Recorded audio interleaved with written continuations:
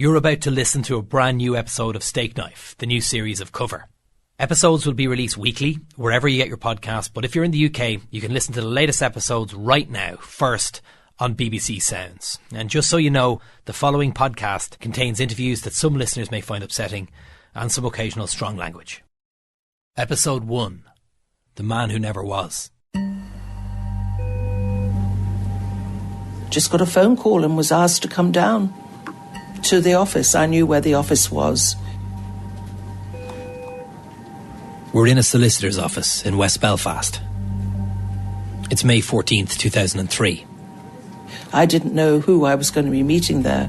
It's not the first and it wasn't the last time that I'd got a cryptic message to be at a certain place at a certain time. Two people are sitting in a room. Two journalists. They sit and wait opposite a desk and two empty chairs. They've no idea who they're meeting or why they've been asked to be there. I didn't know that it was going to be him. I didn't know who I was going to be introduced to when I went down there for this meeting. This is Anne Cadwallader. She's one of the journalists, sitting there, waiting in the room. All I can remember is that I was asked to be at his office at 3 o'clock, I think it was, that afternoon. I didn't know who was going to be there. The door suddenly opens. Two men walk in. One is the solicitor, the other his client. It was a complete shock when Freddie Scappaticci walked in. I recognised him from photos in the newspapers. Hi, I'm Cadwallader. I know I shook his hand, and I did that completely instinctively. Some of my colleagues were very critical of me shaking his hand. Somebody emailed me once. He said to me, "What does it feel like to shake the hand of a man who has stubbed cigarettes out in people's eyes?" Freddie Scappaticci sits behind a table and faces the journalists. He's holding a piece of paper. For the last 3 days, he's been at the centre of a huge international media storm. And now Mr. Scappaticci has a short statement to read. I don't think he met our eyes once. He looked at the piece of paper that he was holding or the piece of paper on the desk. At no stage did he look at anyone. My statement basically is that I am Freddie Scappaticci. I'm sitting here today with my solicitor. I'm telling you I'm not guilty of any of these allegations. A man said to be Britain's most valued spy inside the IRA has had his cover blown. The man outed as Stakeknife. Codenamed Stakeknife. It is said that Stakeknife was a senior member of the IRA's internal disciplinary unit. Freddie Scappaticci was a notorious enforcer for the IRA's internal security unit. His job was to find, to interrogate and to kill suspected informers. The story, which has been running since Sunday, is that he was an informer all along. A crucial secret agent for British intelligence. So who is Stakeknife? Security sources have now confirmed to the BBC that he's Freddie Scappaticci. This is Freddie Scappaticci, the man named at the weekend as having worked for British intelligence. Well, he's said to have been at the top of the IRA for several decades and was involved in murders himself. The alleged agent was codenamed Stakeknife. The allegation is that this agent was allowed to murder with impunity and that innocent people were killed to keep him in place. Perhaps selecting certain people to kill and certain people not to kill. The British agent known to have been working within the IRA and given the codename Stakeknife was one of its most senior and ruthless members. It's a tremendous coup for British intelligence, but at the same time, they have a lot of questions to answer about why they allowed him to kill people. A man said to be Britain's most valued spy inside the IRA has fled from Northern Ireland. He was warned about his security on Friday when it was clear he'd be named. He only left Northern Ireland early this morning. Security sources have told the BBC he left Northern Ireland yesterday.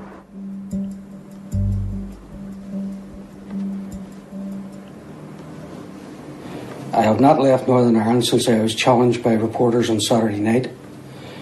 Nobody had the decency to ask me if any of these allegations were true and why the police had not come to question me about these allegations.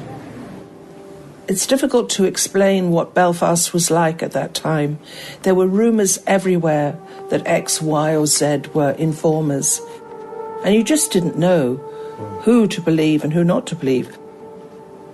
But at that stage, nobody knew whether he was genuinely an informer or whether he was one of the many people in West Belfast at that time whose names were being touted about as being informers, which is an incredibly dangerous thing to do. Mr. Scappaticci, I'm Brian Nolan from the BBC. Why do you think this label of Stakeknife has been attached to you? I don't know. Were you aware of this at all before the weekend publications? No. I became aware of it on Saturday night. And just one final question. Your statement has said, the statement yesterday and it's repeated today, that you are not Stakeknife. Were you at any stage a member of the IRA and involved in the Republican movement?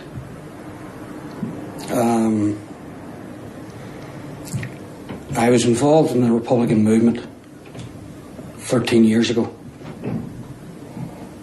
But I have no involvement this past 13 years. And what about the allegations? Sorry. That's just finished. That's just finished. You got three. Right. Okay. I think we're done. Just like that, the press conference abruptly finishes. Despite her best efforts, Anne never gets to ask even one question. The only time he was animated was when he was instructing the cameraman to turn off. No, turn the camera off. Yes, sure, yes. Turn the camera off.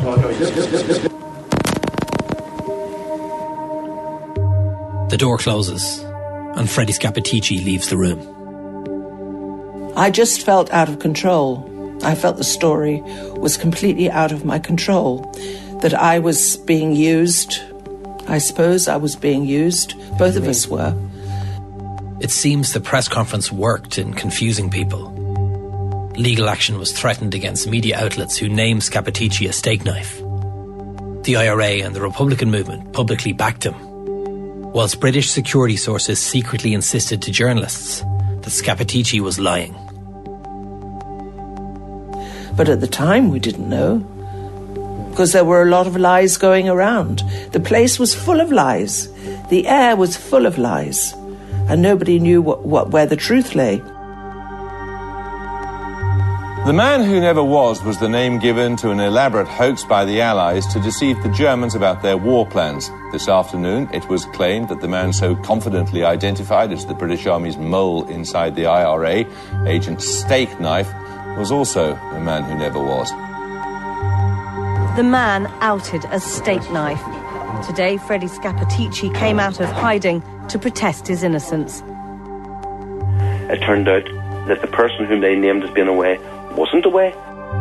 But if Stakeknife was in the south of England, then Freddie Scappaticci, who was in Riverdale on Saturday night, couldn't be Stakeknife. Stakeknife or mistaken identity. But Alan Murray in The Independent notes that he has taken the chance that Republicans will believe him. His life depends on it, he says. One thing is certain, that Freddie Scappaticci can hardly be Stakeknife, for he would hardly have the nerve to stay in Northern Ireland in the glare of this publicity and in the obvious threat of retaliation from the IRA. Can you give me a tour of your office? Talk me through it. There's a lot of folders up top. Oh no, that's nothing to do with work. That's nothing to do with work. Okay, it's right. Family archive. Family archives, very good. These folders, I don't think these are archived particularly well, I'm going to say. This is Sylvia Jones, like Anne Cadwallader, an English journalist who covered the Troubles in Northern Ireland. I'm meeting her at her home in the East Midlands of England. I don't see any filing system there. No, there is no filing system. To be honest with you, when I was working in Northern Ireland, in those days, you would forever have your room turned over by somebody, whether it was a maid working in the hotel or somebody else coming in and doing it. So I got into the habit of not putting things where you'd expect to find them. So... if that makes sense. It makes a semblance of sense, for sure. It can create some headaches as well, I'd say. It does. Can you hear it okay? Can you hear? Yes, check here. Sylvia has covered crime stories for decades. In fact, she was the Daily Mirror's first female crime correspondent in the early 1980s. She was watching the news the day of that press conference in Belfast in 2003. Okay, so here we go.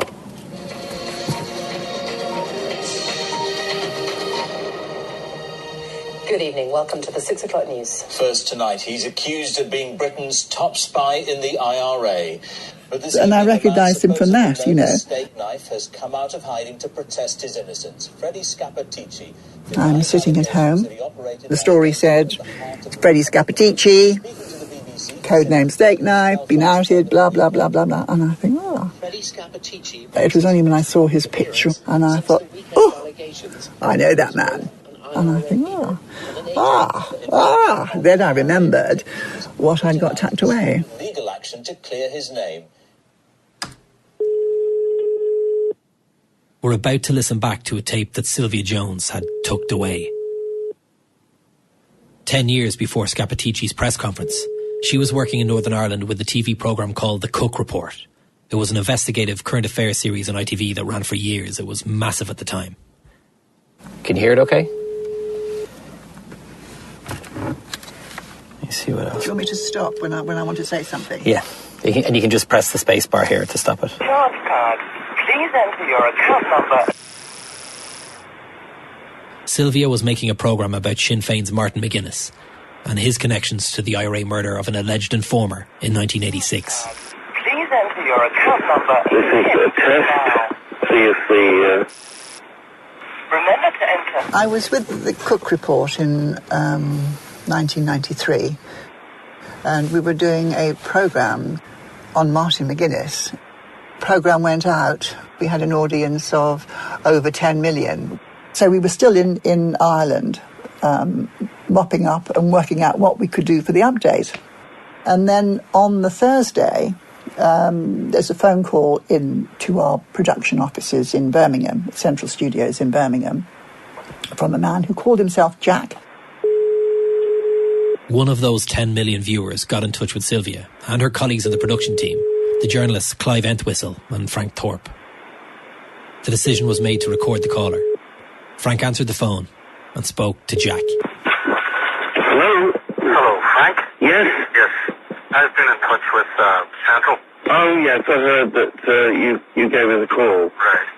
Well, I mean, it concerns the programme that you've made. Yeah, I gather you have a lot more important information. Well, I mean, the stuff that you put out the other night was nothing. Jack straight away says their knowledge of Martin McGuinness was nothing. But you understand the situation. It's very dangerous. Jack asks, do you understand the situation? It's very dangerous. I know. Right? Yes. And I don't want to talk on the phone. Okay. He called himself Jack. And here we have somebody who reckons they're close to McGuinness. We acted fast, but with extreme caution. I would rather, if you think it's okay, meet you in a secure place like this hotel. I'll stay on here and meet you here. The hotel is the Culloden. It's a 5-star estate on the outskirts of Belfast. Would there be any... Would I have to go into the Culloden to meet you? There wouldn't be another handle for you to take me in or something like that? Well, so you're not seen by anybody? But just in case there'd be somebody working in that place, you know, that maybe recognise me. That's the problem. Well, there's a car park outside. We could sit in the car and talk. Right. And that way you wouldn't have to come into the grounds or be seen by anybody. Right. That would do lovely. Okay. Yeah. And they arranged to meet that evening in, of all places, the open car park at the Culloden Hotel. I'd be there at bottle on 7 o'clock. Right. I'm not sure excited is the right word to say. Intrigued. But again, you know, it sounds too good to be true. Okay. All right, so what will I call you, John or Jack or...? Jack. Jack? Yes. Okay, well, you know I'm Frank then, so I'll see you at 7 out in the open car park. That'll be lovely. Okay. Cheerio. Bye.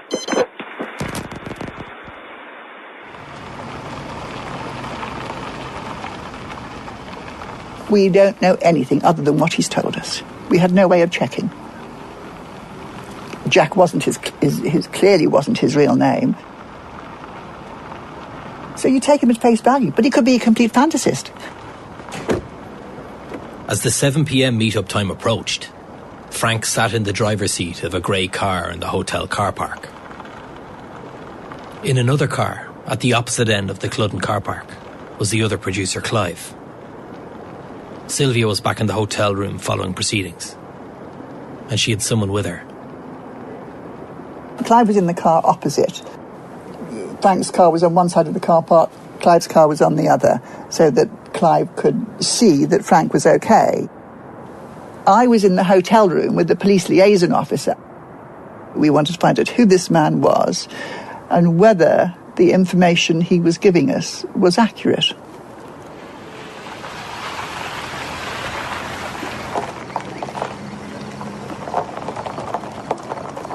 Bang on 7 p.m, a car pulls into the Cludden Hotel.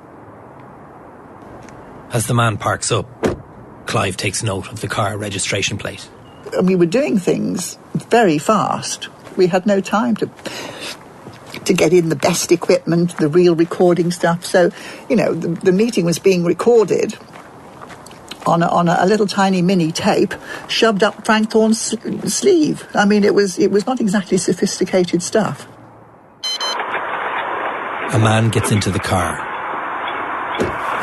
Hello, take it you're Jack. I take it you're Jack, Frank asks. Looking through the windscreen, Jack's attention is instantly drawn to the car on the other side of the car park. Have you a car over here? Just in case two people turned up, that was all. I can ring him and call him off if you like. Aye, would you please? Yeah. Do you want me to ring and call him off? Asks Frank. Aye, would you please? As soon as Jack arrived in the car park, Clive Entwistle saw him get into the car with Frank, and then phoned the number through to me in the hotel room where I was sitting with our police liaison officer. So we passed the car registration number on, and his job, he said he would find out who it was. As the call is being made, Jack says the man in the other car should come over and join them. Clive, it's okay. He spotted you. You're such deep cover. You were so straight away. No, there's no problem, as you can see, and you're quite happy to come and sit in the car and we'll have a proper chat. Cheers. And then Clive did actually go and move into the car. Clive had worked in Northern Ireland a lot, so he had a lot of background information. With the two producers now in the car, Jack begins to talk. If we want to be straight here, I was at the heart of things for a long time, right? Jack says, let me be straight. I was at the heart of things for a long time. I'm no longer at the heart of things, right? I haven't been for a few 2 or 3 years, right? But I know what I'm talking about, right? How close to the heart of it? How close were you to McGuinness? How close were you to McGuinness, asks Clive. Well, let's say I served on the same thing that he's on. The Army camp? No. No Army command. Right. So that's Clive testing him to find out whether he really does know what he's talking about, or whether he's making it up. What? So, you obviously rose up through the ranks. Yes. So were you side by side with McGuinness? No. He's the type of person who don't get saber. Right. He's a very cold person. He doesn't have friends within the IRA. He has what he calls comrades.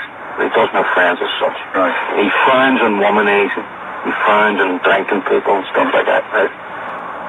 He's a very moralistic person. How interesting. He was remarkably confident, wasn't he?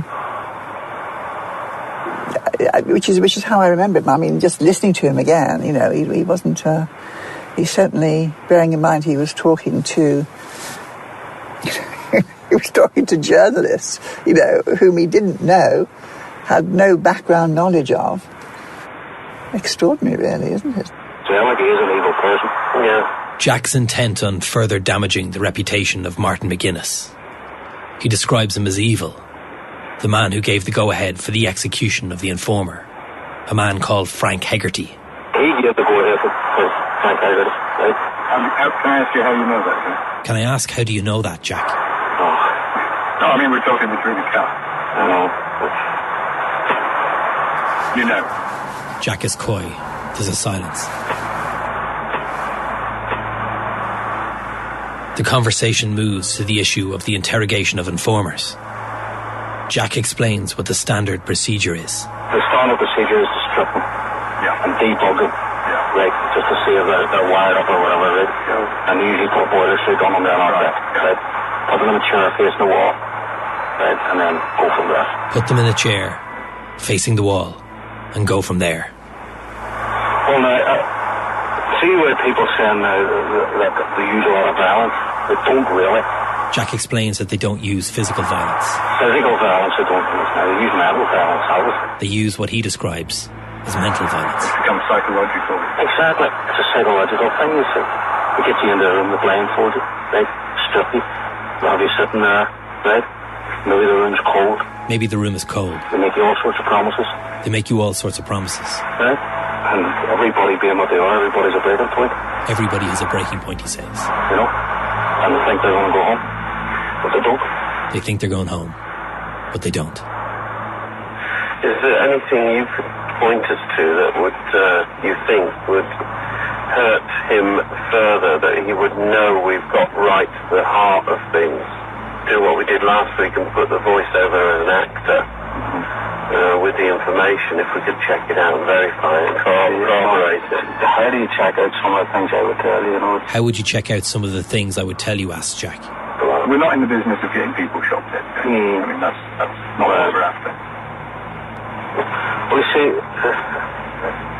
things that I would be giving you would be people's lives we'd take it, you see. Jack says the things I'd be giving you will be people. Lives will be taken.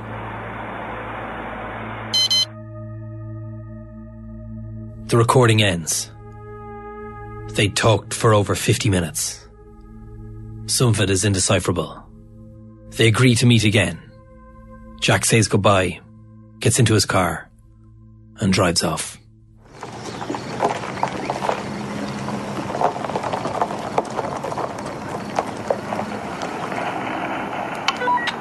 It took a couple of minutes.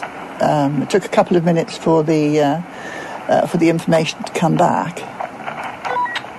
Back in the hotel, Sylvia and the police officer are waiting for news on who Jack really is. The police liaison officer gets a call back. And this tall, ruddy-faced officer, as he listened to what was being said to him, his face turned from red to ashen green. I mean, he was quite stunned. The army were just absolutely gobsmacked.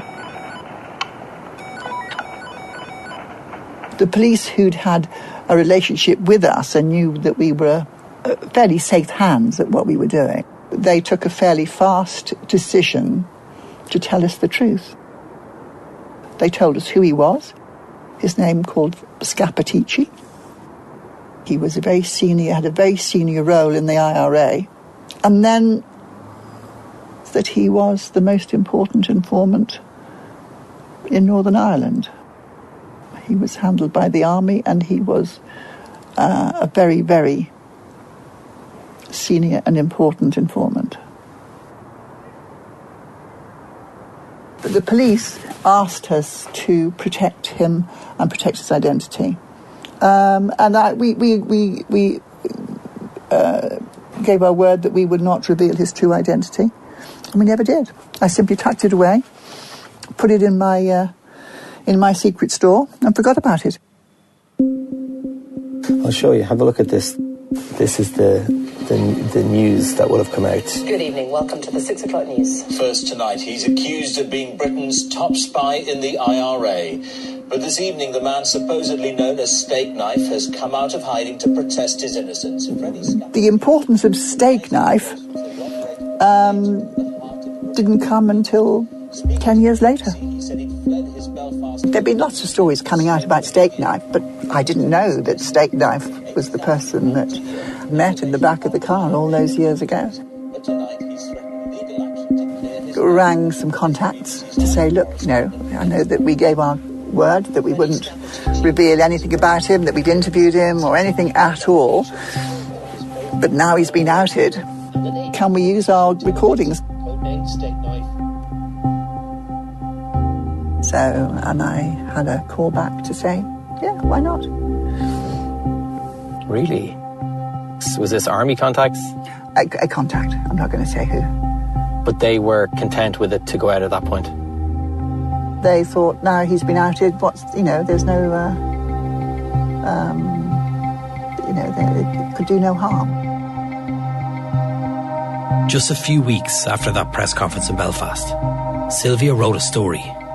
She explained how it was revealed to her in the Cludden Hotel that Freddie Scappaticci was the British Army's most important informant. The story was published, the audio was leaked, and Freddie Scappaticci's voice was heard. We'll have you sitting there, right? Maybe the room's cold. They make you all sorts of promises, right? And everybody being what they are, everybody's a breaking point. And they think they're going to go home, but they don't. The next day, Scappaticci arranged to meet the programme makers. And Dennis joins us now live from Belfast. Well, Dennis, what's not in doubt is that there was an agent called Stakeknife. Assuming the reports are correct, how do you assess the effects of Stakeknife's naming? In some ways, a kind of positive sign that the dirty secrets of the Troubles are sort of coming out.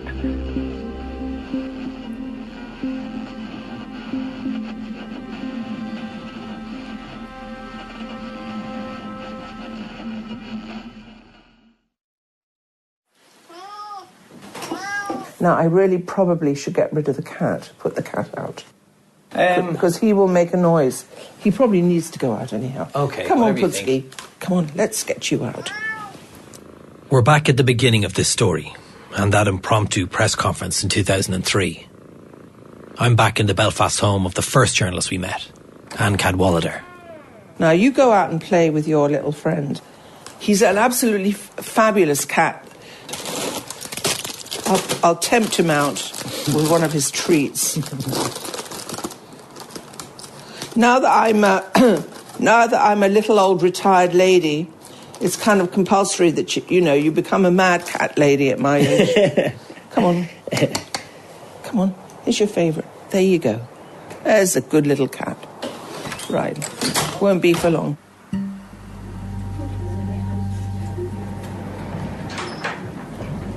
The consequences of Sylvia publishing her story were immediate and undermined everything Scappaticci and a solicitor had told Anne at the press conference. Hi, I'm Cadwallader. Looking back on it, I think that was a vain effort by him to exculpate himself. Why he thought it would is beyond me. There were obviously all sorts of games being played in the background, not only by the security services, but there's also speculation now, and it is only speculation, that the Republican movement didn't want him to be exposed. Mr. Scappaticci appears here today to give the lie to continuing media speculation as to his whereabouts. The past 3 days have been very traumatic for Mr. Scappaticci, who now intends to resume his private life. Freddie Scappaticci never resumed his private life. In fact, very soon, he was going to disappear. Mr. Scappaticci, I'm Brian Nolan from the BBC. Why do you think this label, Stakeknife, has been attached to you? I don't know. It was just horrible. The whole thing, the whole history and background and context of informers, agents, double agents, triple agents, people lying to their friends, their families, their community in order to protect their own skins, and the state taking advantage of that. I find that whole scenario repulsive. My brother was no informer. He knew nothing about the provisional IRA. My brother was never an informer. This lies. He never was an informer. He wasn't informing anyone. Just my statement basically is that I am Freddie Scappaticci. I'm sitting here today with my solicitor. I'm telling you I'm not guilty of any of these allegations. The only thing proven after Sylvia published her story was that Freddie Scappaticci was Stakeknife. Everything else, like how he was recruited, how many people he interrogated, how many he killed, no one knew anything for certain. Why was Scappaticci's name released when it was? How long did the IRA know about him? Who knew the truth? Nothing was proven. Who do you believe? I mean, people will say anything to save their own skins. So who do you believe? As a journalist, who do you believe? We now know you couldn't believe Freddie Scappaticci. Were you aware of this at all before the weekend publication? No. I became aware of it on Saturday night. You could not believe the police, you could not believe the army, you could not believe the security services. They were all lying. They were all doing things they shouldn't be doing. And as a journalist, faced with that, how can you take a stand? How can you expose the truth when everybody is lying to you? Everybody. Take yourself off. Fucking all that stuff on the TV and everything else about us. Now fuck off, you on them. That's the first time I've been here. I don't care. Okay. This is the last recorded audio of Freddie Scappaticci, captured by journalists outside his home in Belfast after Sylvia's story was released. Oh, fuck off. It's causing enough problems in this house. And take no more photos of this house. Fucking scum yous are. Stories yous make up. Don't take any more photos of this house, I'm telling you now. Because if you do, I'll come out and I'll fucking do you. And you too.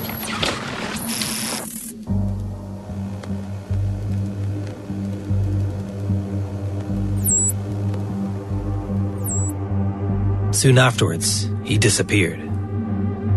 He was flown out of Northern Ireland by his army contacts. There was a court injunction. Despite being linked to double-figure murders, no one was allowed to publish where Freddie Scappaticci was, because of a thing called the Official Secrets Act, which is legislation to protect state secrets and UK national security. No journalists were even allowed to approach him, including us at the start of this series. A man said to be Britain's most valued spy inside the IRA has fled from Northern Ireland. He was warned about his security on Friday when it was clear he'd be named. He only left Northern Ireland early this morning. Security sources have told the BBC he left Northern Ireland yesterday. He was given a new identity. He was protected. Who do you believe? And on the basis that you can't believe anyone, and there is no evidence, and everyone's lying, and the law is being broken every day of the week by people who are supposed to uphold the law, who do you believe?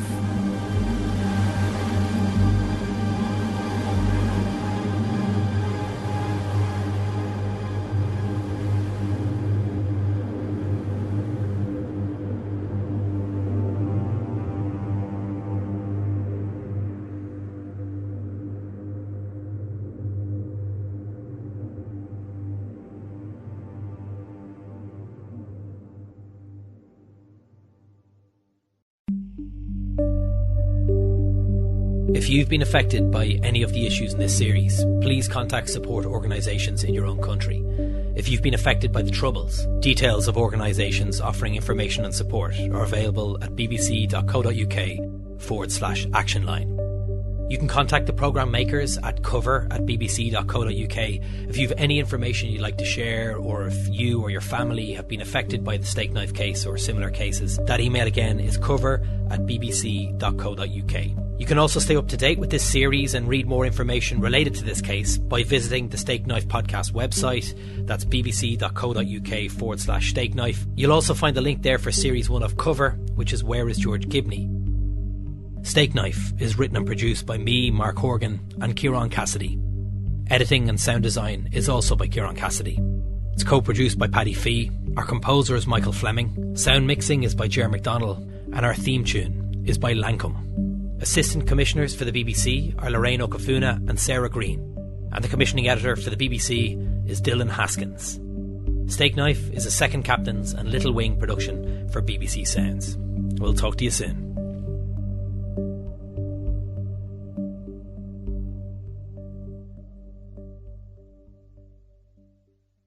You're about to listen to a brand new episode of Stakeknife, the new series of Cover.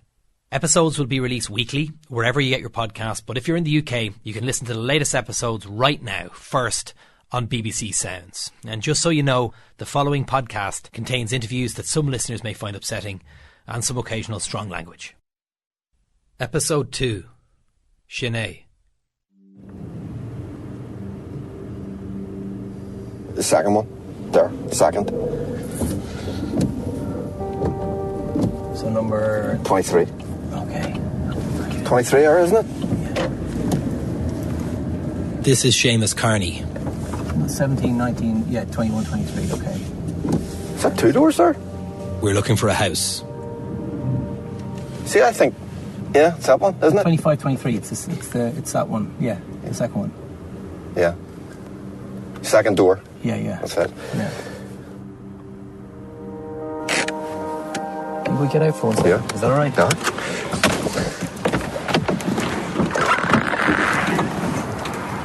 The house we're looking for is in Lenadoon, on the edge of West Belfast. So the flats are gone. They were here. The flats are right here. Oh, they're right outside? Yeah, right there. Right there. Okay. That small one, see the box window? Yeah. That's my room. You've seen everything. Yeah. It's a panoramic view, like. The Carneys used to live in an inner city area of Belfast called the Short Strand, until loyalist gangs burned down houses close to their home. And that was the trigger for my mum to get out of there, because we lived directly behind the church, and they tried to burn the church to the ground. That was my first real impression of the war coming to us. We didn't go looking war. The war came to us, you know, from a family point of view. The family moved from the Short Strand to what was known as the refugee huts, makeshift temporary accommodation for homeless nationalist families on the Glen Road. So my mum was on her own. With 4 of us, was my sister Anne, and Anne left. She left once we hit the refugee huts. She says, I'm not staying here. And she went to England, never came back. What age was Anne at that time, sorry? 16. And that's where we come to this house, high on a hill, overlooking Lenadoon. This is where 14-year-old Seamus, his younger twin brothers Michael and Sean, and their widowed mother lived. It was called squatting. You just squatted in the house. There's a family leaving 23 Glenveigh Drive in Lenadoon. Why do you take the house? And after a few years, 5 years or something, she got a rent book. But everybody was doing that. There's so many refugees coming from all parts of the city. They were getting burnt out. We're hoping to record inside, to have a look around the old house and to tell the story of Seamus's family and how everything changed as everyone left, one by one.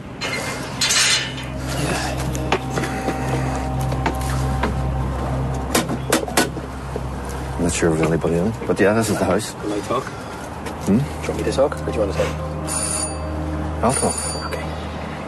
The two of us stand in the doorway, microphone in hand, but there's no answer. I don't think anyone's home. There's anybody here?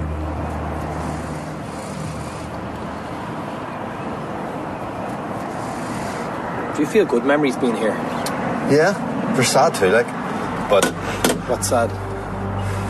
Well, I left here and got caught that day, 28th of January, 77. And then Mick left here and he was killed. You know?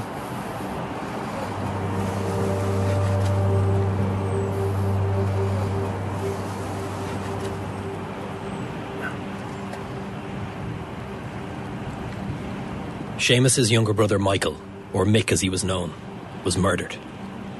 His body was found lying on the border between Northern Ireland and the Republic of Ireland.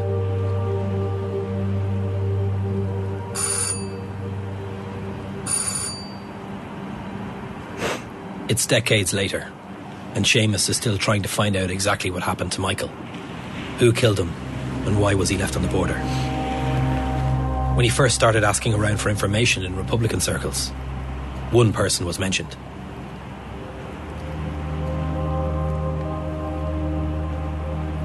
So he says, just remember one name. Freddie Scappaticci. Here's me, who the hell's he? I says, is he an ice cream man? He says, no. He says, as far as I know, he was in the IRA, and he was running a unit. Just keep that in your head. Here's me, right? But he apparently hated Michael.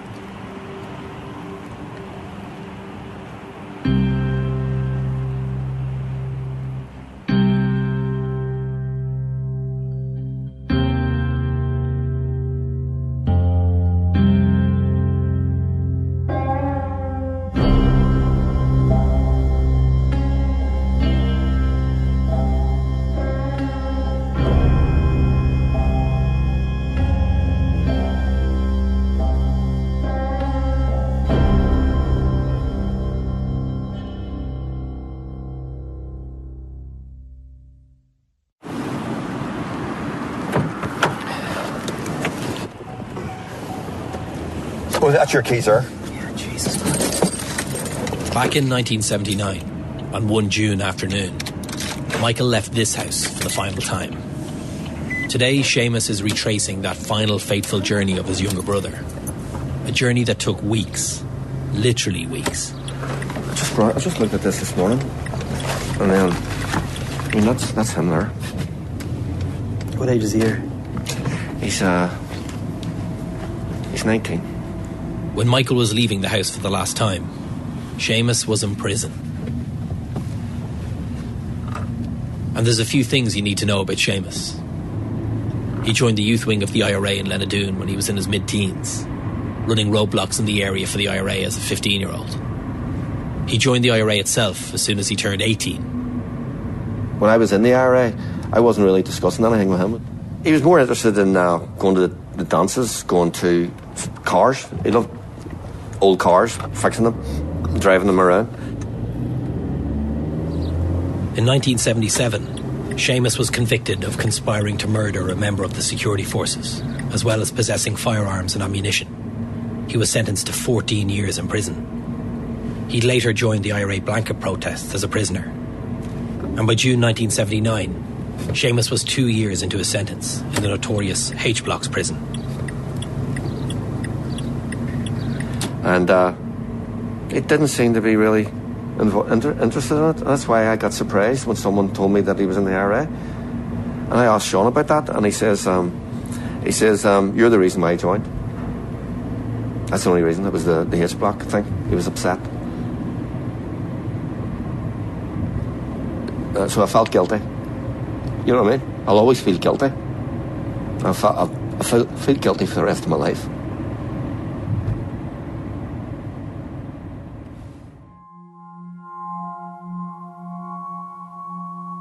Michael Kearney was an army volunteer attached to the Belfast Brigade and was stopped by British troops while in active service. On June 20th, 1979, Michael Kearney was stopped by British troops not far from his home in West Belfast. Michael was arrested by the RUC, or the Royal Ulster Constabulary, the name of the police force in Northern Ireland during the Troubles. He was searched and was found to be in possession of keys of a commandeered vehicle. He was brought to Castlereagh Station for questioning for 3 days, where he spent 3 days under severe interrogation. When Michael was released from police custody, he followed the standard IRA procedure for someone in his position. Upon release, the IRA member must meet with what was known as their OC officer. That's the officer in command of their unit. They would then write a debrief report. I would have to refer back to his debrief report, which I've got. A debrief report is a document that outlines exactly what happened to the IRA volunteer when they were in custody. What they said, what they didn't say. This is Michael's actual debrief report. It was wrote, he got out on that Saturday and wrote it that Saturday because his OC told him, write out your debriefing report. And he wrote it that Saturday. That's it. The only break from interviews was when they went down for their meals and they put me down to my cell for my meals, which I refused to take. During this day, I was constantly humiliated, slapped, punched in the stomach, clipped across the balls, and made to do physical exercises. At about 10:15, I broke and told them about the flat. They threw me back to the cell. During his interrogation in Castlereagh, Michael told police where a small hidden stash of waterlogged explosives were in a shop in Lenadoon. At about 12 o'clock, they came back and told me they got the stuff from the flat. They then told me that they were charging me with hijacking, membership and conspiracy to murder and kidnapping because forensics, they said, proved that I was in the car and I was caught with the keys in my possession. About 12 o'clock, they brought me up and said they were charging me with all these charges unless I give them more information. I told them I wished to be charged and wanted out of Castlereagh. This is when they made a deal. They said, if we let you go, will you become an informer for us? Michael said he didn't know. Maybe. He'd later say he just wanted the interrogation to end, to get out of the station. But simply leaving Castlereagh without being charged with anything raised huge suspicions in the IRA.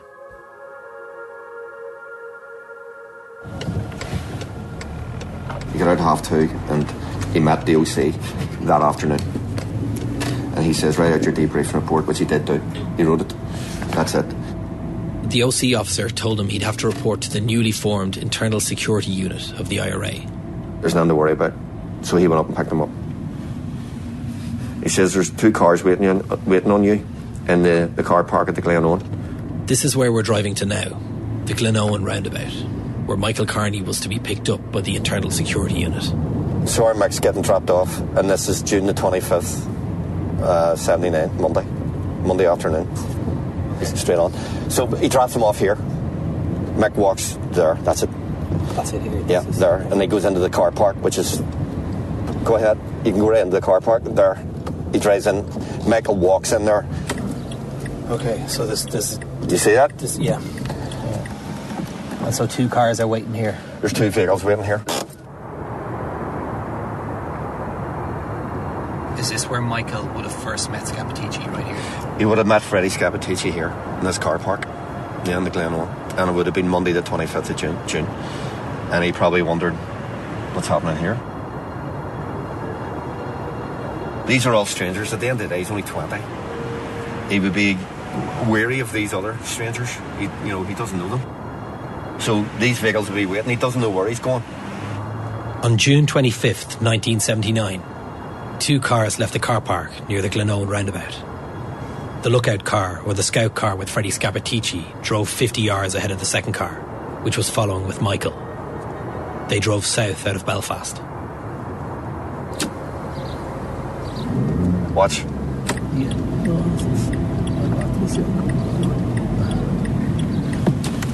Knowing the IRA and security and all that, he didn't know where the hell he was going.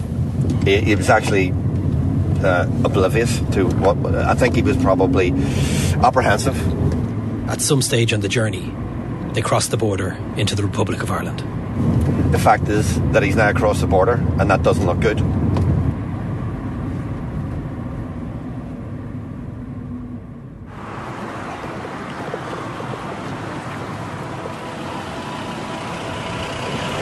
I think we're close to it here. I think it's been one of these houses. Ellie says that's where they're all taken. It's like a safe house. We're outside another house. This time we're 15 minutes across the border into the Republic of Ireland, in a town called Dundalk. This was once an old IRA safe house, used regularly for interrogations. I'd run down looking. It's fenced off now. In June 1979, Michael Carney was driven to this house. So they move on to here. He hasn't spoke to Scap because he's in the other car. He's in the scout car. And all they've been doing is following the scout car. Michael was held and interrogated at this house for 17 days. No, he's with Scap here. Yeah, he's in this house. From Monday, looks like Monday, June the 25th, right through until the 12th. It's a long time.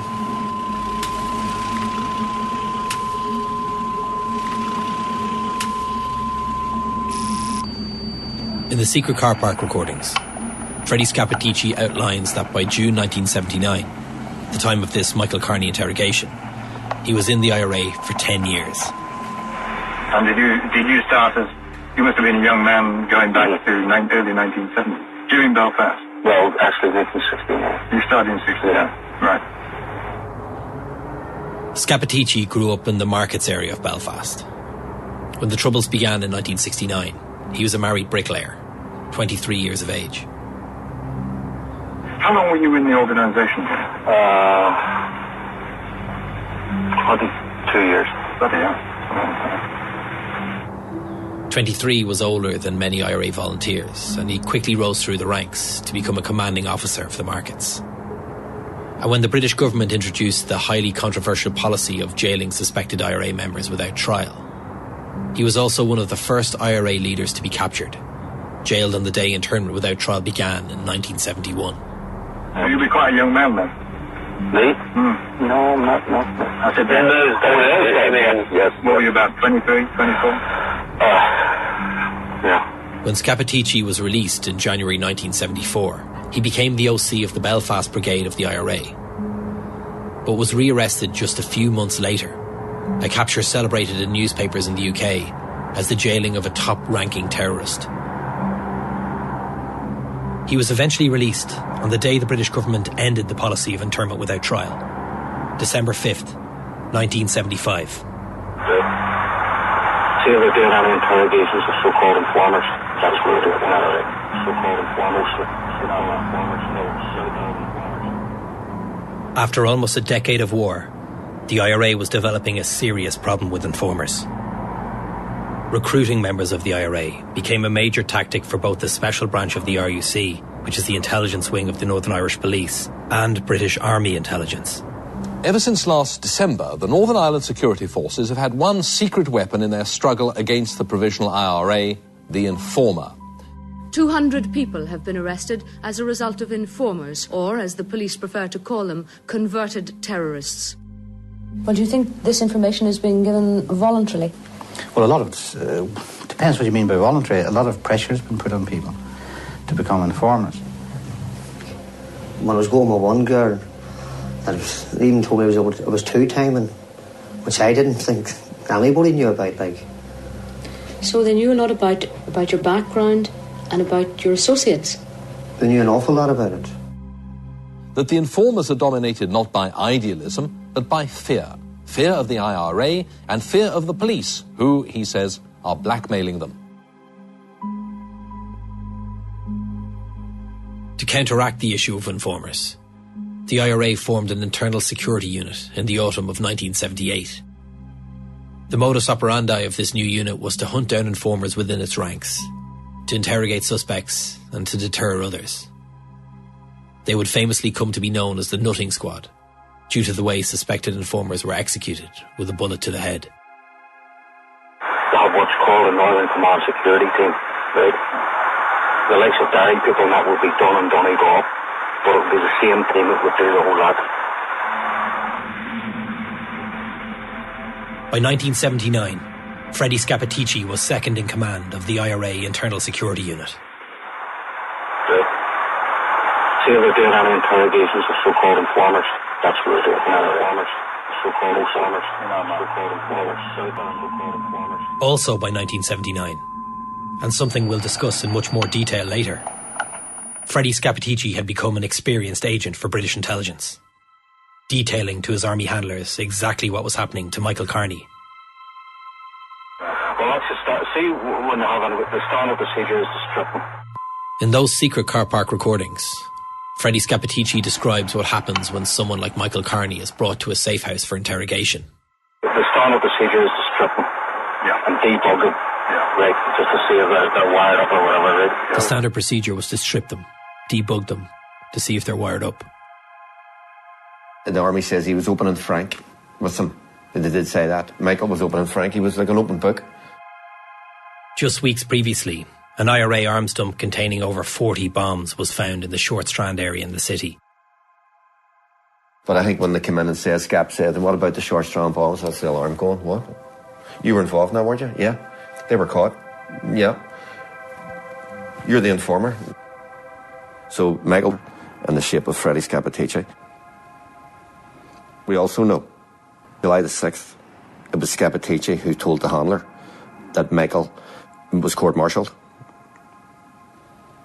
Scappaticci has told the handler that this guy here, Michael Kearney, has actually, at his court-martial, he's been found guilty, but he's put in an appeal. But says it is unlikely that the appeal is going to succeed. That's the exact words. It's unlikely that the appeal is going to succeed.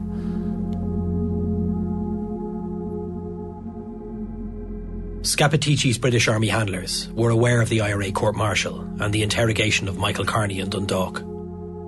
In fact, we now know that British military intelligence and the RUC Special Branch were informed on 3 separate occasions over this time that Michael was to be killed.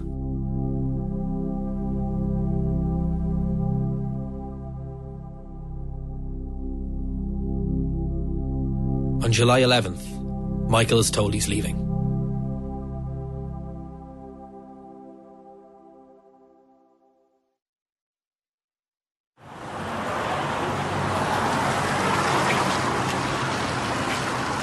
He's told he's gone home. Michael's told he's gone home. And they take him to the Imperial Hotel. And there's a guy comes in and sees him. He had a pint of heart in front of him, Cormac. He says he thinks he's gone home. We don't know exactly what Michael Kearney was told when he left the safe house. We just know it was July 11th. And there's the last sighting of Michael having a drink with 2 men in a nearby hotel.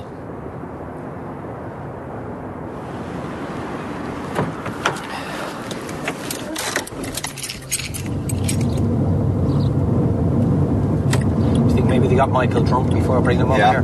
Yeah. I was told that about them. He says they usually get them drunk. So they're not really sure where they are. You know, they're chilled out.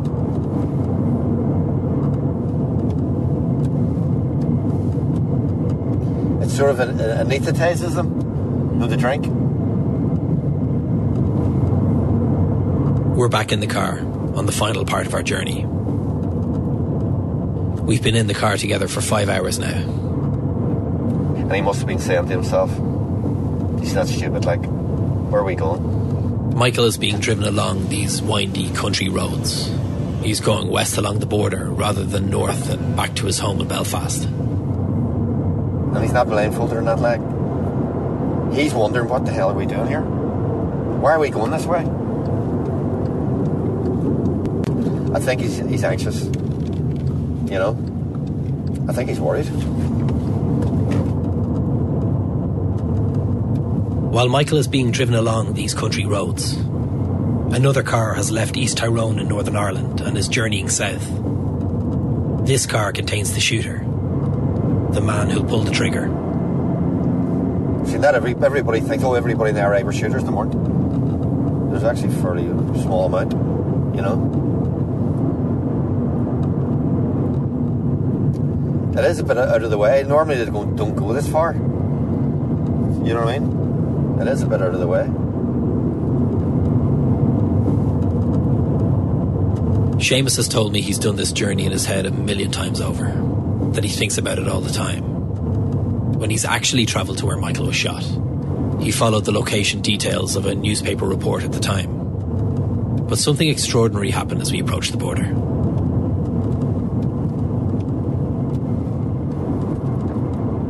So, do you know the route from here, or do you want me to pop it into the... I'll put it in, will you? Yeah. And we came the other way. We came from Newton Butler. Yeah, I'll just pull in here. So it's the Newton Butler to Clones Road, 50 yards across the border. Sure.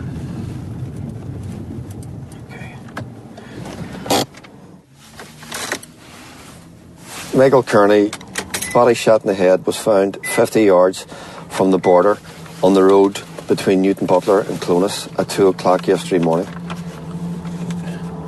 That's it. Newton Butler and Clones. Was found 50 yards from the border on the road between Newton Butler and Clones. You're saying it's on the way to Newtown Butler? Yeah. You sure?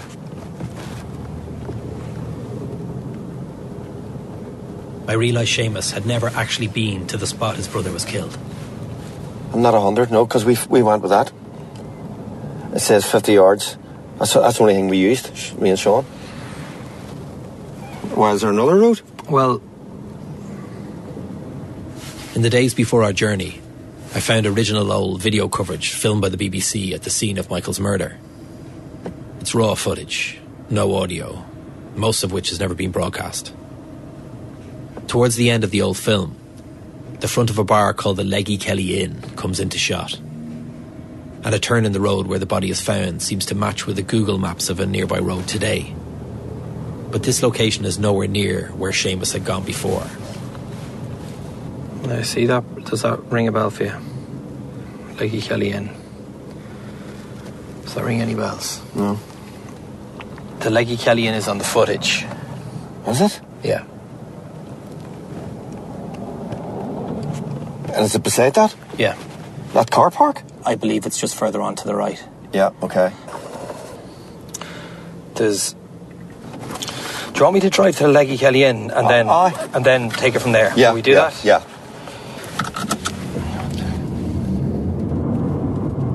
The newspaper details he'd followed all these years were wrong. And so now the plan has changed. No longer are we following the route Seamus knows. We're now looking to find the place Michael was shot dead for the very first time. As we drive towards the Leggy Kelly Inn, Seamus is still unsure. No, this is not the road we were on.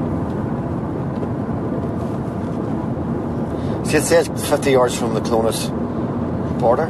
I know it said 50 yards from the Fermanagh and Monaghan border. Did it? Yeah. The roads are incredibly windy, and they're new roads for Seamus. He's never been here before.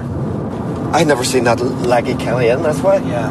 He's seeing what we think is his brother's final path for the first time.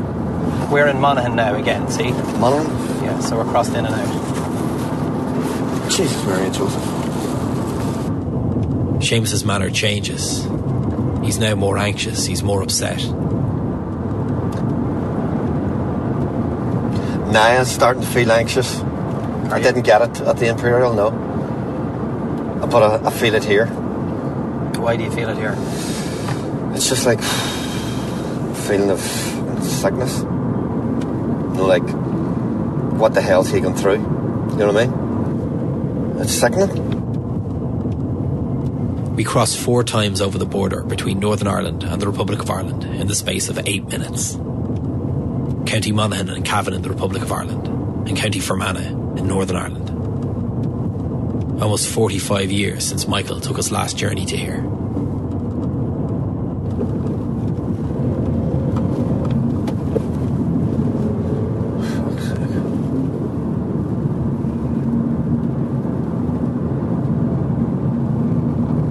You know me, for doing what? For what? He hasn't done anything. No, a cardinal sin, like, has it? He's fucking went to them. He's put his trust in them. And this is what they're going to have. This is going to have. They're going to repay him. You know what I mean? And still we're travelling.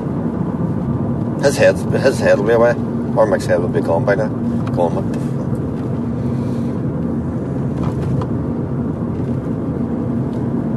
He would be wondering, where the hell are we going, boys?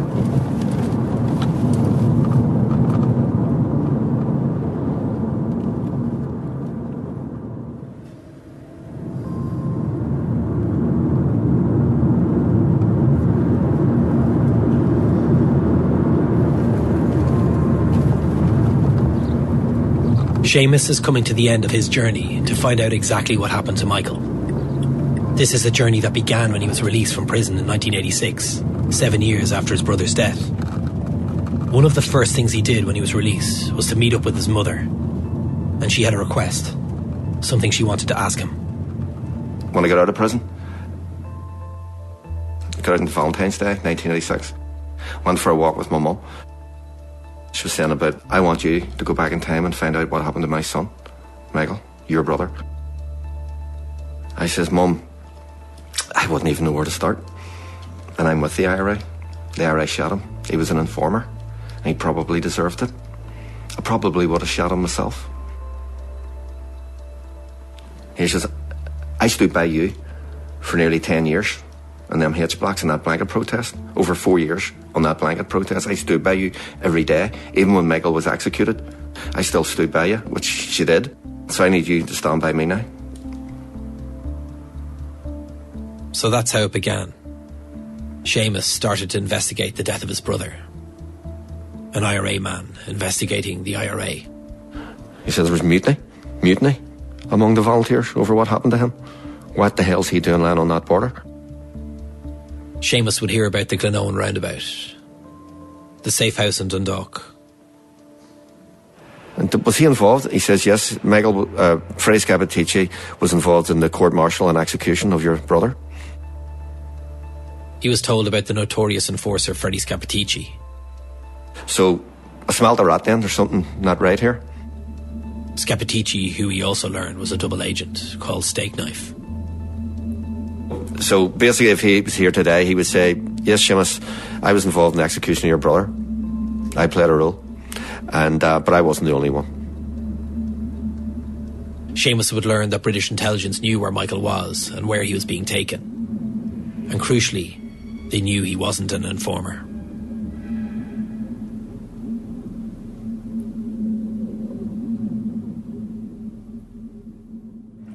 We arrive at the Leggy Kelly Inn. They have met here. Do you know what I mean, Mark? Yeah. The pub stands alone. There's nothing nearby. It's one of those rural pubs with a large car park in the middle of nowhere. So, where we are on the border here is we've just crossed back into Cavan from Fermanagh. So are we in the Republic? We're in the Republic here. If you go 40 yards there, we're in Fermanagh. No way. So, from the footage, you can see going this way, it's a welcome to Cavan, and it will be a Fermanagh sign that way. And I think there's a turn off to the right. Do you want to walk down there? Or? Which I think is where Michael was killed. Right. Here. Are you bringing your phone? Yeah. Michael Carney was driven to the Leggy Kelly Inn on the Cavan-Fermanagh border on the night of July 11th. It would have been dark when he arrived. Everything closed. The other car already waiting ominously on its own.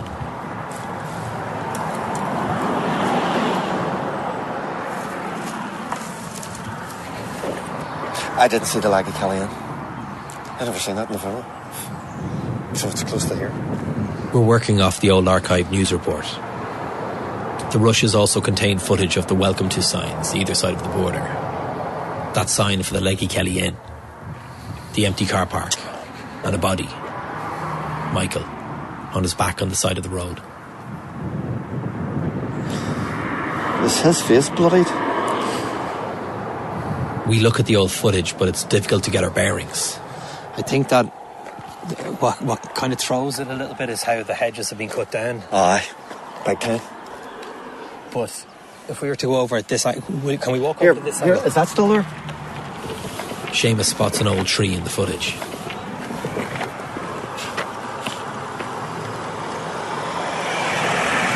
No?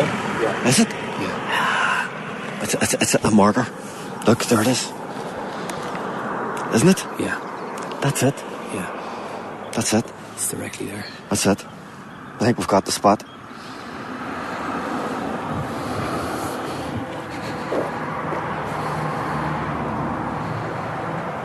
After his mother had spoken to him, Seamus, as you know, started to investigate the murder of his brother. With his IRA connections, he managed to talk to the shooter, the man who killed his brother. The guy comes down from the East Tyrone. He's the shooter.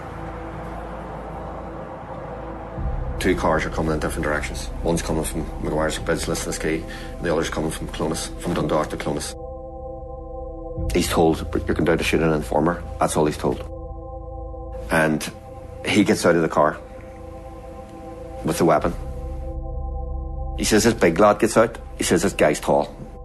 And he was, Mark was 6'3". And he says the big lad wasn't hooded and gagged. And he says, I was surprised that he wasn't wearing a hood. He wasn't gagged. I think down to shoot an informer. But the two with him said, Mark, you're not going home. He accepted it. And he was brave. He says he was brave. And he says, can I say a prayer? Because that would be typical of him. And he was allowed to say a prayer. And he started praying. And he says, I come up behind him and shot him twice through the back of the head. He dropped.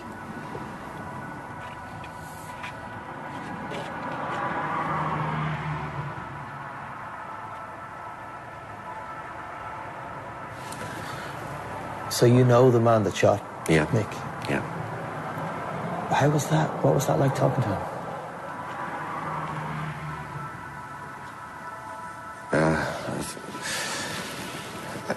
I work within a context, so does he. It's very hard to explain that. See, if you step out of the military context, you may as well just hang yourself. You can't live here. There's no point living. And that I work within a context, a military context, and so did he. He says, I heard there was controversy after that. But he says, that was my job, close-up shootings. And I did that. And he says, I just moved on to the next one. I have a job to do, and you're the same. Here's me, yeah. You were going to shoot your brother yourself as an informer, and probably could have, yeah. I'd say, Mike, you fucking betrayed me and betrayed the army and the Republic. I would have shot him. Because I have that capacity. And so would he. He actually believed I was shooting an informer. That's what he thought. That's what he believed. And that's what it was all about. You know what I mean? There's nothing worse than being in a... Death is nothing to us. It means nothing when you're in a war like that. What's even worse than death is the stigma of an informer or a traitor. That's worse than death.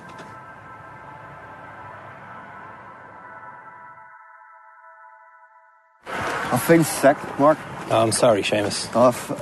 Imperial Hotel meant nothing to me, but this does. Seamus is still not sure that we found the spot where Michael was shot. You know, this is just unbelievable. Fuck's sake. He ends up down here. Middle of nowhere. We spot an old petrol station in the distance. It looks like it's been around for years, so we decide to walk to it on the off chance that somebody might remember something. There's a young man at the front of the station. Yeah. Has the garage been here long? Garage? The garage? 20 years, 30 years, this garage? You have to talk to the boss, I hate no more, right? Yeah. Where is he? The young man suggests that we talk to his boss. Is that him there? Yeah. Is that him? A man in work gear. Boots, a baseball cap appears. He looks to be in his 60s. Hiya. Oh, yeah. Is the garage here long? He looks at us suspiciously. My brother was shot dead over there. I mind that's 12th of July or something. Incredibly, he remembers the date straight away. 12th of July, 1979. Yeah, he was with my brother. Yeah. And he was told to get out of the car. And when he got out of the car, they shot him. He confirms the exact location of the shooting. Shot him twice in the back of the head. It was the IRA, but they were actually British agents. Freddie Scappaticci, yeah. I was in Long Cash at the time on the blanket protest. Well, I remember him. I went down, I seen him. Did you? I did battered him. They gave him a bit of a hiding. Did they? As far as I mind. You didn't discover him, did you? No. There was, see that house there straight above? There's an old man lived there and he heard the shots at night. That was it. There's two shots. Yeah. So through Scappaticci then? Yeah. He was set up by Scappaticci. I remember it was 12th of July, all right. Yeah. So they said, would you come down and take a look and see if you know him? And you went down? Yes. And when you went down, he was just lying on his back? Yeah. Yeah. So was the Brits that took him there, or He was set up by the Brits. He was set up by the Brits. And then internal security picked him up on that Monday. Yeah. Freddie Scappaticci. So they took him across the border and kept him in Dundalk. Who brought him here? Stakeknife. You ever hear of him? Stakeknife. He's one of the top fucking guys for the fucking Brits. For the Brits. The man casually mentions the agent Stakeknife. We only had mentioned Freddie Scappaticci, but this man knows his codename. He was the head of internal security for the IRA, but he was a double agent. He got away too handy. Didn't he? And for so long? Nobody touched him. Stakeknife got away too handy, says the man. Right, boys. Thanks, man. Cheers. Good luck. That's it. We say our goodbyes. After confirmation of the location, Seamus wants to go back. 45 years later, he wants to do something that his brother did in this very spot. We'll go back to the spot. Yeah, so we've got the spot anyway. We've got the right spot. Can I say a wee prayer for him, Mark? Yeah, please do, yeah. Ar nahar tarnia ag ni for Johnam because you get the reki onto hall or Italian morning tarnia. Ar nahar lai hall doing in New York is more doing the Vega, where a wine much in the vac in a vein. August election a kahi or share shani okaman. Shed the Bahawara, Talanda Agrasta, Tanchur, a lad is funny who other Mara, because Spania Tour de Venisa, and Eva Word, joining the Pagani Soccer Motion Man. Glordan Ahar, August and Wack, August and Spurs, Neve, Mivia Dushmatan, Nation Face Cabra, the Sila Man.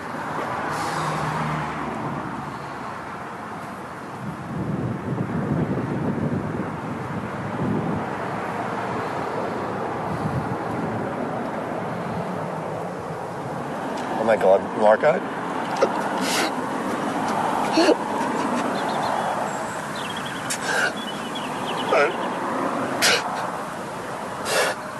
I feel so sad, I really do. I feel it all over the show here. I really do. I don't know what to think. I just feel ill. It's such a long journey. And when I was saying I was on the blanket and I just standing in front of that governor that fucking day. He said, your brother's dead. He's lying like a dog on the border. He's where is he? He's in Fermanagh. Oh my God. He says he's fucking lying like a dog.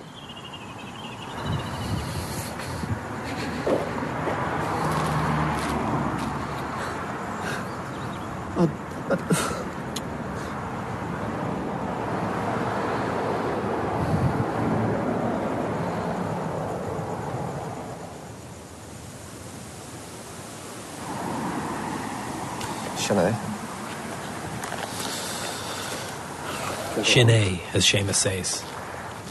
That's that. We leave and start to make our way back to Belfast.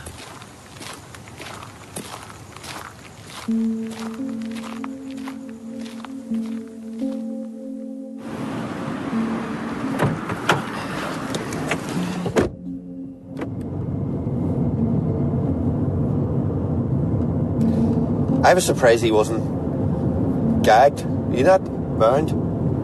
I always found that a bit strange. He's the only one I know.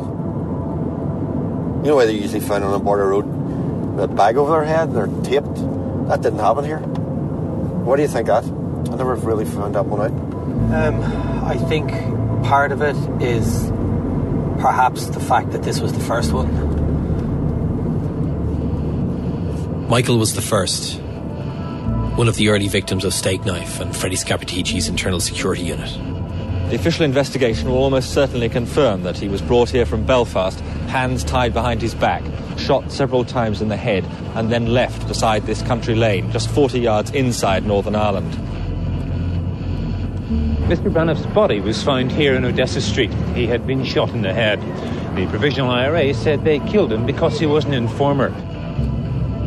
According to this statement, the IRA alleged that Mr. Traynor had been passing information to the police and to the army since June 1976.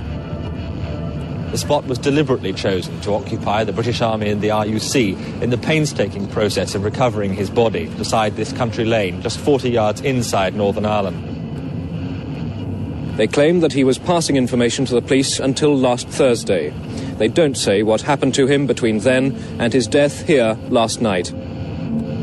Over the next 18 months, the IRA Internal Security Unit and the British agent Freddie Scappaticci murdered more alleged informers. It really was the beginning. My brother was no informant, never has been.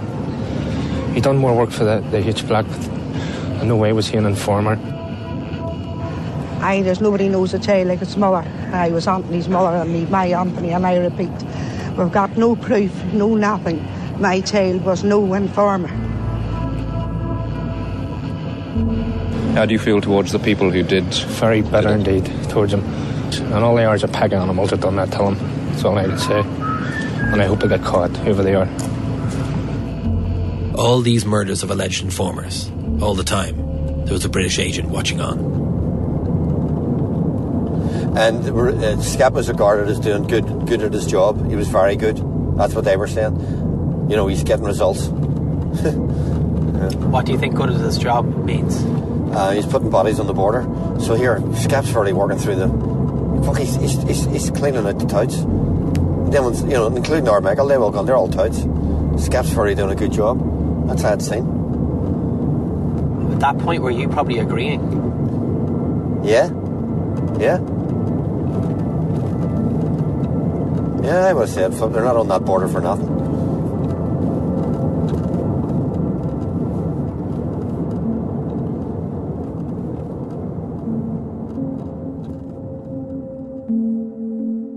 The idea that Scappaticci was good at his job was an opinion that wasn't just held by people in the IRA like Seamus. I was very conscious all the way through about the chap we call Stakeknife. Scappaticci. And I was not prepared. I did not want to jeopardize him. Yeah. I mean, and because I'd grown up to the fact that was one of our best secrets. That was our best asset and our most important secret. It seems it was also the opinion of Scappaticci's handlers in British intelligence. What exactly did they know? And crucially, when did they know it?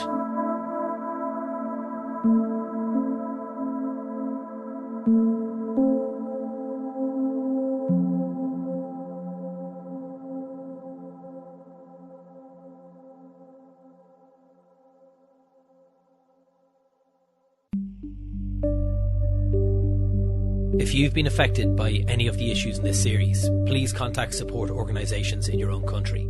If you've been affected by the Troubles, details of organisations offering information and support are available at bbc.co.uk/action line. You can contact the programme makers at cover@bbc.co.uk if you have any information you'd like to share, or if you or your family have been affected by the Stakeknife case or similar cases. That email again is cover@bbc.co.uk. You can also stay up to date with this series and read more information related to this case by visiting the Stakeknife podcast website. That's bbc.co.uk/Stakeknife. You'll also find the link there for series 1 of Cover, which is Where Is George Gibney? And that's a series we're very proud of. So you can catch an episode of that whilst you're waiting for the next Stakeknife, which is out on Friday, November 29th. Stakeknife is written and produced by me, Mark Horgan, and Kieran Cassidy. Editing and sound design is also by Kieran Cassidy. It's co-produced by Paddy Fee. Our composer is Michael Fleming. Sound mixing is by Ger McDonnell. And our theme tune is by Lancome. Assistant Commissioners for the BBC are Lorraine Okafuna and Sarah Green. And the commissioning editor for the BBC is Dylan Haskins. Stakeknife is a Second Captains and Little Wing production for BBC Sounds. We'll talk to you soon.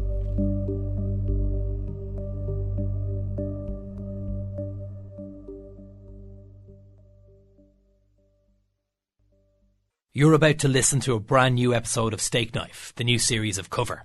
Episodes will be released weekly, wherever you get your podcast, but if you're in the UK, you can listen to the latest episodes right now, first on BBC Sounds. And just so you know, the following podcast contains interviews that some listeners may find upsetting and some occasional strong language. Episode 3, The Frew.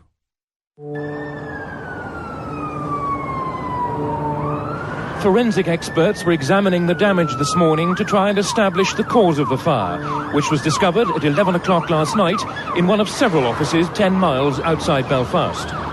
Forensic scientists spent most of the day examining the debris from the fire at the Sea Park offices, but haven't yet said whether the blaze was started accidentally or deliberately. One night in January 1990, there was a fire in an office complex situated just outside Carrickfergus in Northern Ireland. 4 members of the team who tackled the outbreak were treated in hospital for the effects of smoke inhalation. It was eventually put out by the fire brigade. It's one of many offices in the old Carrera's Rothmans cigarette factory complex on their main road between Carrickfergus and Belfast.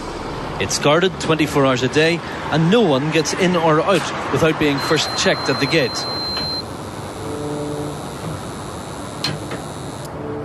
The strange thing about the fire is that it happened in a high security area. The complex was an RUC headquarters. There were security guards on the site 24/7. The fire started before 11 o'clock last night in a third-floor office being used by the Stevens team of detectives.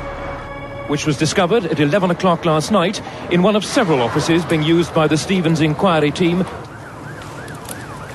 The Stevens inquiry team was a major police investigation into allegations of collusion between security forces, or police and army intelligence, and loyalist paramilitaries. It was one of hundreds of intelligence documents that loyalists said they'd received from sympathisers within the army and police. Collusion is somewhat tricky to define, but it's ignoring or turning a blind eye to the wrongful acts of state servants or agents. This could be supplying agents with information to assist in wrongful acts or encouraging them to commit serious offences, including murder. It's not known yet if the fire was an accident or malicious. The Stevens team has been in the province since September. They were just 3 months into their work. As part of their brief, they were investigating the workings of police and army intelligence, the very people that were running agents like Stakeknife. And Freddie Scappaticci was one of the people unsettled by their presence.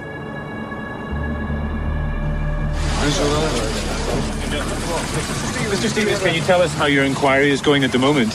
Well, I was called over here to do a totally independent, impartial inquiry into criminal allegations, and it's progressing pretty well at the present time. When do you expect... That's the voice of John Stevens, who was overseeing this collusion investigation. Mr. Stevens was speaking at Belfast Airport. He said that he had been given all the resources he needed to do his job. Not long after that interview on his arrival at Belfast Airport, Stevens was given some advice by another high-ranking police officer, Assistant Chief Constable of the RUC Police Force in Northern Ireland, Wilf Monaghan. And he actually gave me a warning. And he said that we mustn't put our headquarters in Lisbon, Army headquarters. That was the wrong thing to do. I asked him why. He said, well, because they'll fire you down.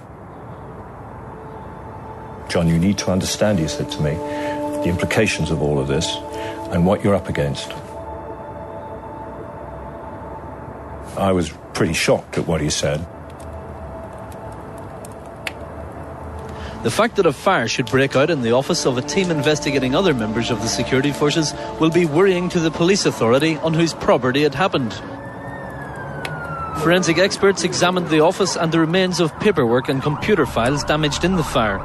Senior officials from the police authority have also been to the scene, and it's thought the leader of the inquiry, John Stevens, also went to see the damage for himself.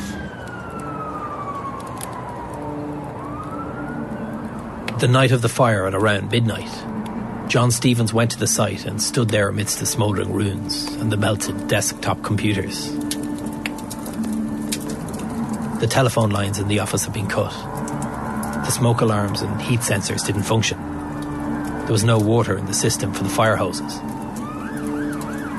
I was standing in my office, which was smouldering, trying to pull together and get my mind together where we were going to carry on. Wilf Monaghan, the RUC man who had earlier warned Stevens about being fired out, arrived on the scene and what little remained of the inquiry offices. Wilfie Monaghan turned up, said to me, have you heard of the Frew? I said, I haven't. Don't know what the Frew is. And he said, well, I suspect the Frew have done this to you.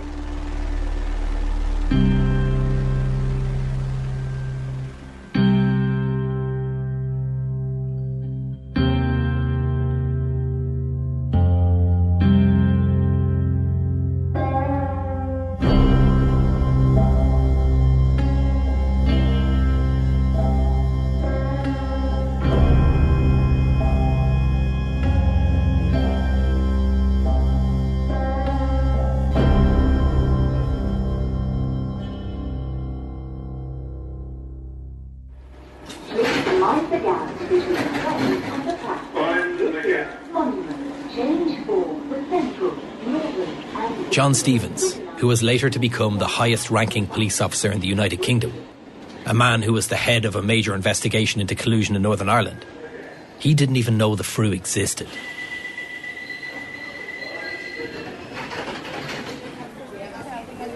And in case you're wondering, the FRU, or the Force Research Unit, was a secret intelligence unit for the British Army.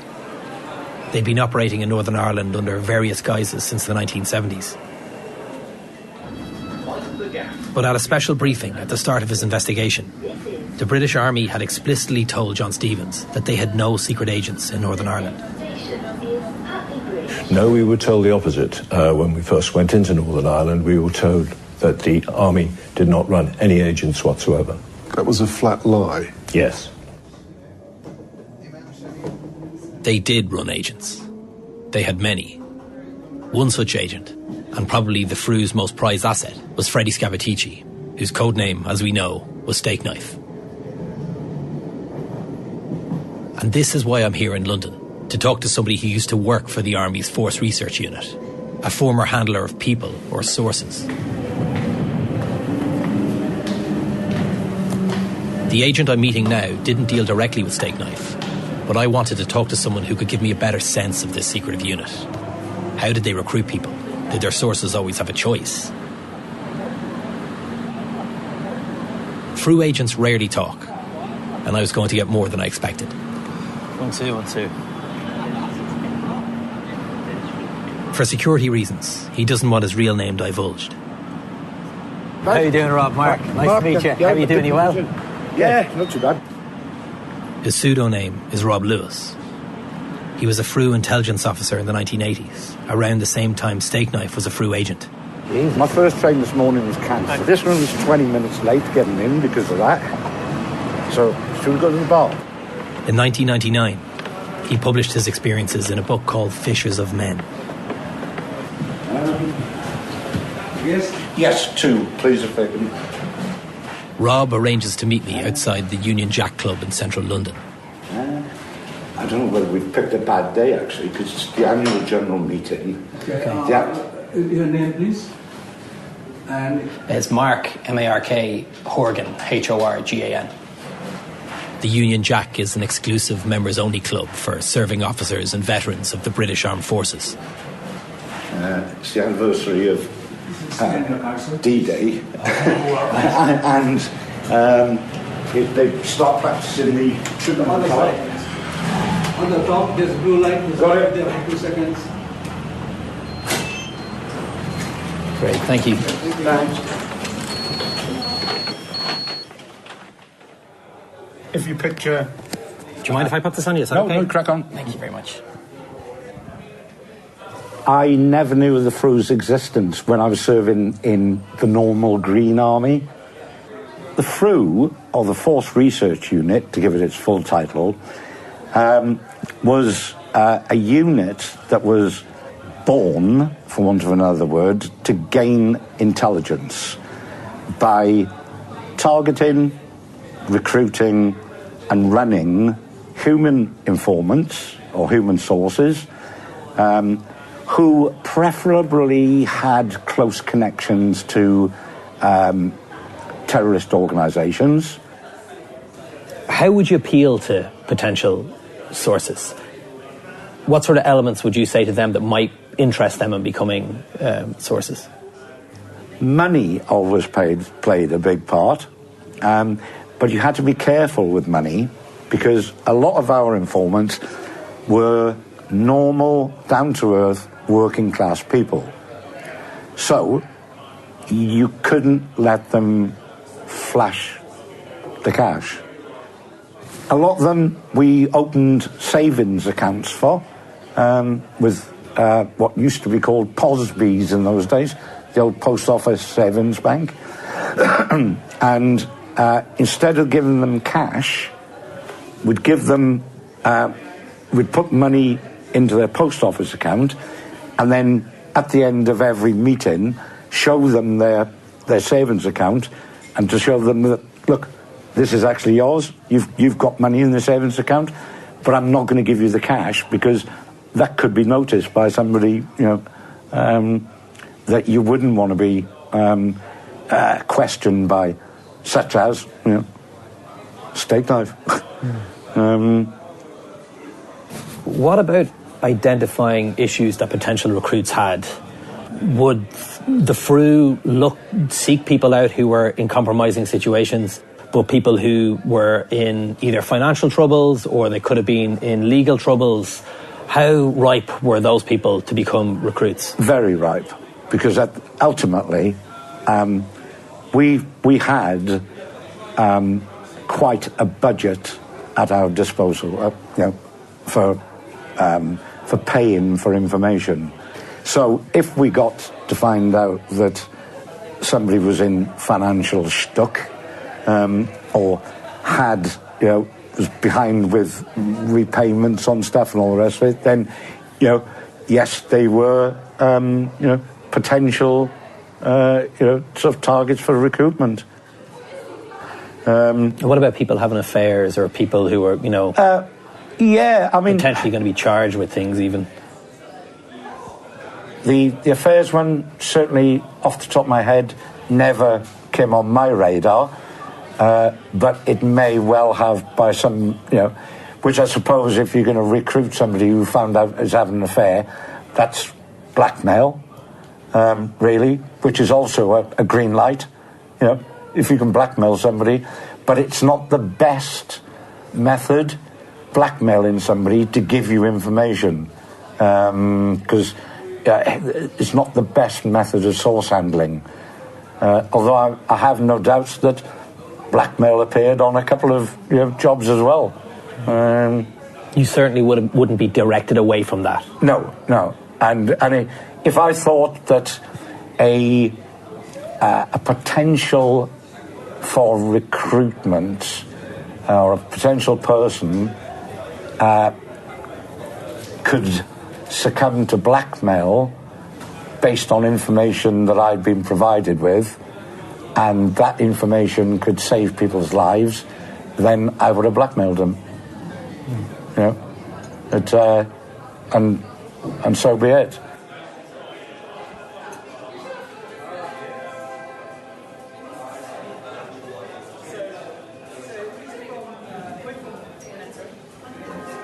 We continued to talk away together in the Union Jack Club. Rob Lewis tells me Freddie Scappaticci must have gone rogue.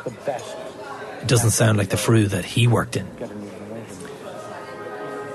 When you're talking about how the FRU operated, and in your mind, you seem to be very comfortable with the directions you were given and the directions your boss gave.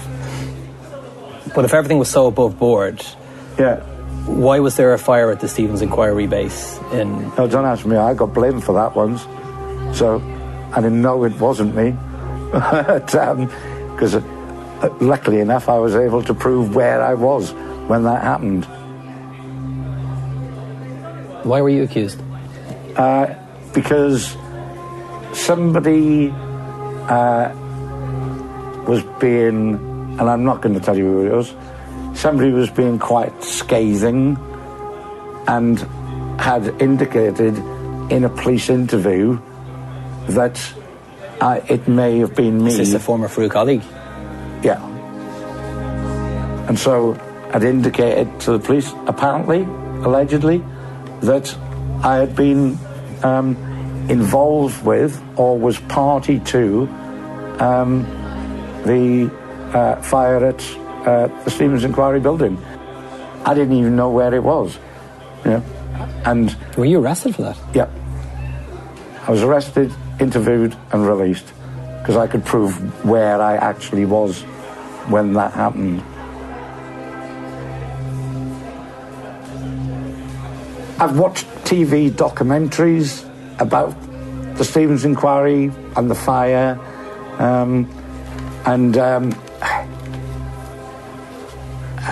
I don't know. I mean, I suppose without, dropping myself in it too much, it wouldn't surprise me if there was security service involvement, because Stevens was a bit of a thorn in the side to intelligence ran operations.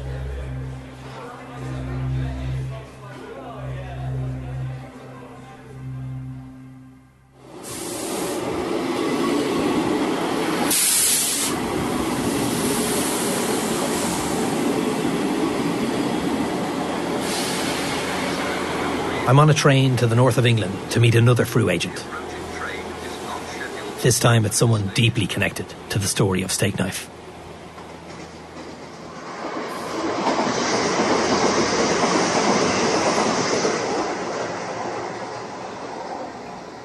The former handler picks me up at a train station and brings me back to his house. His name is Ian Hurst.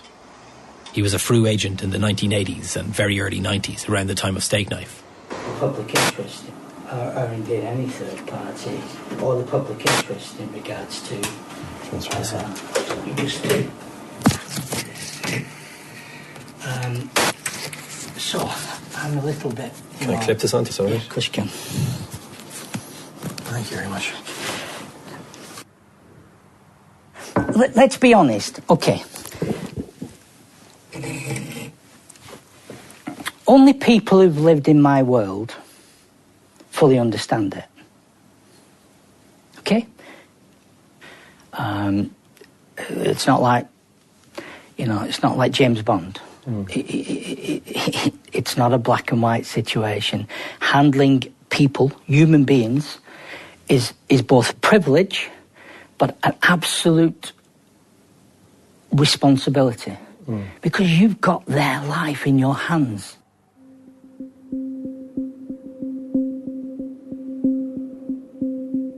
One evening in 1982, Ian Hurst was doing desk work for the FRU in the British Army headquarters in Lisburn in Northern Ireland. He was on a night shift in a command centre with a colleague Sam when the phone started ringing. Sam took the call. Sam had been told that a person had been arrested for DUI and that he'd used his phone call to phone this number. And he wanted to know, this is the police officer, they wanted to know who the fuck we were. The story was that a drunk driver gave the police this secret contact number. This DUI, Sam and Ian thought, must be a FRU informer. My understanding, he was arrested and he was in the police station and he has one call and he made that one call. Sam then realised the seriousness of it. Once the bosses had been notified, the shit hit the fan that night. When Ian saw all the heads of intelligence arriving into the command centre in the middle of the night, he knew whoever this informer was, he was a big deal. They came in and they dealt with it. The DUI disappeared. The charges dropped. The driver was back home that night. It turned out to be Stakeknife. Well, he would be referred in the office as Stake, but to anybody on the outside it would be 5027. Ian wondered just who exactly is this agent 5027. And then the following morning, both me and Sam got basically warning that, if we spoke anything about it, we'd be on the first plane back to England. So keep your heads down and you forget everything that's happened. Agent 5027, Stake or Stakeknife, was now on the radar of Ian Hurst. I would defend 98% of all, I think 99.9% I said, of all FRU operations. And I stand by that. I think 98, 99 I said publicly, and I've said it many times. There are exemptions where I think we are definitely in the wrong. I'm talking about in Stakeknife's case. This is one.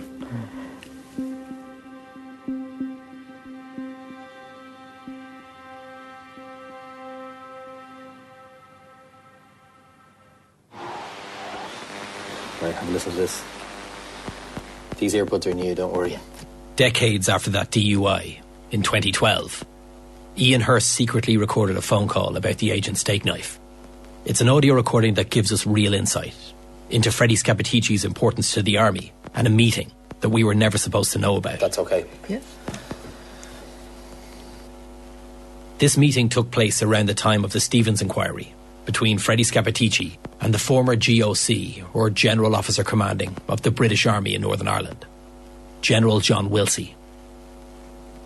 This is post-service now, but clearly I still have my sources, and I became aware of a meeting which took place between Wilsey and the agent, Stakeknife.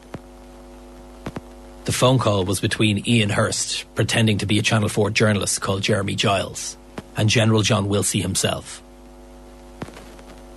This state here, was not admitting that Stakeknife was Scappaticci, or Scappaticci was Stakeknife. So what I was looking to do was to try and have a much senior person than me put on record as to who knew what, where, when and how. We'll just give this a play. That's okay. Yes.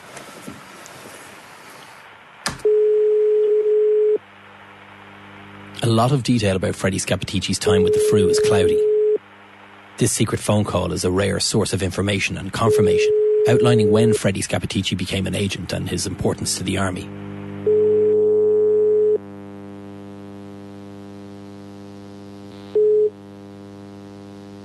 Hello? Hi, could I speak to General John, please, sir? Who's speaking? My name's Jeremy Giles. Hello there. Good morning, sir. I spoke to your wife this morning. Right. I tell you what it is, sir. We're doing some research on a programme for Channel 4. Right. And we've got some documents which feature you. And really, I was wondering whether I could come down and see you. Right, so you're what? You're a television person or a journalist or something like that, are you? Yeah, I'm a journalist, sir, yeah. Right. I introduced myself. I set the scene that I'm a journalist, Jeremy Giles for Channel 4, which obviously I'd pre-worked out. And I then need an anchor to get underneath his skin to knock him off his perch if he is in a confidence. And I need to... I've got a period. When you destabilise somebody, you've got a very short window being able to get inside them. There's documents, but there's also a recording of you admitting to be in a car with Fred Scappaticci. I was in a car with him? Yeah, in South Belfast, and it's recorded in some contact forms that we have. Right. A contact form is a physical document completed by Army or police intelligence to record each meeting with their agents. My source was a good source. I knew the information I'd been given, there's broad essence, what that meeting had taken place. So I used that as an anchor to try and get under his skin. So therefore, I felt confident enough to have a go. That doesn't sound right to me. I don't know. Fred Scappaticci, who's he? You don't know who Fred Scappaticci is? No, not by that name, no. Well, you know him as Stakeknife. Oh, that chap, yes, sorry, yes, yeah. But I've got to be careful at that stage not to disclose too much what I know. So I don't want to go too far and give him what I've got. But I also want to get him on the hook. So I have to play that little bit of exactly the same as you would with any recruitment. Because essentially what I'm doing here is I'm trying to recruit him, really. Yeah. Yeah. The point that I've never been in the car with him. Sorry? I've never been in the car with him. Yes, you were on the outside of a car, but you had a meeting in South Belfast in 1993. Right. The story goes that Freddie Scappaticci was spooked by the Stevens investigation. He then asked for a meeting with General John Wilsey for reassurance about the ongoing police inquiry. Was he safe? Is that right, sir? Well... What I'm saying is, before I come down, I just wanted to give you the opportunity of either saying yes or no. As you know, the Force Research Unit, they produce the contact forms. Yes. And they record that you were concerned you would be subject to some interest by Lord Stevens. Oh, right, yeah. The Stevens thing, yes. Yes. Okay. Now, that's a subliminal threat to him. So he's going to want to know what I've got and how I've got it. So he is intrigued. He is now trying to play with me and see what I've got. And that was your concern as to your motivation why you made that meeting with Mr. Scappaticci. Well, yes. I mean, what happened? The head of the intelligence in Northern Ireland came to see me and said that Stevens was burrowing around, and that Fred Scappaticci, whatever his name is, Stakeknife, was unsettled. And would I go and see him and reassure him to the value of his work? Yes, no, and that's what I did. But I never went in the car with him. No, but you were on the outside. You were in South Belfast. Yes. Well, it took place in Belfast. Yes. But he can't put that phone down now because he's in, and he is now saying to me, "Well, I can't put this phone down. I need to see. I need to know what you've got." But his mistake was he'd have been better off just putting that fucking phone down.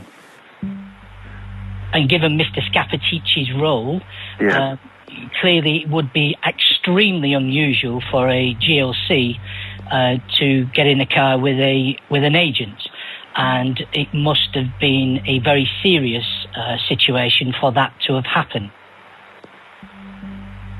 There's a lot of confusion over Stakeknife's time with the Frew, how he joined, when he joined, and importantly, why he joined. This recorded call was illustrative. It revealed interesting detail on Freddie Scappaticci and just how he was viewed by British Army intelligence. Well, I've explained the seriousness of the situation. That he was fed up with Stevens. He was worried about Stevens. We do know that Freddie Scappaticci became an agent for the British Army sometime around 1978. We understand he was giving information to another British intelligence unit for up to 2 years preceding this. There was a strange gap between when he was released from prison the second time in late 75 until when he rejoined the IRA again. And are we going back now to 1977? We're going back to 1976, 77. Yeah, we are. Yeah. And so that's the reason that you came into that. So we were terribly cagey about Fred. And he was our most valuable asset. I mean, he was probably the military's most valuable asset. There are many conflicting stories and rumours about why Freddie Scappaticci became an agent. Why did a man from the markets area of Belfast with this huge reputation in the IRA then become an informer for the British Army? What happened? You wouldn't have got in the car with any other agent. It had to be a serious situation for... Well, he was our best agent, as you know. Yes, I understand that, sir.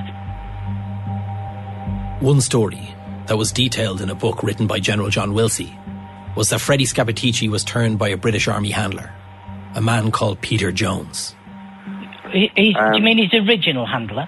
His original handler, which his name is Jones, who is truly the chap I wrote about. Peter Jones. Peter Jones. The story was that he was converted after the two became regular drinking companions in a Republican bar. They built up a friendship, with Jones using his recruitment skills to eventually persuade Scappaticci to become an agent. Oh, fuck's sake. And neither would any fucking... You speak to any genuine, active Republican and they will tell you you're fucking... It's just not going to happen. You know, truthfully, it's not. And the last person that I know did that in a pub ended up in a meat mincer. Another rumour which was widely circulated was that Freddie Scappaticci became a British agent after a severe beating from a fellow IRA member. Scappaticci wanted revenge. That's probably a very realistic one, and one which I, as a motivation, I think I would always look for, because it's a very strong, long-term motivation. This story of Stakeknife being a walk-in was often repeated in the media over the years. But the main suspect in the fight with Scappaticci has said that the beating never happened. And I didn't want to kick sand in the eyes of the IRA or the police or anybody else or the Republic. I think your book is a good read, sir, if I may add. Did you write it yourself or did you have a copy? I did entirely myself, yes. I suspected you did. Another story was that he'd been arrested in the mid-70s for a tax scam. In 1976, he was just out of prison and working as a builder by trade. And he made a lot of money with the help of a fraudulent tax scheme. The RUC fraud squad set up a major operation to arrest the ringleaders, and they arrested Scappaticci. With a return to jail time a real threat, it's here he was turned. The tax is a load of bollocks because we wouldn't have had access to his tax files. So if that had been the case, that would have been the RUC. Yeah. So we had no access to tax. I do not believe that. Of course. Yeah. Would you have been able to reassure him? Would that have been the outcome? I did reassure him, yes. And did he then go on to continue in his work? Well, as far as I know, yes. Another line of inquiry was that he was arrested for sexual offences and was then compromised. A number of IRA sources I spoke to believed this was the most likely case, considering Scappaticci's reputation amongst his fellow IRA men. A Belfast woman alleged she was sexually abused by Scappaticci as a teenager between 1976 and 1978. But despite reporting it to the police, no charges were ever brought against him. So that motivation would not be a long-term motivation, and it's more akin to blackmail, where well, I don't know of any case where we blackmailed, and I certainly would never support a blackmail because it's a very weak motivation and it's not going to benefit you in the long run. So what was the turning point? What was his motivation? This is something we'll return to later, but what seems clear is that he was getting paid a significant amount. According to Ian Hurst, Scappaticci was earning approximately 80,000 sterling a year, which in the 1980s was a huge amount of money.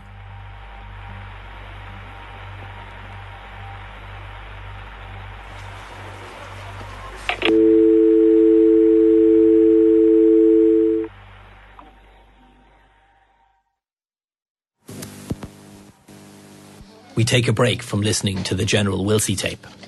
Ian saying he didn't know of any cases where the Frew blackmail people is on my mind. And it's reminded me of something. Well, I'm going to play a clip for you, right? And it's from a former Frew, member of Frew. Yeah, good. Money always played a big part, but you had to be careful with money because a lot of our informants were normal, down-to-earth, working-class people. Ian's comments on blackmail bring me back to my conversation with his Frew colleague Rob Lewis. I'm playing him part of the clip you heard earlier of Rob talking about the Frew and the use of blackmail. I want to know, did they use it, or did they not? If we got to find out that somebody was in financial stuck or was behind with repayments on stuff and all the rest of it, then yes, they were sort of targets for recoupment. That's blackmail, really, which is also a green light if you can blackmail somebody, but it's not the best method, blackmailing somebody to give you information. Right, let me just stop you there. Never recruited anybody at all in his entire career. He went to he went to 14 Company and got sacked. He come to the Frew and essentially he never recruited one person, and essentially had no success. It was fucking shite. You seem to say a lot of things that are different to your opinion or a lie. Yeah. It's a lie. That's a lie. It's not an opinion. That is a lie. Because I was there. So I know that is not true. And why would he say that? Well, I don't know. But I'll tell you what I'll do. I've got his phone number here. I'll ring him and I will fucking say to you, I'm just listening to you. And that is a lie. It's a barefaced fucking lie. You know, seriously, that is not true. And there's a whole, you know, essentially... Listen, if you want to give him a call, give him a call. Yeah. He might tell me to fuck off, but I'll try him.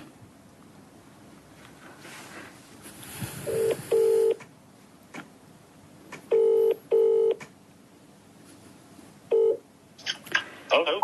It's Ian. Hello. How are you, mate? Hey? How are you? Not too bad.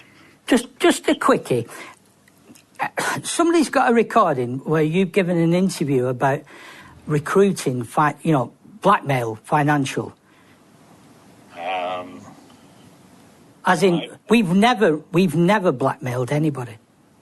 Oh, no, I think that was a podcast that I did, and the guy asked for examples of how you would recruit... yeah, but we've not done that. Oh, no. No, okay, that's fair enough, mate. Listen, how you keeping anyway? I heard you weren't so good. It's about... I was ticking over. But, I've just had a triple heart bypass, so fucking we're both of them. Okay. We're both in the shit. You just keep my number if you need her. You give me a shout, yeah? Yeah, okay, mate. All right, mate. Take care. Cheers. There you go. I don't... When I tell you something, you can be fucking certain it is the truth. Okay. And I will always go and evidence it. Let's see what you said, though. Yeah. You know what I mean? Don't you think that's the right thing to do? Yeah. Fucking dead right. Yeah. No, absolutely. But what I'm saying is, don't get me wrong here, right? I love seeing this shit. I decide it's best to play Ian the full clip of Rob Lewis talking about blackmail. Was he referring to the worker Frew? Or was he referring to others? And this time, I also include my own question. Oh, it's you? Yeah. Oh, he gave an interview for you? Yeah, I have to speak to a lot of people. Oh, yeah. Would you appeal to potential sources? What sort of elements would you say to them that might interest them in becoming sources? Money always played a big part, but you had to be careful with money because a lot of our informants were normal, down-to-earth, working-class people. Yeah, I'll go with that. You couldn't let them flash the cash. Yeah, that's a lot of them we opened savings accounts for with what used to be called POSBs in those days, the old Post Office Savings Bank. Instead of giving them cash, because that could be noticed by some... Is he referring to Special Branch there, or is he referring to himself? Be questioned by... When he says we. For me, he is giving it in himself, and that we did that. That's why I made the point of saying, but we never did that. And he said, and I asked him to clarify whether it was, in the broader sense, it wasn't us. We never fucking did that. It would be never ever a tactic that we would employ, because you wouldn't get it through. Who was we? Well, that's what I'm saying. We. That's what I'm saying. He is lying. And if you've interpreted that as being us, then I'm correcting you, because us is him. And he never fucking recruited no fucker. So he has no experience in it. Come what may. Full stop. I can't be clearer than that. He went... I didn't misinterpret what he said. No. I'm not for one moment do I think you've misinterpreted it. He has over-egged the case. We've never recruited anybody from a blackmail perspective. That's what it is. Shall I make this brew for us? Yeah, I'll have this brew, please, yeah. Or actually, what are you having? Are you having tea? I'm going to make tea for us both, yeah. I'm going to go and... can I pull that one off while I've got... We decide to take a little break. Ian makes some tea. Yeah. Then we return to where we left that secret recording with General John. how is it you came into knowledge about Mr. Scappaticci? Oh, only through keeping my eyes and ears open. No, what I mean is when you met him. Because I told you the head of the intelligence in Northern Ireland came to say we got a problem. I take my hat off to him. He was stupid, but at least he was fairly. I do feel guilty because it's not a nice thing to do, to be honest. But I was, and this is my point I'm coming to. I was very conscious all the way through about the chap we call Stakeknife. Scappaticci. And I was not prepared. I did not want to jeopardize him. Yeah. I mean, and because I'd grown up to the fact that was one of our best secrets. That was our best asset and our most important secret.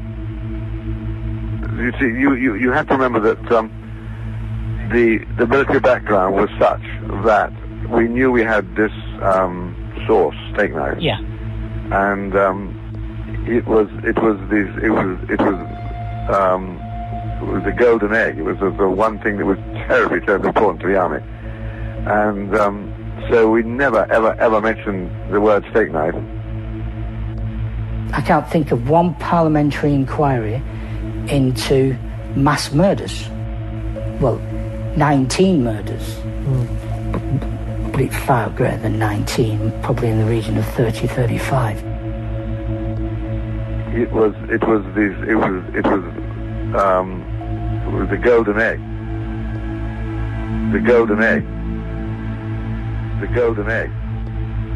The golden egg. The golden egg. What system do we live in that doesn't have the checks and balances inherently built in it? But 19 in any other walk of life, that would be, it's an Errol Shipman type situation. What do you understand? You clearly understand his sensitive role to be within the internal security unit. I understood that was his role. That was his final role. Yeah. I mean, he worked his way up through the IRA, didn't he? He did, sir. But from the very early 1980s, he was in the internal security unit. Absolutely.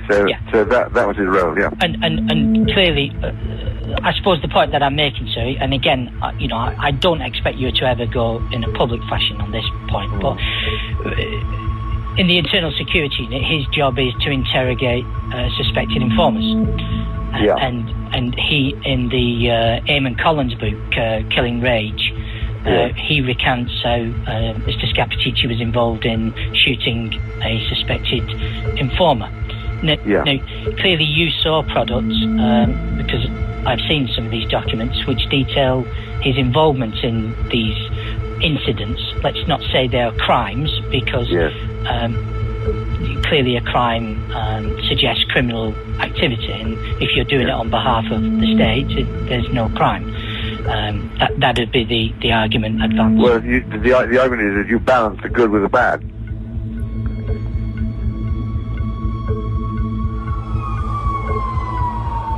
The significance of Stakeknife's role in intelligence is clear when you consider that one of the most powerful figures in the British Army was prepared to meet and reassure him at the side of a Belfast road. A meeting that took place as a result of John Stevens and his inquiry team's arrival in Northern Ireland. The fire started before 11 o'clock last night in a third-floor office being used by the Stevens team of detectives. No one was ever convicted for the fire at the Stevens inquiry offices that we mentioned at the beginning of this episode. It's not known yet if the fire was an accident or malicious. The Stevens team has been in the province since September. John Stevens would later state that, in his opinion, the incident was never adequately investigated. In fact, he believed it was a deliberate act of arson. The fact that a fire should break out in the office of a team investigating other members of the security forces will be worrying to the police authority on whose property it happened. Despite Freddie Scappaticci and the British Army's best attempts, the Stevens inquiry would eventually become aware of the Force Research Unit and the case of Stakeknife. And there was a lot more to learn about that struggle to balance the good with the bad.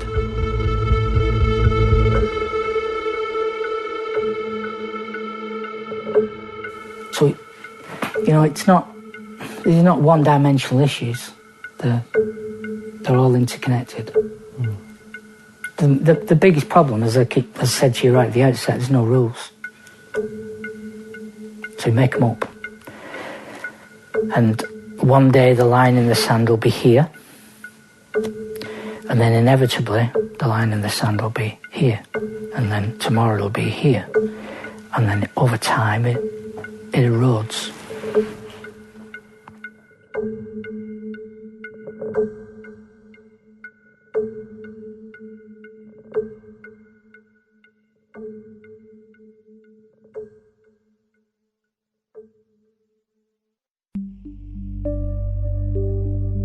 If you've been affected by any of the issues in this series, please contact support organisations in your own country.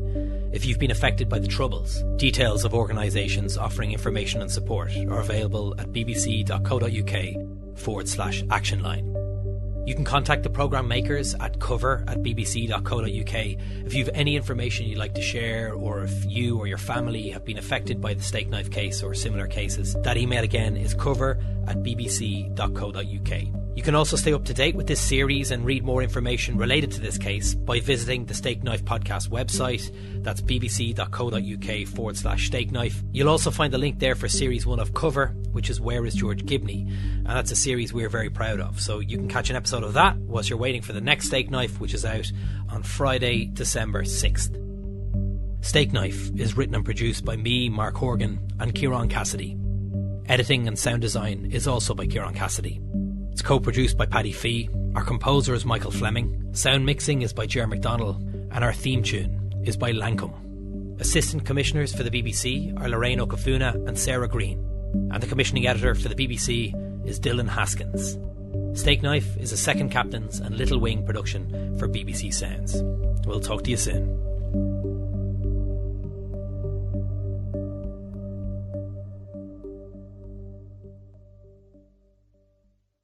You're about to listen to a brand new episode of Stakeknife, the new series of Cover. Episodes will be released weekly, wherever you get your podcasts. But if you're in the UK, you can listen to the latest episodes right now, first on BBC Sounds. And just so you know, the following podcast contains interviews that some listeners may find upsetting and some occasional strong language. Episode 4, The Estate Agent. I'm late for an interview.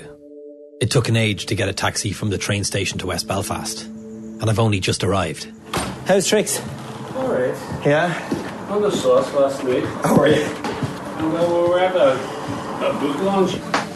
I'm interviewing an ex-member of the IRA, somebody who was in prison with Freddie Scappaticci, somebody who would go on to write a book about him called Stakeknife's Dirty War.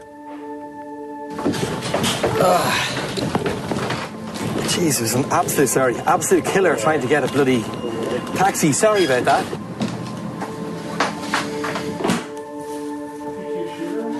No, just a drop of milk, please, Ricky. This is Ricky O'Rourke, the ex-IRA man turned author.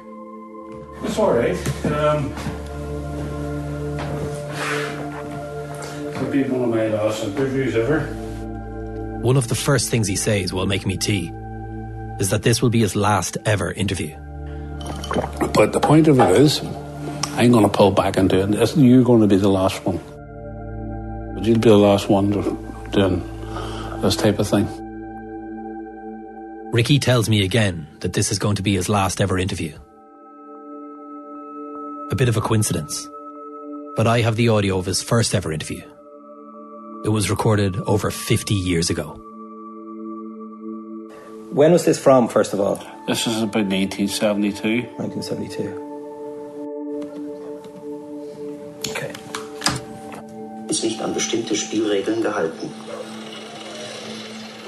Die Eckkneipe, der Pub, mit Einschüssen an der Straßenfront. Auch hier politische Parolen, politische Diskussionen. Im Pub sein Bier zu trinken ist nie ganz ungefährlich. It's from a German documentary on the Troubles, filmed in a pub in Ballymurphy in Belfast. There's footage outside the bar. A sign graffitied on the wall says, "Touts beware." A tout being slang in Northern Ireland for an informer. Inside, the camera focuses on a sign that says, "Loose talk costs lives." The future of Ballymurphy is very bleak. Für die Zukunft von Ballymurphy sehe ich schwarz. A young Ricky appears on the screen. Dark hair and blue eyes. He's wearing a white shirt with a button-down collar inside a black jumper. Wasn't I handsome? Wasn't I just?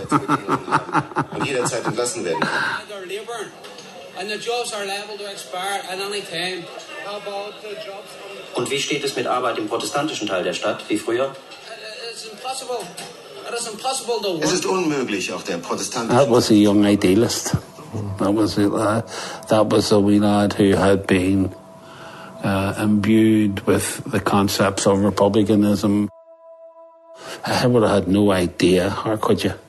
How could anyone have known what was ahead? In this 1972, how could anyone have known that the Troubles was going to go on for another 25 years? At the time of that interview in 1972, Ricky O'Raw had been a member of the IRA for about a year. He joined in March 1971 when he was just 17.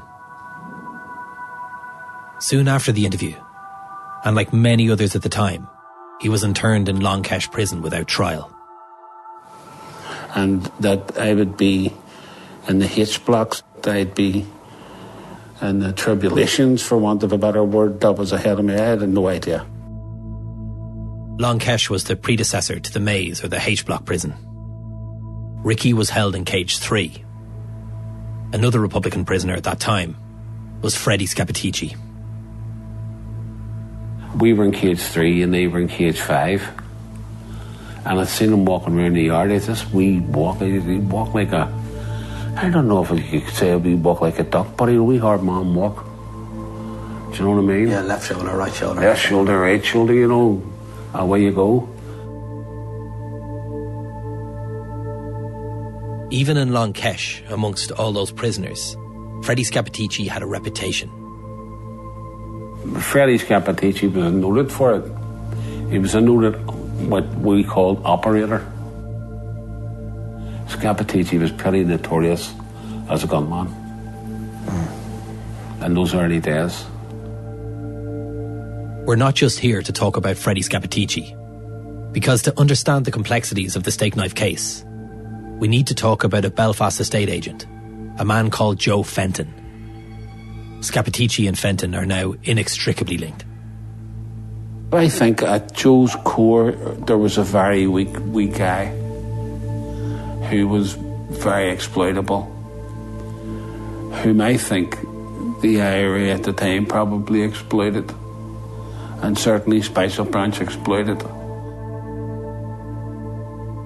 Within intelligence, in both the Army Force Research Unit and the RUC Police Special Branch, there was a hierarchy of agents, a Russian Matryoshka doll effect of informers, where some are more important than others. Layer upon layer upon layer, touts, investigating touts, and making decisions who lives and who dies.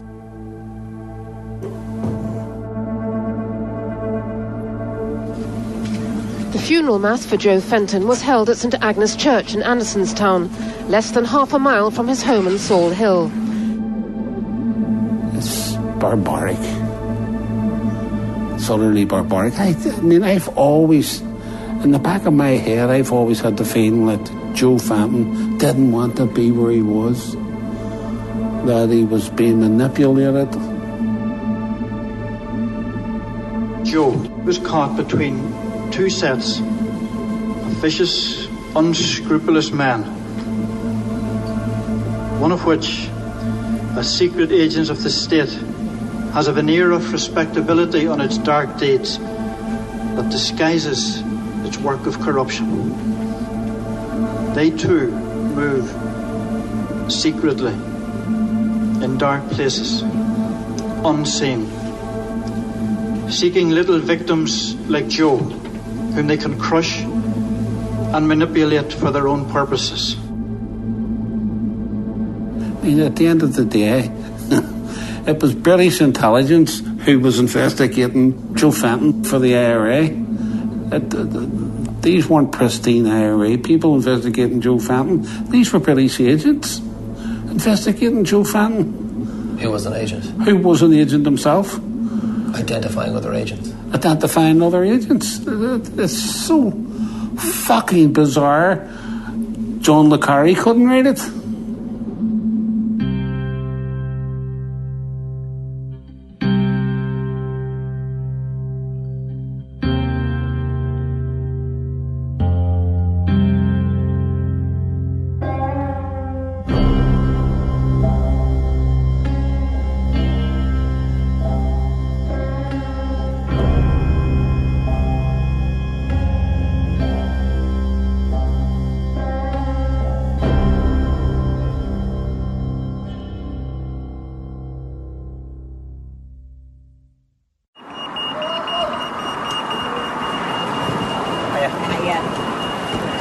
I'm looking for the location of Joe Fenton's old estate agency office. I think I'm in the right area.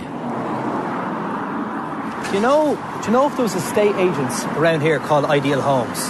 There was. There was. Do you know it? Do you know what the building was? Your mum was shot there? Yeah. I'm looking for an estate agency that used to be run by Joe Fenton. Ring any bells? No.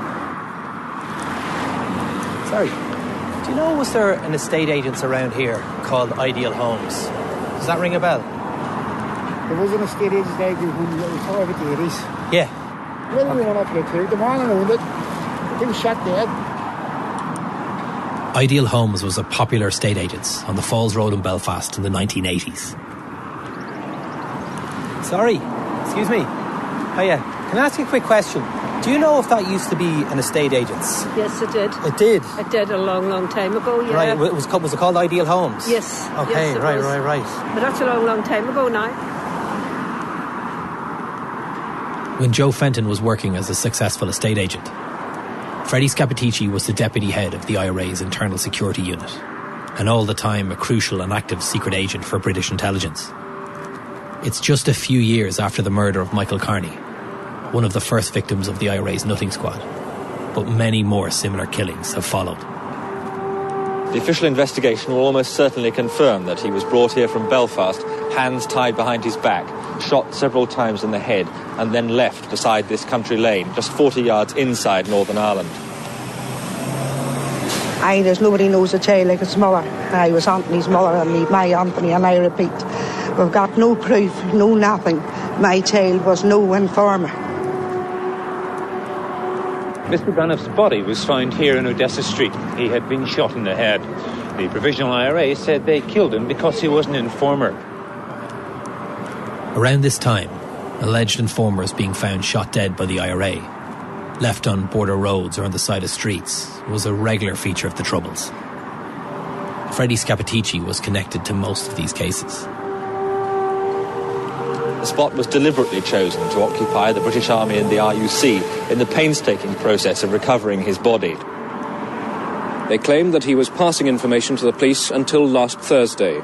They don't say what happened to him between then and his death here last night. Fenton? Yeah. Joe Fenton. I heard about him. Yeah. I remember when he was shot. But IRA, nobody has the right to kill an informer. I'm saying that when you do tout, you put yourself up for something. You know what I mean? Yeah.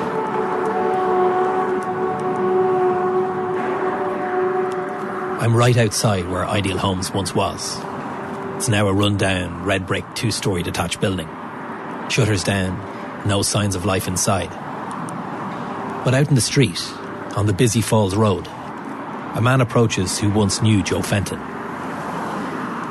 Shot there as an informer, they say. Yeah, that's what I heard. You would have been young at the time anyway, would you? I got a mortgage of them. No way. 1981 or 2. 1981 or 2, right, yeah. By 1983, Joe Fenton was busy giving people like this man and many others in West Belfast their first mortgage. For Ricky O'Raw, it's over 10 years since that first German TV interview in Ballymurphy. In that period alone, he'd been released from internment and then jailed again, this time for 8 years for his part in a botched IRA bank robbery. And by 1983, he's just out of prison. He's unemployed, still in his 20s, and back living in West Belfast, not far from Ideal Homes.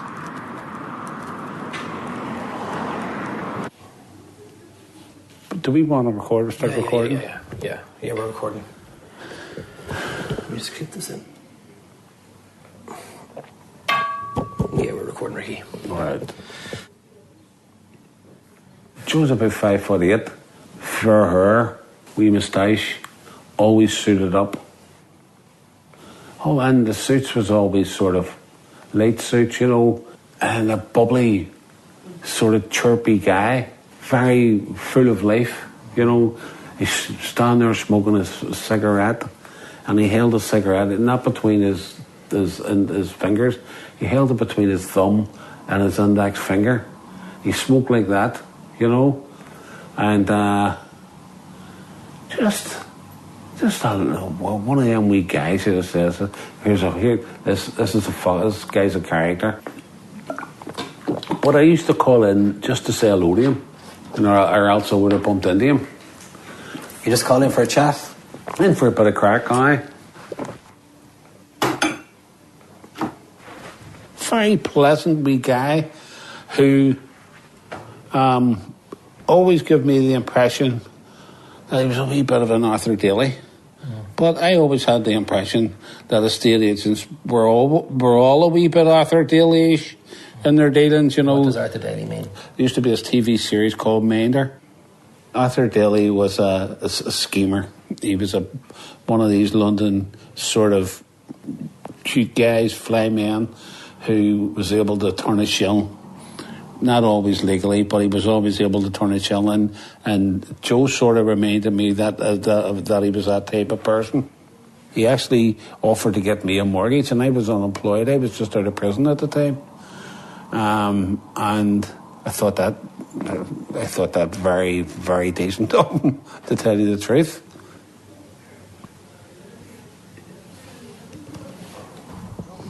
Okay. I'll have a listen to this. Mm-hmm.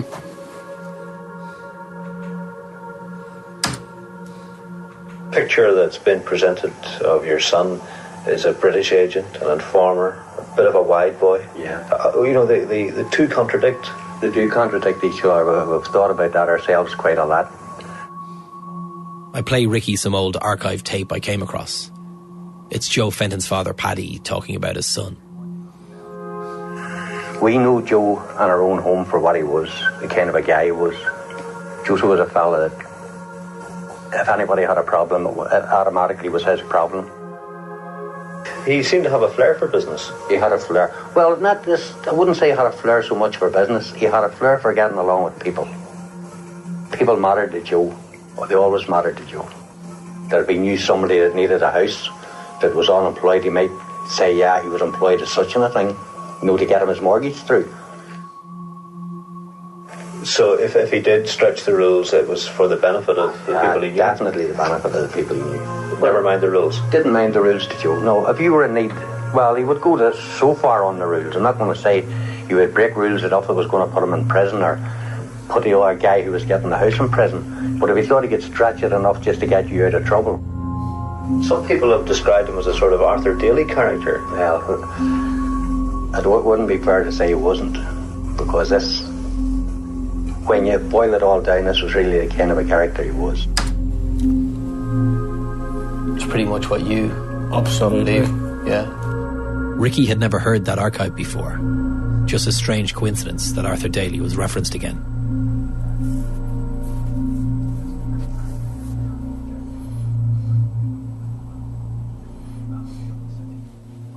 That business about stretching the say you were earning £20,000 a year, and that wasn't enough to do your mortgage. Joe would have said, well, let's go up to 35. So what have we got to lose? And that's what he would have done. He would have been out of his way to help you. I think that's how he got himself into trouble. Right? He was helping the IRA, and the Brits found out about it.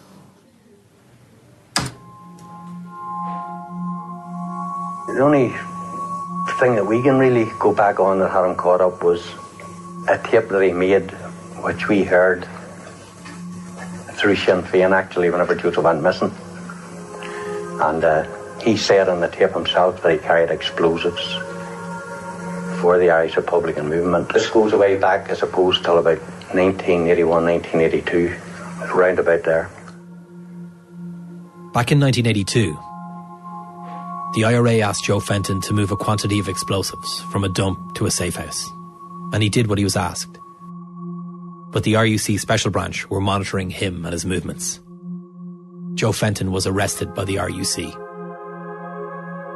So the Special Branch apparently had followed him about and completed a dossier on him, which they then put to Joseph, and I think that's really where it all stemmed from, the pressures that were put onto him from there.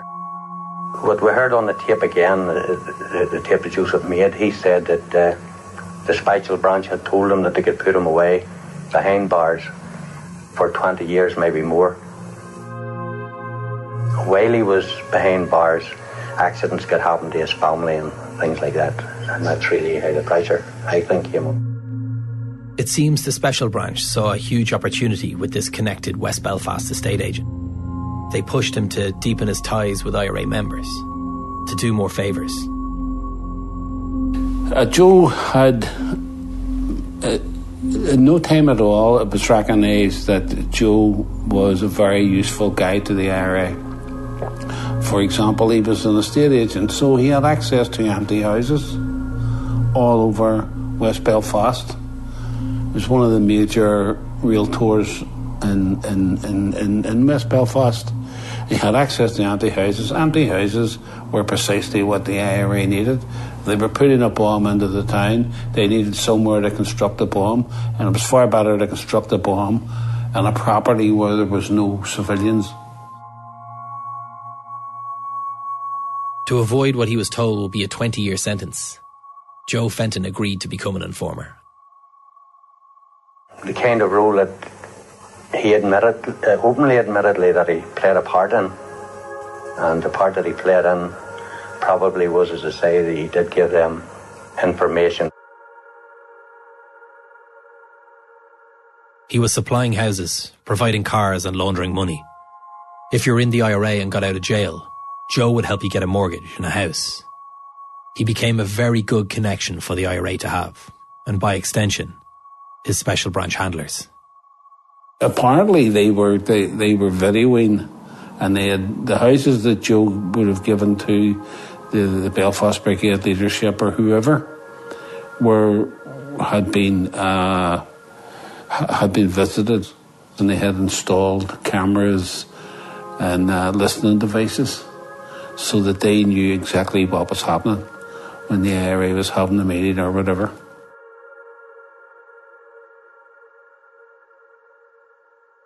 In the meantime, Joe is up as hard as he wants out, but how does he get out?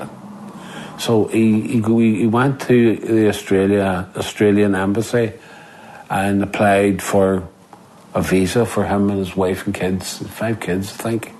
So to go to Australia to live permanently. And I don't know whether he was getting it or not, but the branch intervened, Special Branch intervened, told the Australian authorities that he was a terrorist and that they shouldn't let him in. So his visa was turned down and he was back at square one.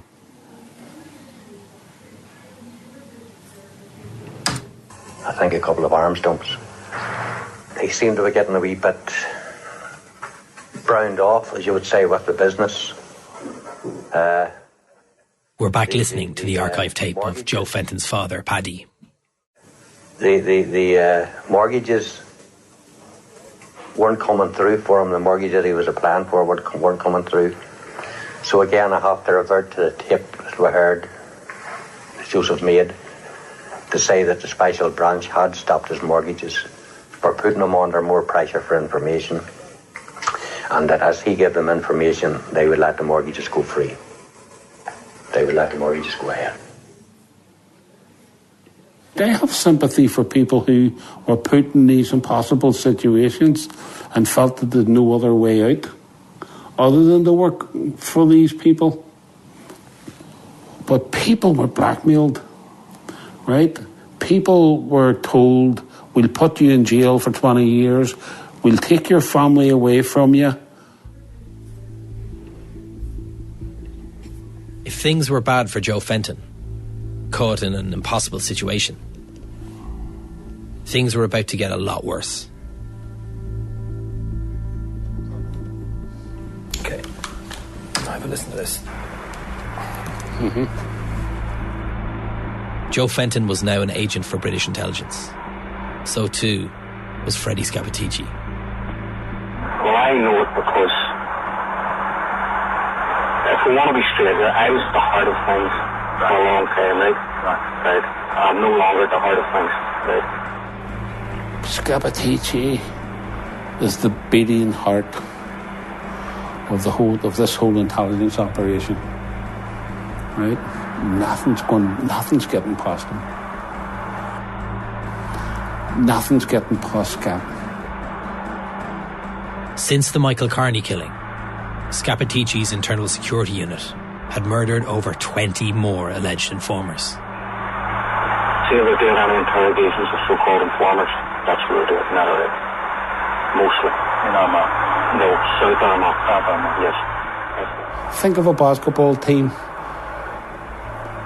Scappaticci is the fulcrum, call it the fulcrum, right? He's the man that all the play goes around. It all goes through him. Scappaticci is at the heart of everything. By 1986, Joe Fenton is a special branch agent for 4 years. Freddie Scappaticci has been operating as an agent for almost 10 years. The standard procedure is to strip them and debug them, right, just to see if they're wired up or whatever, right? And they usually put a boiler suit on them then after that, right? Put them in a chair facing the wall, right, and then go from there. From their perspective, he is feeding them information that is not just top quality, it's absolutely extraterrestrial. He's feeding them information that is out of this world. But he's at the heart of every inquiry, every major IRA inquiry, and to what's happening, Scappaticci's right in the middle of it. Around this time, some of the safe houses supplied by Joe Fenton had been compromised. There'd been some IRA arrests, and a connection was made. Fenton was now under suspicion by the IRA Internal Security Unit. See where people saying that they use a lot of violence? They don't really. Physical violence, they don't use. Now, they use mental violence, obviously. You know? Joe Fenton's role as an informer was becoming increasingly precarious. A plan was needed that would allow Special Branch to keep suspicion away from Fenton. And this plan involved another man named Charlie McElmurray.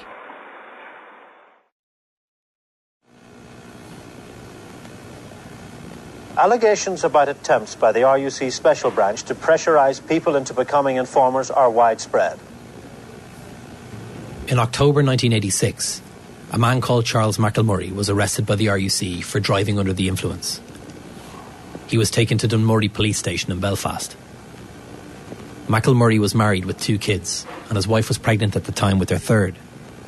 In his younger years, he was a low-level IRA volunteer, but he'd long since left.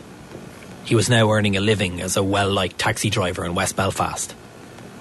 Very often the RUC will arrest a man who perhaps makes his livelihood wholly or partially from taxi driving. They get him under the influence of drink, and then they say to this man, we'll take your licence away if you don't assist us.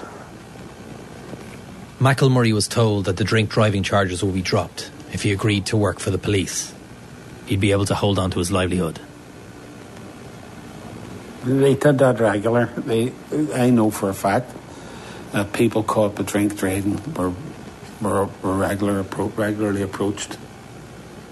If they're vulnerable, the police prey on them, and that makes the procedure all the more revolting. McElmurray was terrified at the situation he found himself in.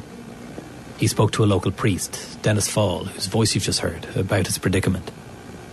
Father Dennis Fall said he'd make a complaint to the police and advise him to go to a local Sinn Féin office and tell them what happened.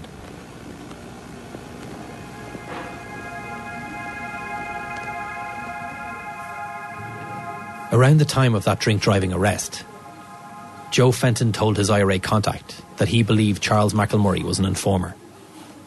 The IRA's Internal Security Unit, with Freddie Scappaticci, now began to look into this case.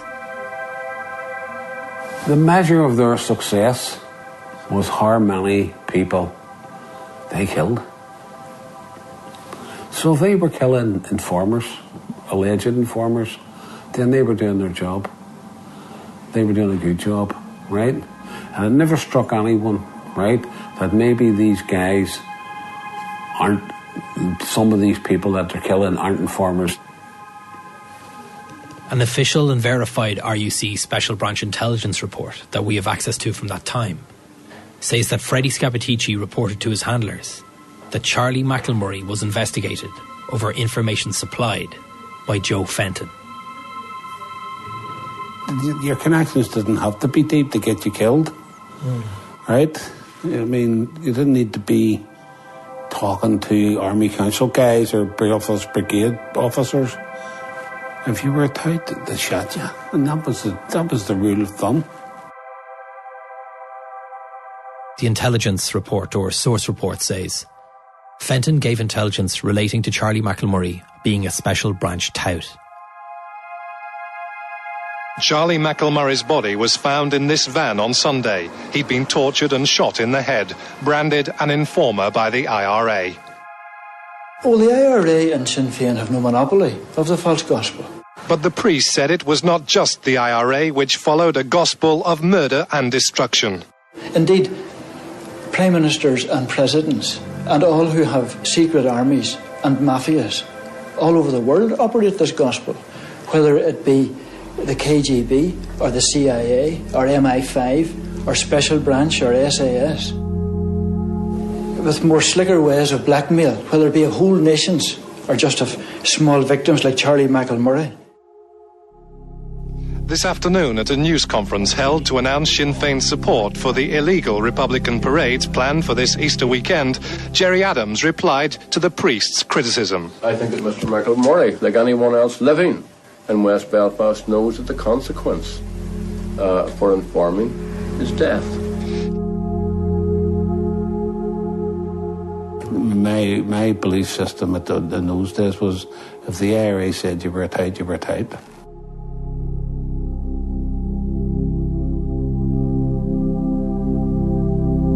After the murder of Charlie McElmurray, just a few short months after he was arrested by the RUC, there was a lot of anger in Republican circles.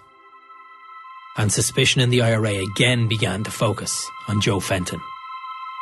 We know this because the source report says it. Freddie Scappaticci details to his handlers that people within the IRA were, quote, looking at the reasons why or how Fenton gave intelligence relating to McElmurray being a special branch tout. Again in the source report, the handlers wrote, source states questions are now being asked by the IRA, such as, was the whole thing set up by Special Branch? And was McElmurray given to the Provisional IRA to enhance Fenton's position and increase his access? That's exactly the right questions that the IRA would be asking. Well, they would be saying, how does this guy know? I mean, how does he know? If he did give up this guy McElmurray, how did he know about him? How the fuck would he have known about McElmurray? Freddie Scappaticci was the man tasked to carry out a detailed investigation into whether Joe Fenton was an informer or not. Scappaticci's own regular involvement in murder continued to keep suspicion away from him and his secret role as a British Army agent. And Scappaticci at this point had no knowledge that Fenton was also an agent. Again in the source report, Freddie Scappaticci tells his handlers that he's going to go over every job Fenton was ever involved in.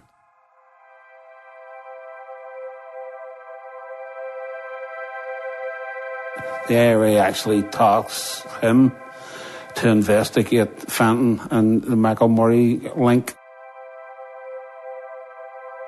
This is where things get even more complicated for Joe Fenton. He was already being investigated by Scappaticci and the IRA's Internal Security Unit. But soon, a second person will be looking into him.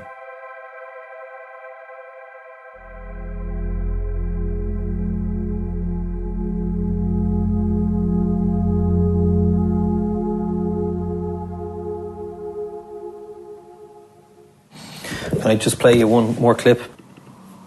It's just 2 minutes. No.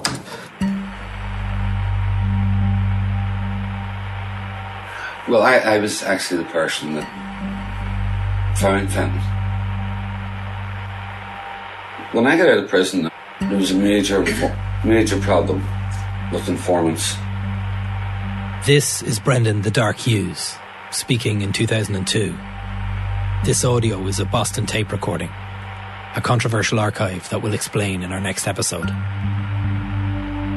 One of the jobs that I took on was to try and find informers.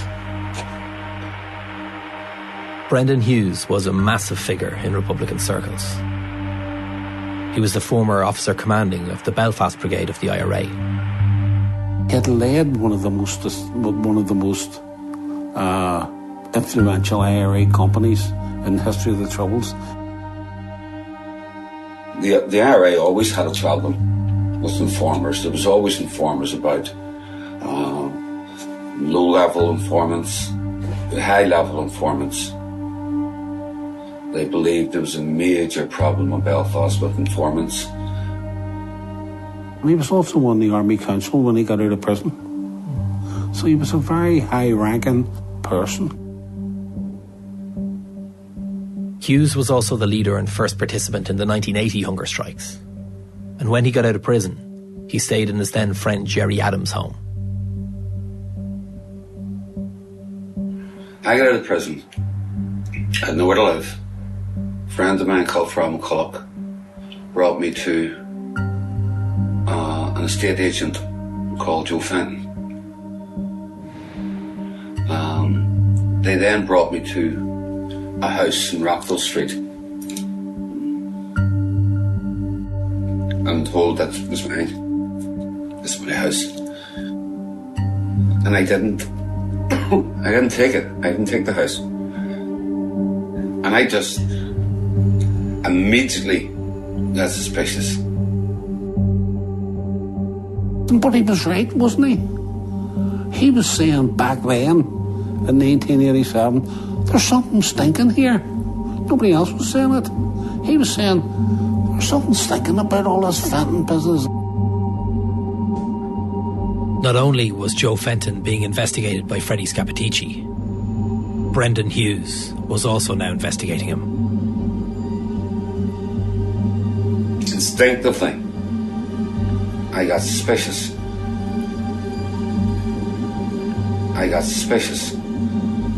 Then I started to look into the background of this Fenton.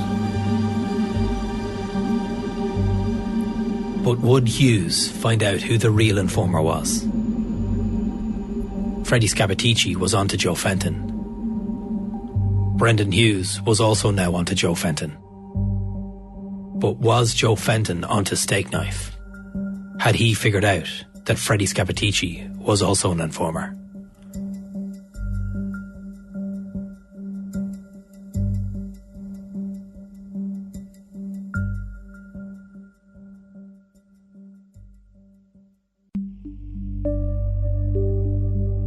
If you've been affected by any of the issues in this series, please contact support organisations in your own country. If you've been affected by the Troubles, details of organisations providing information and support are available at bbc.co.uk/action line. You can contact the programme makers at cover@bbc.co.uk if you've any information you'd like to share, or if you or your family have been affected by the Stakeknife case or similar cases. That email again is cover@bbc.co.uk. You can also stay up to date with this series and read more information related to this case by visiting the Stakeknife website at bbc.co.uk/Stakeknife.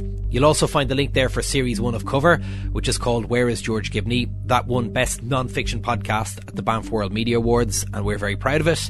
And you can catch an episode of that while you're waiting for the next Stakeknife, which is out on Friday, December 13th. Stakeknife is written and produced by me, Mark Horgan, and Kieran Cassidy. Editing and sound design is also by Kieran Cassidy. Co-produced by Paddy Fee. Our composer is Michael Fleming. Sound mixing is by Ger McDonnell. And our theme tune is by Lancome. Assistant Commissioners for the BBC are Lorraine Okafuna and Sarah Green. And the commissioning editor for the BBC is Dylan Haskins. Stakeknife is the Second Captains and Little Wing production for BBC Sounds, and we'll talk to you soon.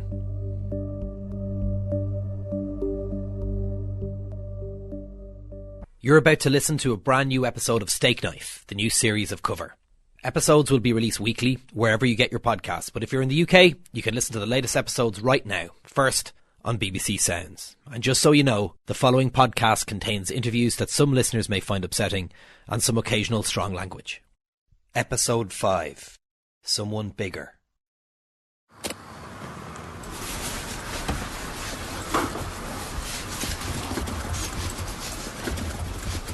You're well used to these. Interviews been had. I think we kept the window open. Probably, I know that the window was behind us with a table in the room between us, and the recording device was on the table. It's 2002. Two men sit opposite each other, high in the Divis Flats complex in Belfast, the 12th floor. There's a small tape recorder on the table between them. This recording will be labelled as Interview 14, with the subject C. My memory doesn't suggest it was a smoke-filled room. Maybe that's why we had the window open, because it was, and we were listening. That's why we could hear the traffic. Yeah. We were about 12 floors up, and you can hear the horns pretty clearly, as if they're sitting outside.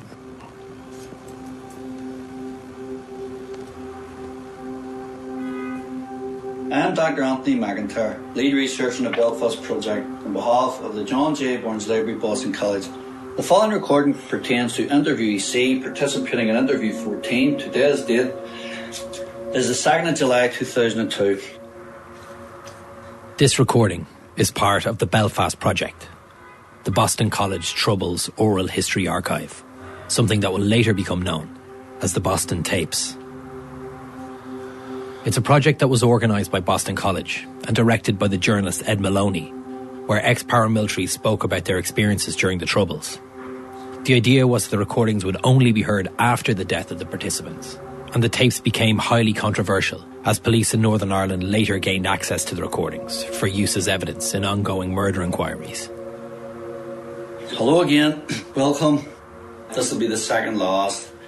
One more, I would like to go back a wee bit into the earlier 70s.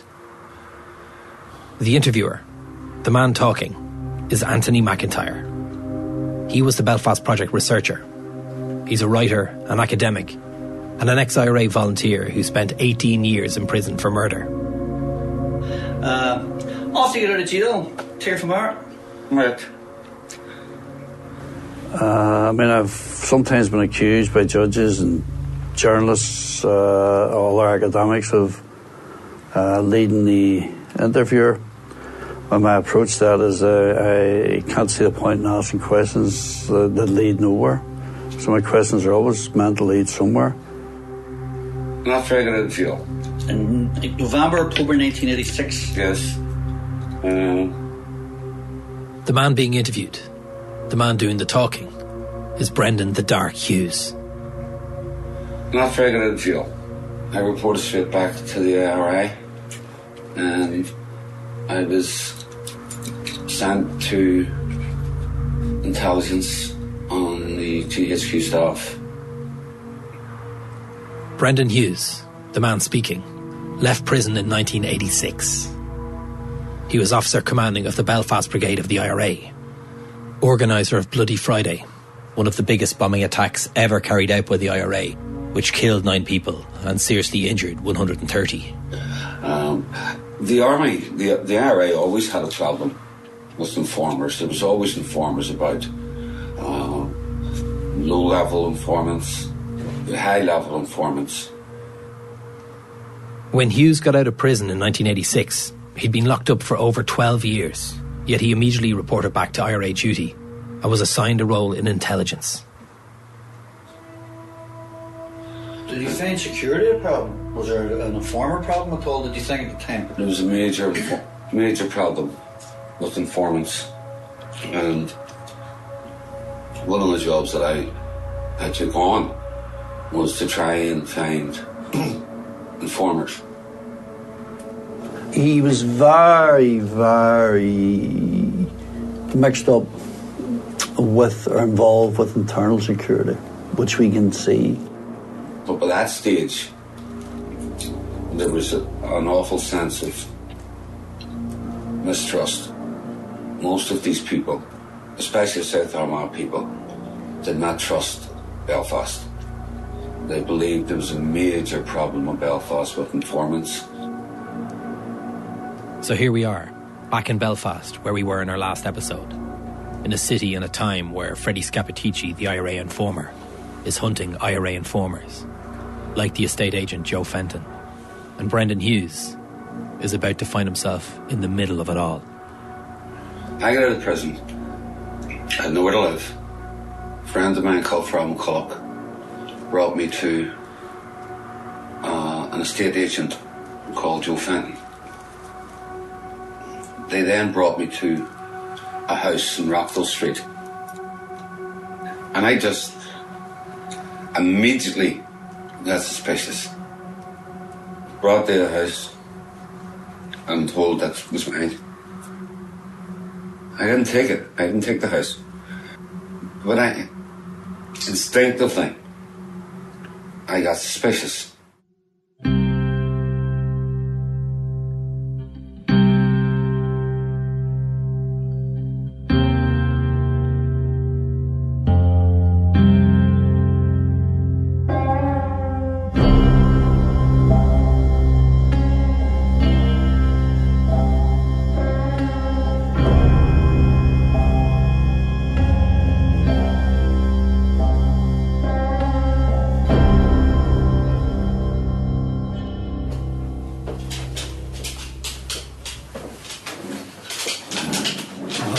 Luna's hungry.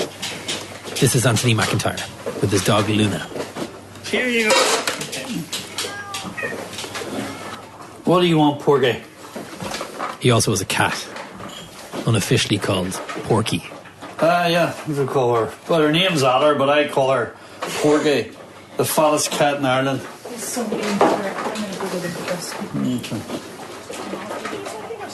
McIntyre now lives south of the border with his wife Carey, but he grew up very close to the markets area of Belfast, where Freddie Scappaticci lived. I mean, sure, she's fat, but you know what? And once the trouble started, and although he was only 16, Anthony wanted to join the IRA. And we used to call her Fat Porter. Well, you had to lie about your age in the IRA. I mean, even though the IRA didn't know when you were lying. You know, because I was 16 when and the guy who was getting me in says, say you're 17, just fill out why you want to join. So all that was done, they came back and says, yeah, you're in. I suppose I had reckless courage, you know. I mean, you get in the IRA and you quickly find out that all the people in it aren't as eager as you, and I says, oh, it suits me. You know, so you need something done, yeah, I'll do it. At the time that Anthony McIntyre was joining the IRA as a 16-year-old, Freddie Scappaticci was then a senior figure in the Belfast Brigade. There used to be a club in the markets, the Jubilee Club, where you would go down there maybe, and Freddie Scap was always about the place. He was sort of, you know, everybody knew who he was, and people would say, that's Scap, you know, that's where I first seen him. Oh, I'd have admired Freddie, yeah. Why? Seen her IRA figure. I mean, just out of jail after maybe 3 years in jail, and there he was back running the IRA. Yeah, he seemed good guys to me. And I thought these guys were the bee's knees, as I say, you know. These are, you know, the people that we worship, you know. Not worship, but look, at that age, you have heroes, you know. That's the way you are when you're young, you know. Like it's like you have Susie Quattro's your hero, Naughty Holder's your hero, Freddie Scap's your hero.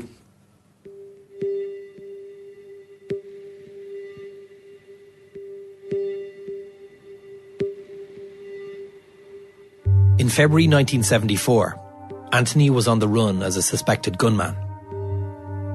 His family home had been raided by the British Army, and they found detail about a bombing run. After I had went on the run, about February, I went over to the short strand. I got taken over to the short strand. Freddie Scappaticci, he used to come over and see me.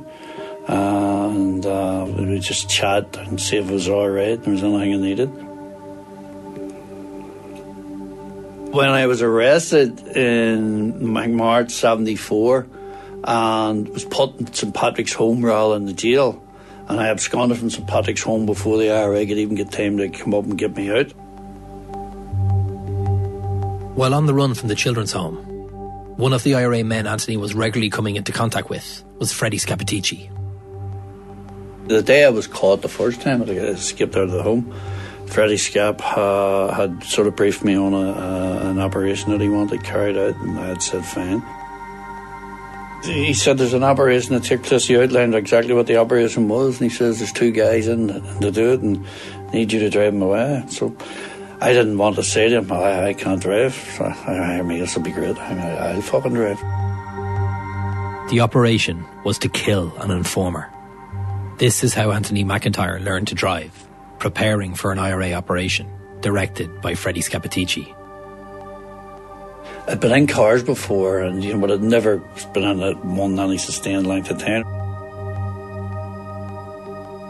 I remember going down beyond the road that night, and it was starting to get dark, and there was people flashing their lights, and what the fuck are they flashing at me for, you know? You learn these things later. When we were ready to go, and next thing, Freddie Scap and him and Jimmy Davis came around to see me again and says, look, it's too dangerous, you know, and you're 16. We're going to send you down to Dundalk. But I stuck Dundalk about 10 days and made my own way back.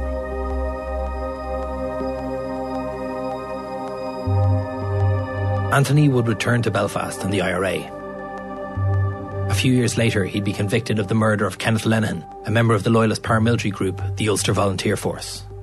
Upon his release, he'd complete a PhD, and sometime in the future, 2nd of July 2002 to be exact, he'd record an interview with Brendan Hughes about what happened to Joe Fenton. Do you want to stick the headphones on? See the ones just beside you there?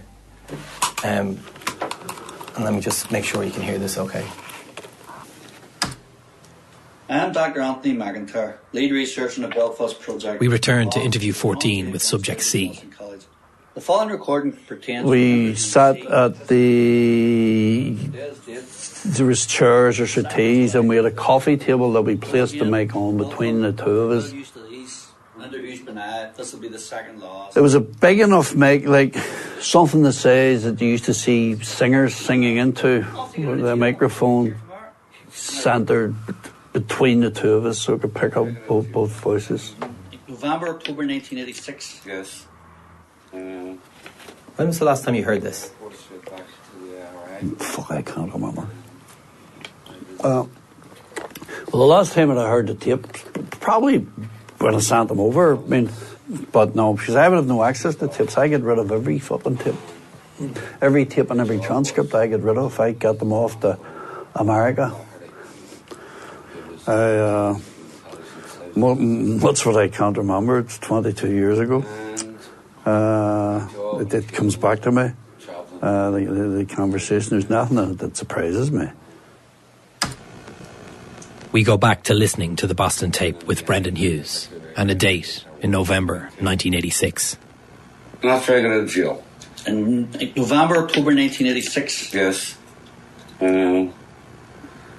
I reported straight back to the IRA, and I was sent to intelligence on the GHQ staff. Brendan Hughes, straight out of prison, is sent to the intelligence department of the IRA. He was suspicious of Scappaticci's internal security unit, who by this stage were feared by rank-and-file IRA members. I mean, it's hard to believe how people within the IRA were so scared of these people. The reputation, Brendan Hughes is scathing of them because he felt that he named one of the two main characters in the security department at the time, and he says, well, one of the other of them is a tout. And we have to be penetrated through the security department. I said, well, if you think about it, the security department don't go to jail. They're in position forever. So the Brits need longevity. They have, what they would need is somebody who sits in the junction box and sees everything coming through. One thing is that you were working in intelligence. Did that bring you into the security department at all? Internal security? To some degree, yeah. He had issues with them for torturing people because the people a friend of his had been tortured. This one man, there's lots of others, and lots of others didn't survive it. They're buried down the countryside somewhere by these people, this internal security people. I get into major controversy with these people. So Brendan Hughes was in intelligence for the IRA and was keeping an eye on the internal security unit, a department, as we know, that included Freddie Scappaticci. He would have come into contact with all those people.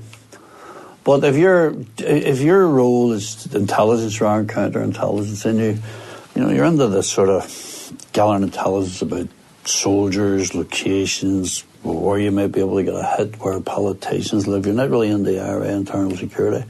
That's a pretty specialist field. It seemed at the time Brendan was very much into both.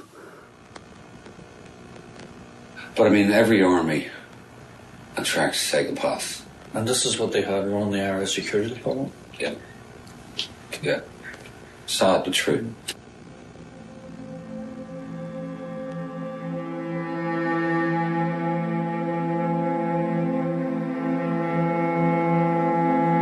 I mean, I feel honoured to have been his friend, and they've made the journey through life with him to the extent that I did. When I got married, Brendan was the person who gave my wife away, we were both very close to him. He had this deep, humane side to him that's so often lacking, and which makes me think that ultimately Brendan wasn't cut out for this type of thing. You need to have I think to survive in the IRA and to go at it forever, you have to have a very mean streak. I don't think Brendan had that mean streak. But at the same time, some of the facts may belie that, because he was capable of killing a huge amount of people. It seems like a massive conflict to say that he's compassionate and also that he ran Bloody Friday. It is a conflict, and we're conflicted by it, and we can understand how others would never see it that way, and they would see him as a man totally devoid of compassion. But people who know Brendan know what happened in Bloody Friday, know that it was a fuck-up. We know it was bad IRA planning, and that the intention wasn't to kill. But look, Brent would have killed British soldiers. Brent would have killed informers. Brent knew when he got out of jail that he would have killed informers. You weren't in the internal security department to excuse IRA informers. You're there to kill them if you caught them.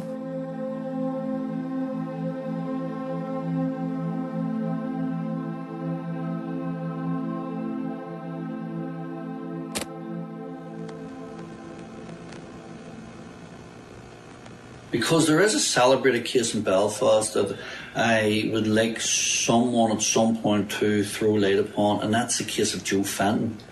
And Joe Fenton was a major informer that appeared to ruin much of what happened in Belfast. Mm-hmm. And you had major security concerns at the time. Well, I was actually the person that found Fenton. I had nowhere to live. A friend of mine brought me to an estate agent. They then brought me to a house. And I immediately got suspicious. Instinctively, I got suspicious. Then I started to look into the background of this. Was Fenton the estate agent? He was the estate agent with who other people didn't get houses for. Over the coming months, Brendan Hughes would monitor Joe Fenton. Many people in the IRA in Belfast saw Fenton as a major asset and an ally. For some, this was enhanced further after the Charlie McElmurray killing that we heard about in our last episode. I mean, this is a guy who nails informers. Okay, we go out doing... this guy comes along, Joe Fenton comes along, tells us Charlie McElmurray may be a tout. Okay, let's go. We'll lift Charlie McElmurray, pull Charlie in. Charlie admits that Joe's a good guy. Joe, so it would deflect the tension away from you. By the start of 1988, the walls had really started closing in on Joe Fenton. It's at this time that Freddie Scappaticci first reported to his handlers that he was now investigating the West Belfast estate agent. In fact, through intelligence records, we now know that Scappaticci fed constant information to his army handlers on the imminent IRA threat to Joe Fenton over a 12-month period. A house was raided in that area, in the Rockmore Street area, and a bug was found in the house. It was the house that Fenton... It was raided by the IRA, by the way, not the British. Then people began to look, or I began to get people to look at the other people that Fenton got houses for. Did the IRA find a bug in this house? Yes. And was it a key house? It was a key house. It was a man called Harry Burns. Who's now dead? Who's now dead. But he was a senior player within the IRA in Belfast. He was the OC of Belfast Brigade, right? And he ran the whole explosives smuggling operation from across the border. And loads of people were getting caught. Because of my job, I was looking at the connection, and I found the connection between Harry Burns and Fenton. Fenton was supplying the property, and sometimes also the cars that were sent across the border to bring stuff in. He was the fencer. He was the money launderer. He was the setter up of the jobs. And I had a major run-in with Harry Burns in his own house. His wife was sitting in the back room, and we had him. Harry was a guy that was an operator. He lost an arm, lost a leg. He lost an eye as well. Cousin Dahl, 1976, was on blown exploded in Shelton Doorway. That's right. That's right. But I argued that there was a security problem with Fenton. Harry swore by Fenton.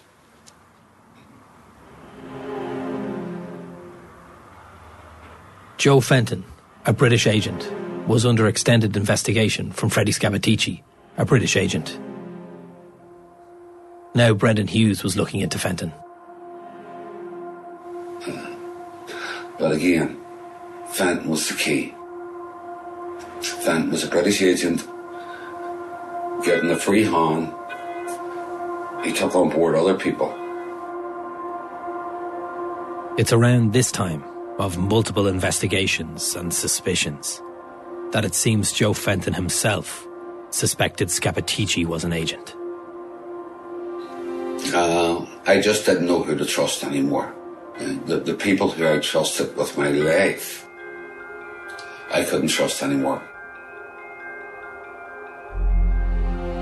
We're not sure how Fenton figured it out, if information had been passed to him by his handlers or if his own communications with the IRA raised suspicions.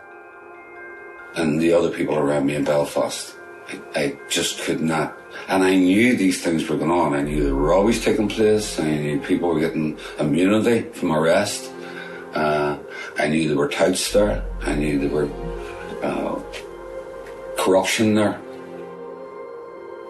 But then, what Harry done, Harry warned Fenton that I was checking into him. Fenton done a runner. He went to England on the pretext of going to a boxing match.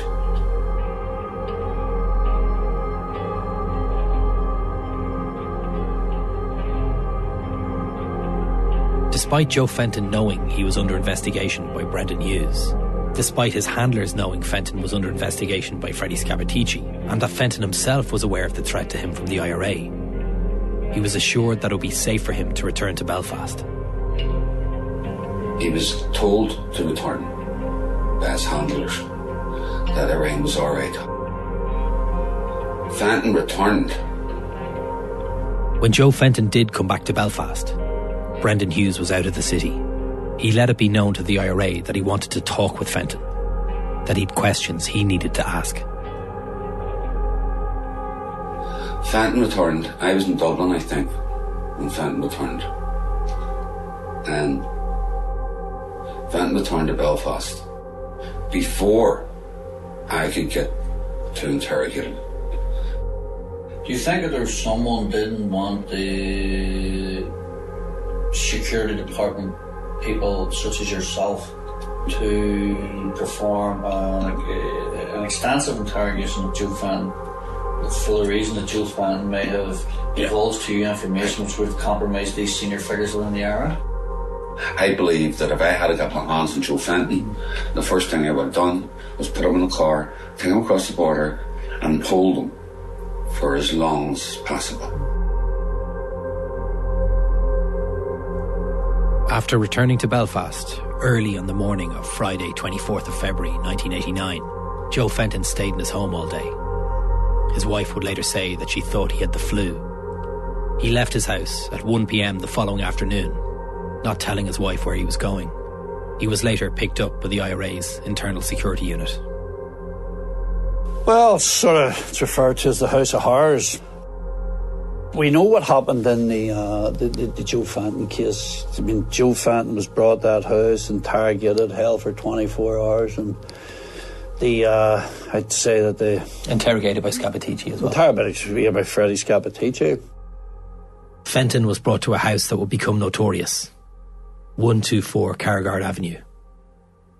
Freddie Scappaticci was waiting for him inside. Do you know James Martin? Met him in the jail. Didn't get to know him. Of a vague memory of him. Mm. He wasn't in the IRA per se, though, was he? No, he just been a householder. Okay. What we know about what happened next comes from the testimony of the homeowner, a man called James Martin.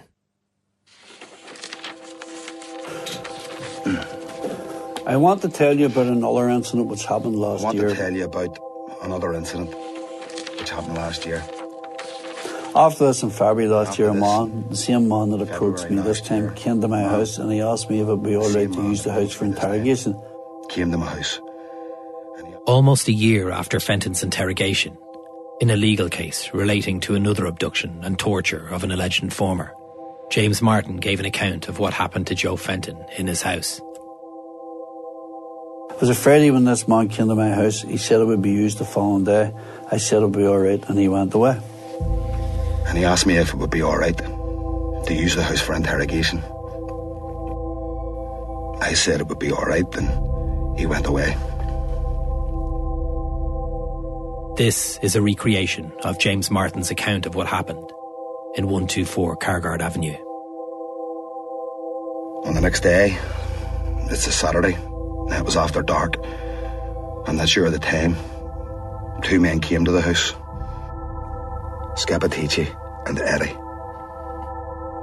I opened the door to let them in. They said that I was expecting them, so I brought them into the house.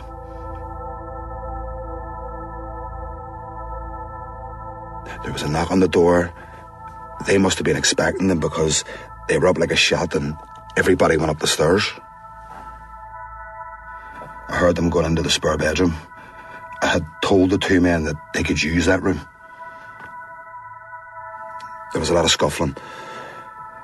It seemed to be hot and heavy, and Heavy verbal shouting.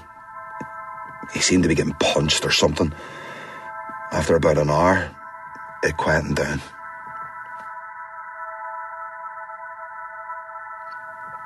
I was downstairs. After a while later on, Scappaticci came down and asked if they could have tea or something to drink. He went back upstairs. I watched TV. There was still a bit of noise from upstairs. I knew someone was being interrogated, but I hadn't seen him. There was still quite a bit of noise from upstairs. It seemed to be constant. The ceiling was vibrating. The noise didn't sound good. This is the main event of the evening.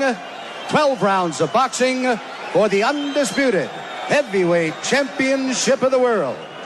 Introducing. I remember that night. The Tyson and Bruno fight was on from Las Vegas. He is undefeated in his profession. One of the men from upstairs came down and he watched a bit of the fight. He only watched part of it, then he went back up the stairs.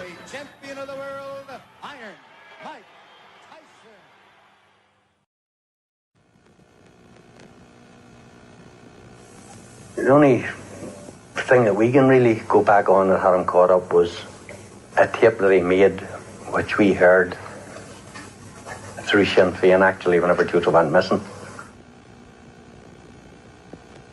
At some stage over the course of the interrogation in Cargard Avenue, Joe Fenton recorded a confession tape. We know this happened because his father heard the recording. And he said on the tape himself that he carried explosives for the Irish Republican movement. This goes way back, I suppose, till about 1981, 1982, round about there. The confession tape was referenced by his father Paddy in this interview. Freddie Scappaticci was the recorder. The confession tapes opened distinctively with the noise of a saucepan being banged.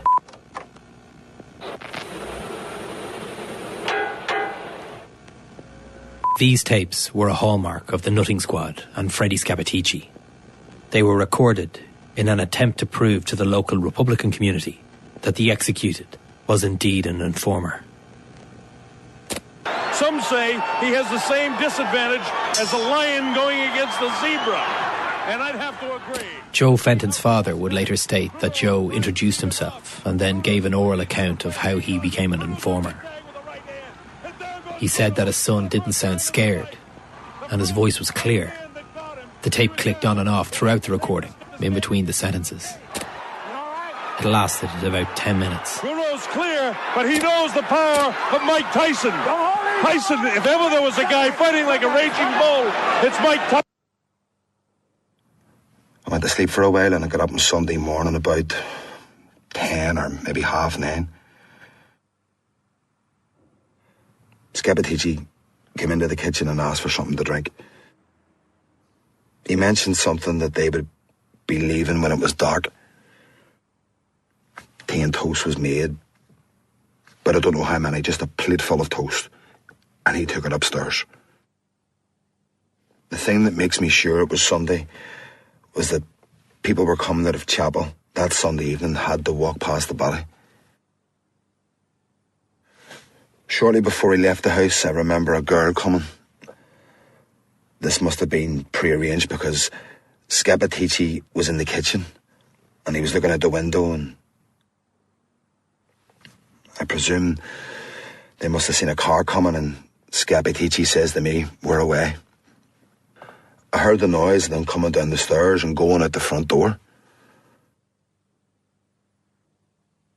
I heard 3 or 4 shots. I then heard kids shouting outside the door, and I went to the door. I heard the kid next door saying, "Dear mummy, there was a dead body." I had a fair idea who it was. I saw the TV camera up at the scene, and I knew that the man was in my house had been shot. I heard later that the man's name was Joseph Fenton.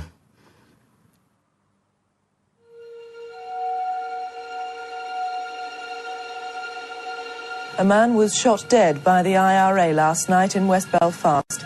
They described him as a British agent, but police say they don't think he had any connection with the security forces.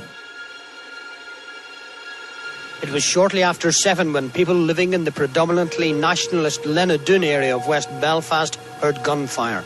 Eyewitnesses spoke of hearing 5 shots, and moments later they found a body in an alleyway adjacent to some houses. This was just after the 9 o'clock news that night when we found out that a body had been found. And the fella that told me about it, or was trying to tell me about it. How did you come to terms with that? I haven't come to terms with it. It's so difficult to come to terms with. Several hundred mourners heard Father Tom Turner describe the IRA, which claimed Mr. Fenton was an informer, as a disgrace to everything Irish. Father Turner said it was a cancer in the body of Ireland. The priest also criticised what he called the secret agents of the state in the events surrounding Mr. Fenton's death. He was caught between 2 sets of vicious, unscrupulous men,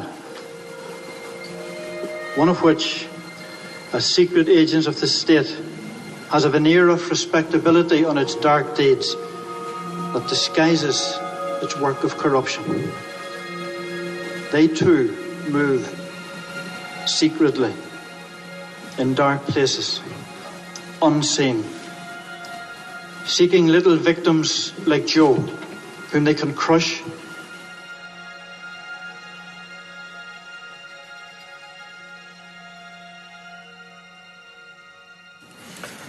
Yeah, that's very clear. Can I play you another little clip? This is just as we're coming towards the end of Joe Fenton, and Brendan, as we were talking about there, realises, I suppose, the extent of the situation he's found himself in.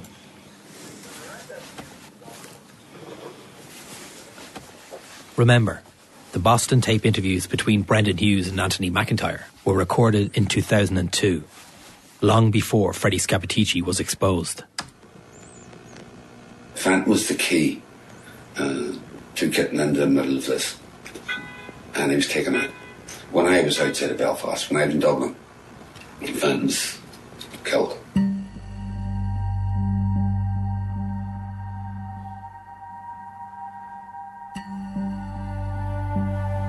I heard it on the news. Fenton was found dead. Fenton returned to Belfast and was immediately executed by the IRA before I could get to interrogate him. I believe he was executed to protect someone bigger than him. I believe he was executed by the person in the IRA who was handling him. And I believe that the special branch threw Fenton to the wolves to protect the major informer. I think Fenton was a runner more than fucking informer. And so the whole murky business I found myself in, I got actually very frightened. Brendan Hughes never identified Freddie Scappaticci, but he was correct that there was someone higher up involved. Someone in the internal security unit. Someone involved in the murder of Joe Fenton. Well, he would have been scared by the wider significance. The killing of Joe Fenton on its own wouldn't have, but that would have sent a clear message to Brendan, you know, where there are people who are not going to be fucked with. I just didn't know who to trust. The people who I trusted with my life, I couldn't trust anymore. The main mover, I just seen so much corruption there. I couldn't find the main mover in it. Years later, during a major police investigation, it was discovered that Stakeknife called his British Army handlers as soon as he left Carragard Avenue, 10 minutes before the shooting of Joe Fenton was reported to police. It was also discovered that a former FRU agent who handled Stakeknife said in a statement that he saw an intelligence report from Scappaticci concerning Joe Fenton. It said that Scappaticci was pushing for the execution of Fenton because Fenton suspected that Scappaticci was working for Army intelligence. Therefore, he posed a risk to Scappaticci's security. Stakeknife wanted Fenton dead. Because there was other people involved. There was higher ranking people involved in this intelligence thing. As I say, Joe Fenton was only a squirrel. Right? And somebody had Fenton executed before I could get talking to him. And I had no doubt if I had got my hands on Fenton, I could have unravelled a whole lot of that. I might have got myself killed. Despite the FRU agent stating that he'd seen the source report, the file had since disappeared from records. These people are ruthless. They're like ourselves, the IRA. That was a ruthless game. The IRA are the special branch that play tiddlywinks, or the FRU or MI5. They're in the business of killing people and winning wars. And people's lives are ruined, not on the basis of their guilt, not on the basis of their innocence, not on the basis of whether they're good or they're bad, because it's considered operationally necessary.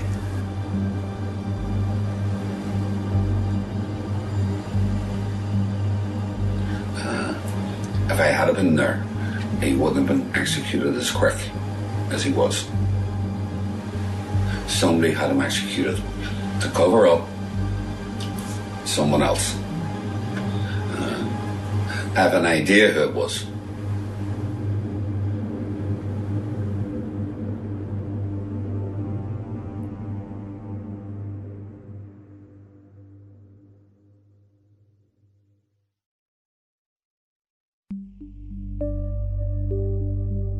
If you've been affected by any of the issues in this series, please contact support organisations in your own country. If you've been affected by the Troubles, details of organisations providing information and support are available at bbc.co.uk/actionline. You can contact the programme makers at cover@bbc.co.uk if you've any information you'd like to share, or if you or your family have been affected by the Stakeknife case or similar cases. That email again is cover@bbc.co.uk. You can also stay up to date with this series and read more information related to this case by visiting the Stakeknife website at bbc.co.uk/Stakeknife. You'll also find the link there for Series 1 of Cover, which is called Where Is George Gibney? That won Best Non-Fiction Podcast at the Banff World Media Awards, and we're very proud of it. And you can catch an episode of that while you're waiting for the next Stakeknife, which is out on Friday. Stakeknife is written and produced by me, Mark Horgan, and Kieran Cassidy. Editing and sound design is also by Kieran Cassidy. Co-produced by Paddy Fee. Our composer is Michael Fleming. Sound mixing is by Ger McDonnell. And our theme tune is by Lancome. Assistant commissioners for the BBC are Lorraine Okafuna and Sarah Green. And the commissioning editor for the BBC is Dylan Haskins. Stakeknife is the Second Captains and Little Wing production for BBC Sounds. And we'll talk to you soon.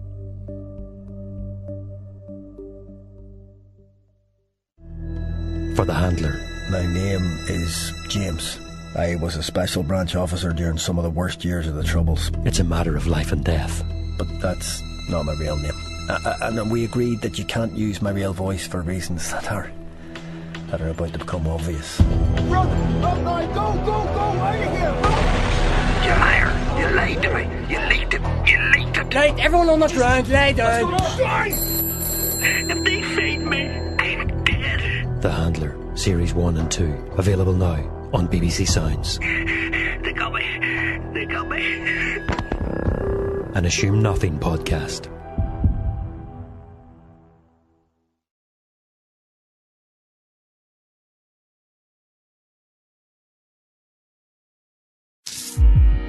BBC Sounds. Music, radio, podcasts. You're about to listen to a brand new episode of Stakeknife, the new series of Cover. Episodes will be released weekly wherever you get your podcasts, but if you're in the UK, you can listen to the latest episodes right now, first on BBC Sounds. And a reminder that the following podcast contains interviews that some listeners may find upsetting and some occasional strong language. Episode 6, Playing God. I've said that there, like as I'm reading from a script, like it's a story. To me, it's a story. I was a baby getting put to bed.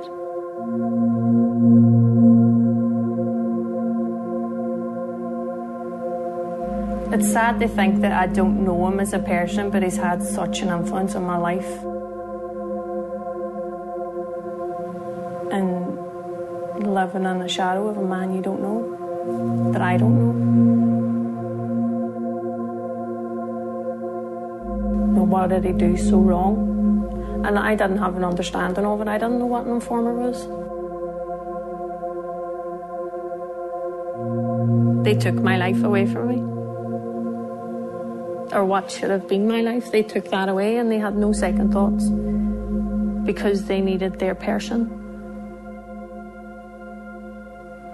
Who gets to play God? And why me? Why my family?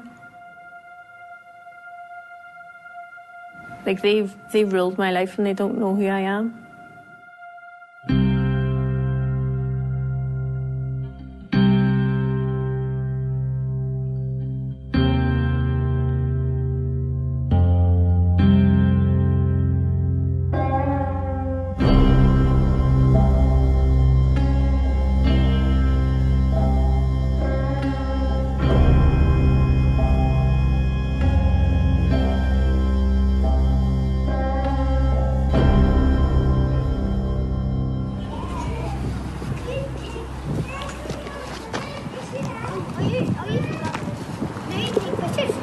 No pictures, just sound. No pictures at all, yeah, just for a podcast. All the children out playing are attracted to my microphone. Yeah. Where? The BBC. Yeah. I stand out, wandering through the bogside in Derry with my large Zeppelin-shaped mic. Although Freddie Scappaticci is associated with Belfast, the internal security units span the whole area covered by the IRA's Northern Command. How are you doing? I'm all right. Good morning. Good morning. I'm here in Derry to meet Orla and Kevin Coyle. How are you doing? Not too bad. You all right? Yeah, not too bad. Their brother and sister. Oh, these are lovely street area corner. What I call my street. Why? Because that's my ma's house. Oh, your ma's house just there? That's my ma's house. In 1985, the Coyles lived in a house not far from here. And at that time, there was a lot going on. Just an hour and a quarter after the murders, a detailed IRA statement alleging Mr. Mahon had given information and had stored bugged weapons for the IRA, actively assisted, said the statement, by his wife. Freddie Scappaticci was still one of the men controlling the IRA's internal security unit. Joe Fenton, the Belfast estate agent, was an informer at this stage for 3 years. There's been angry condemnation of the IRA over last night's shooting in West Belfast. The bodies of Catherine and Gerald Mann were found with their hands tied behind their backs. The IRA say they were informers. And 1985 was a year when 57 people were killed in the Troubles, including a couple called Catherine and Gerard Mann, brutally murdered by Scappaticci's internal security unit.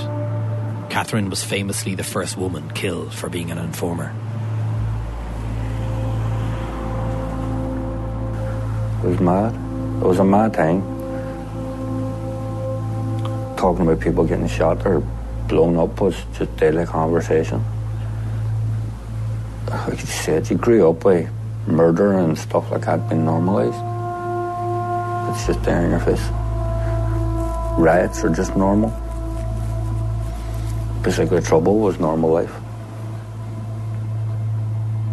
1985, while all that was going on, the Coyles had just moved into a house 2 minutes from here. There was Kevin Sr. and his wife Eileen, and they were both just 24. They had 3 children.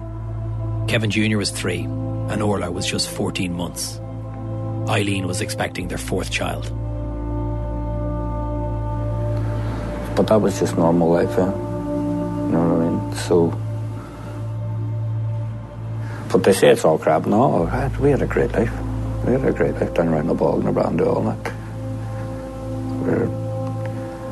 Even the Troubles was good crack. The Troubles was good crack. Like, used to play Spotlight whenever they cut the power on the street and all that crack. You you're going to have to explain Spotlight. So Spotlight was when they turned the electric off. I don't know if they turned the electric off or we just had normal power cuts. And then they would army. So they would come in and they'd have a hatch at the top and they would put the hatch up, and then one of them stands with a big massive light, probably about like, I don't know what size. You would huge. use the lights for lamping or hunting or something like that. So big massive lights, and they, you know, like whoever got shone on first was caught. So you would dive down in the wall, or there was the bushes at the electric box. So we'd hide in the electric box or in the bushes. But we just thought it was a game. As you do when you're a kid growing up in the bog. Kevin and Orla's parents grew up close to each other in Derry. Eileen's father, Paddy Doherty, was a famous figure in the civil rights movement. He was known locally as Paddy Bogside, and Eileen is still known by some as Eileen Bogside. So where did your dad grow up? Dad grew up there. See basically where the trees end, and then you see the roof of houses behind the ones went up a hill. So basically I'm there. As what I was described in before, I was told he was a lovable rogue. And I know he played the borin, I know he played a guitar, I know he would sing all the time. I just want to know simple things like, it was a good crack. It's just things like that. Like I would like to know, so I can say to my kids, this is him as a person. This is not, Kevin Coyle, the informer.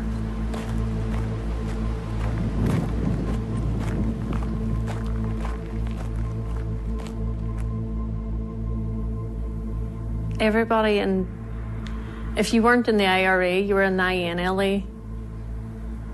If you were across the water, you were what, in DUVF or UFF or whatever they are. Who wasn't? At that time.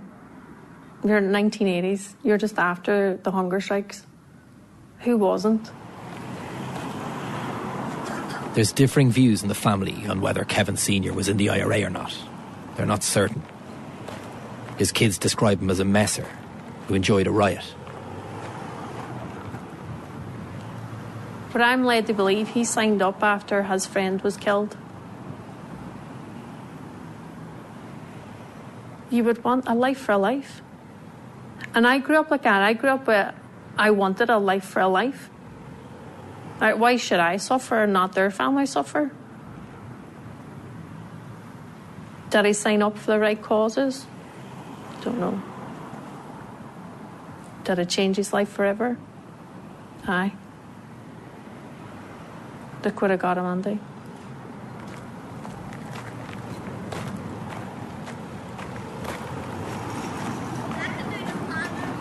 By 1985, Kevin Coyle had just moved into a house here on Deanery Street, number 14. It was a new development, a brand new house, and for a young family, despite the backdrop of the Troubles, it was an exciting time. Deanery Street was just brand new then, so it was. Right. Jeez, they weren't long there at all. No. A lot can happen in a short period of time. A lot did happen in a short period of time.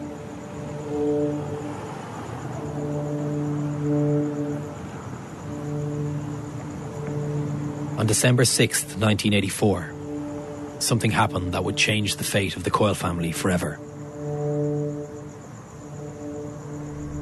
Two provisional IRA men have been shot dead by soldiers near Londonderry. William Fleming from Gobnascale and Danny Doherty from the Cregan were said by the IRA today to have been on active service. Two IRA volunteers were shot dead on the grounds of the Grantia Psychiatric Hospital. More than 60 shots were fired in the incident. It appears the soldiers, dressed in plain clothes, had staked out the winding road through the hospital complex. The terrorists who were shot were apparently on their way to murder a part-time member of the security forces working at the hospital. The the undercover army patrol clearly knew well in advance the intentions of the two gunmen. The British Army clearly knew about the IRA operation beforehand. There was an intelligence tip-off. They were waiting. But undercover soldiers knew all about it and were ready and waiting. The area was immediately sealed off by the police. The army patrol vanished as quickly as it had appeared. Their deaths have provoked criticism from some nationalist politicians and renewed allegations of a shoot-to-kill policy. With Grantia, the killings really shocked the IRA in Derry. It was a high-profile case and there were a lot of questions. How was the operation compromised? Who was the informer?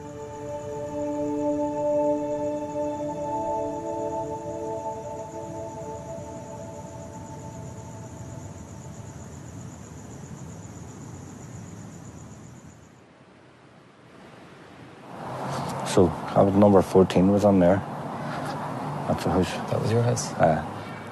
Is it much the same? It's the exact same. The windows were different. So how do you feel then coming back here now?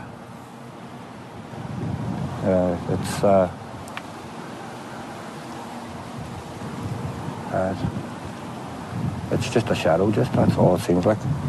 That's all. Around the time of the Grantia shootings, the Coyle family were living here in Deanery Street.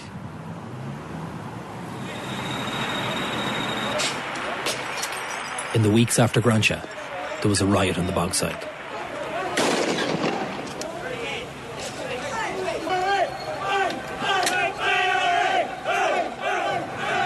Kevin Coyle was amongst a number of suspected IRA men who were picked up and questioned. And it was during this questioning that the RUC police force tried to recruit him as an informer. We know they tried to recruit him because Kevin Coyle told Sinn Féin. Sinn Féin actually held a press conference. It was about the RUC trying to infiltrate the IRA by blackmail and intimidating volunteers. There are photos and quotes from the press conference. Kevin Coyle Sr. gave a statement. It's a difficult read fucking read there. It's been that long since I read that. Difficult in what way?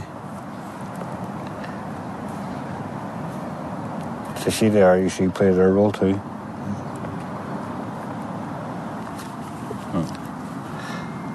I was asked to use confidential telephone using the name Casey if I had any information for the RUC. I was asked to use the confidential telephone using the name Casey if I had any information for the RUC. They said, you know what will happen. I was told they would then meet me to pay and sort my debts out.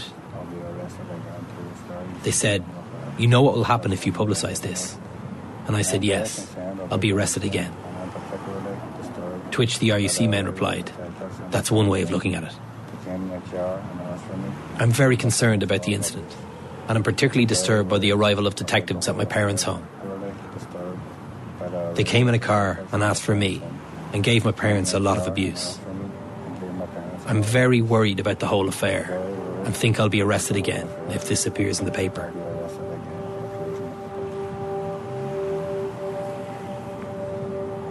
The statement finishes with the line, I'm very worried about the whole affair.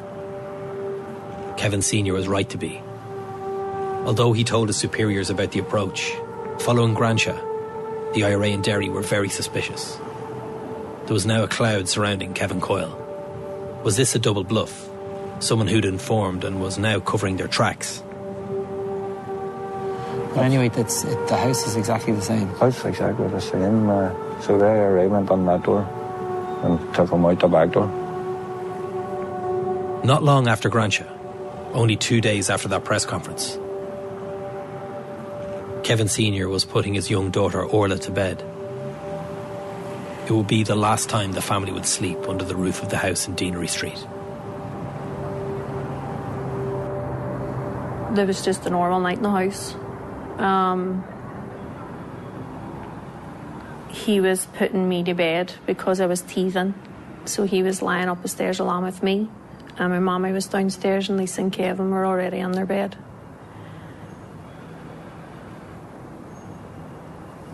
and there was banging at the back door. So the back door was obviously locked, so there was banging at the back door. My mum would get up to go to the back door, and as she went to the back door, the front door came through. The men ran up the stairs, or they were running up the stairs, and he was coming down the stairs. And they took him into the kitchen while my mummy still had a gun in her mouth. And he was shouting at her, "It's going to be all right, it's going to be okay, don't worry." And he put a hood over his head in the kitchen, had him knelt down. And my mummy was shouting, "He didn't do nothing, he didn't do nothing." They were screaming that they were taking him anyway. And a neighbour came running in. And she came running in and went out to the kitchen. She pulled the hood off his head, like screaming, "You're not taking him, you're not taking him." And he was shouting at her, "It's going to be all right. Make sure Eileen's all right. It's going to be all right."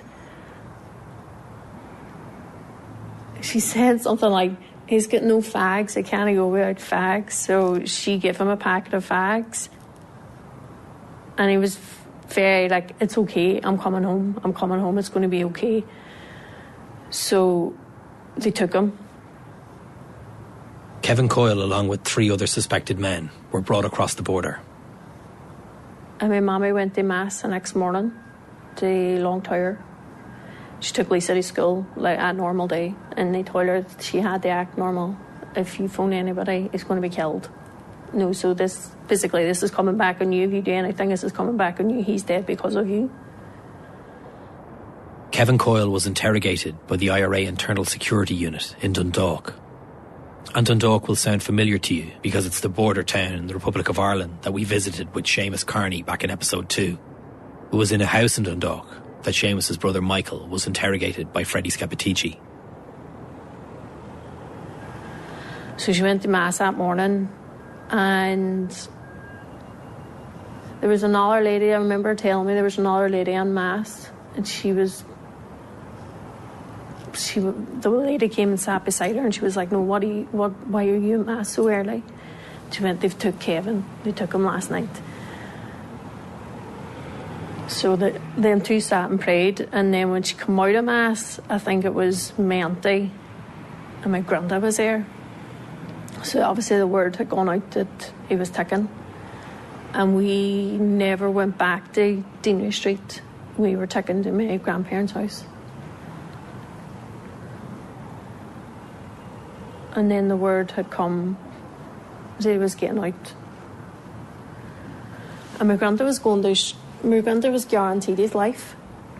As far as I was aware, my granddad was guaranteed his life.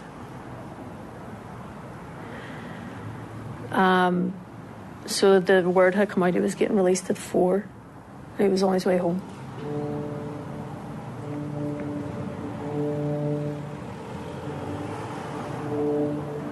Right, where to next? Next, Corporation Street. On the same day as Kevin Coyle was being driven from Dundalk back to Derry, on February the 23rd, 1985, another major incident happened.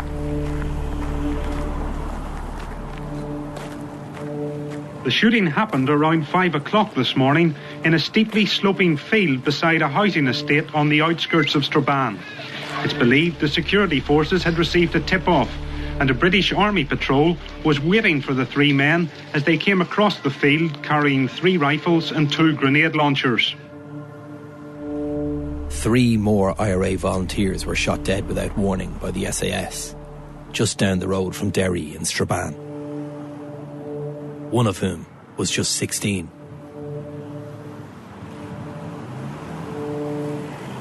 The army opened fire on the 3, who did not fire back, and it's this which angered local people who claim they heard at least one of the men trying to surrender. And the next thing I heard then was, don't shoot, don't shoot. This is the second incident of its kind in the northwest recently. In December, 2 IRA men were shot dead in the grounds of the Grantia Psychiatric Hospital in Derry. Both were hit by more than 30 bullets.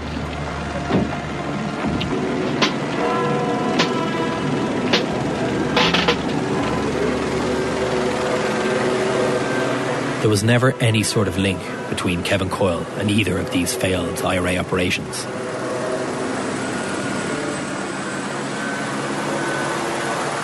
Months on, another man was later executed by the IRA for allegedly giving information to British intelligence, which resulted in the Strabane killings.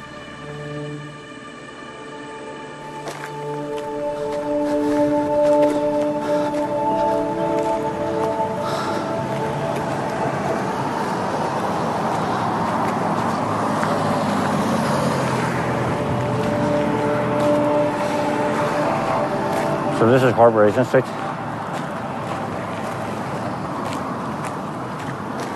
And he got as far as Corporation Street, which is just off of Bishop Street. And I always thought it was whatever happened in the car was the reason that he died.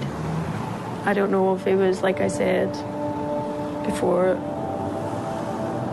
a lovable rogue, but obviously at that stage you're not going to be, but like what Kevin's like, he just shuts his mouth off. So I don't know if he said something in the car which led to him being killed the way he was being executed.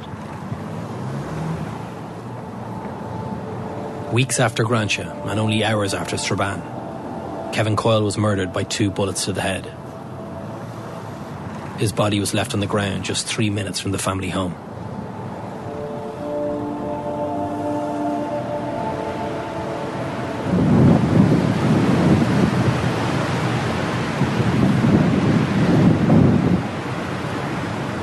Just over here where it all happened. Do you know the exact spot? They drove, you see. So well, they drove on here. Got him out of the car there. And just shot him there on the footpath there, so it was. Just on the footpath here, Kevin? They shot him here, Pulled the car in there, took him out of the car, shot him twice and then drove back out again.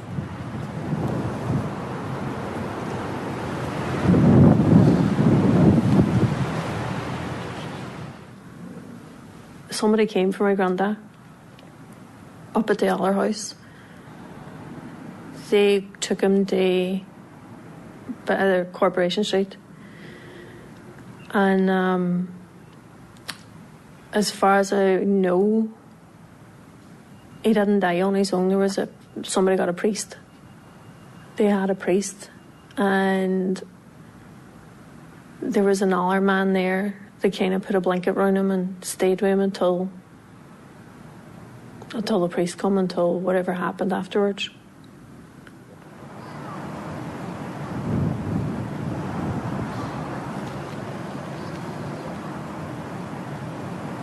And I think it was, they brought him here for an example. I don't know the full story, and that's so I'm not going to. Yeah. You know what I mean? But the basic premise of it is that he was brought here as an example. Right. So everything done to my dad was just an example for other people.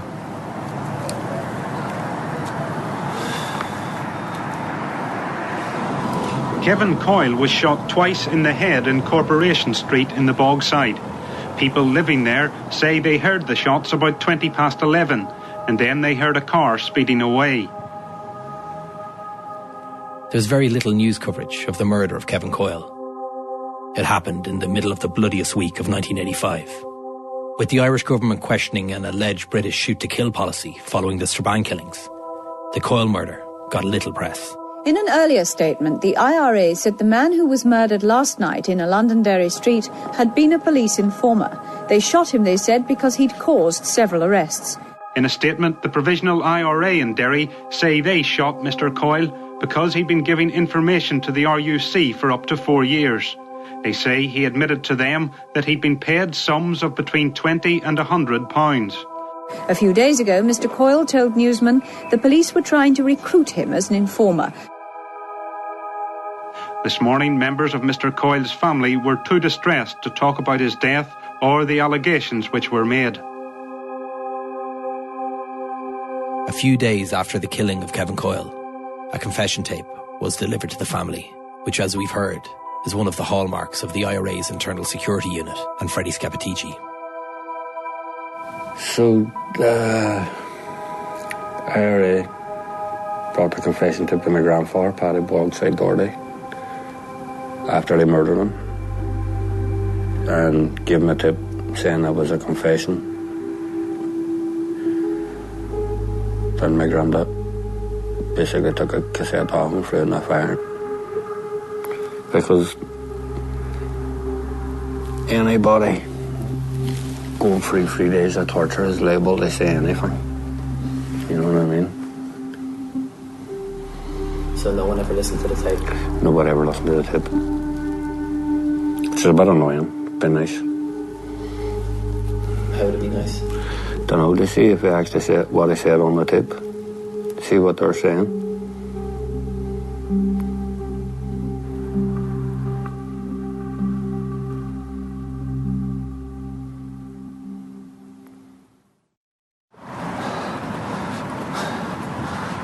There is fucking loads of mountains.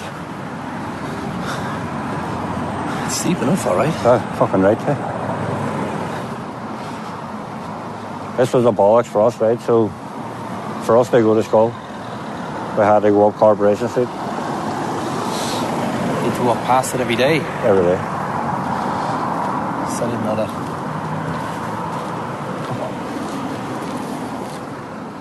Every day going to school, Kevin had to pass the location where his father was killed. Well, you guys never spoke about it? No.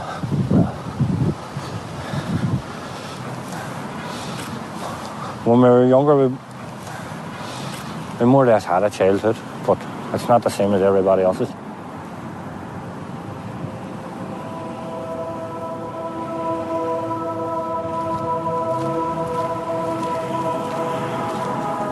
In an earlier statement, the IRA said the man who was murdered last night in a Londonderry street had been a police informer.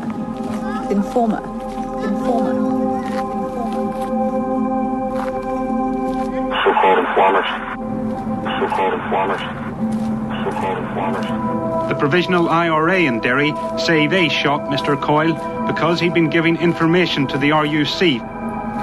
The informer.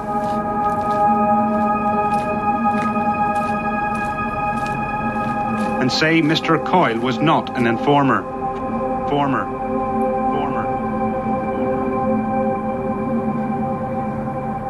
Orla and Kevin had to live with the stigma of their father being an alleged informer. It was a profound shadow.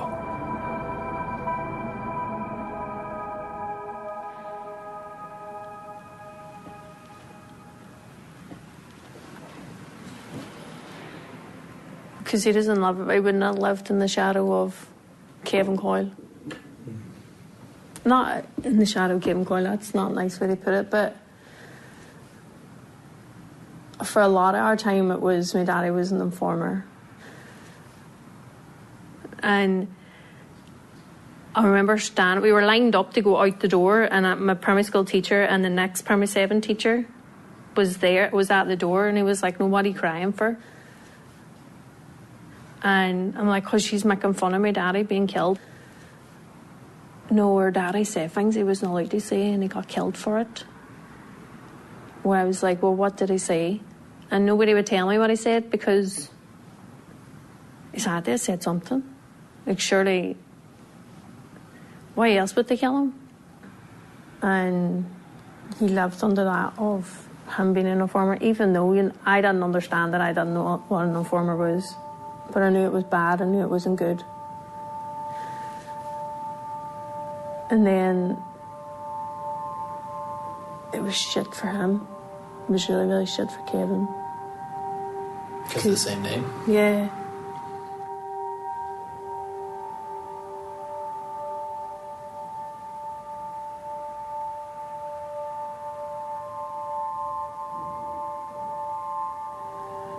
A man, I don't know who he was, but he got his son to start a fight with Kevin because his daddy was an informer. So the dad wouldn't have him, but it was alright for the dad to stand and watch his son batter him. Like, Kevin gave as good as he got, like. What age was Kevin then? Probably about 8. The dad said to his son to beat him start up. a fight with him. Yeah, because his daddy was an informer. So we've had it from we were wee. Our whole lives.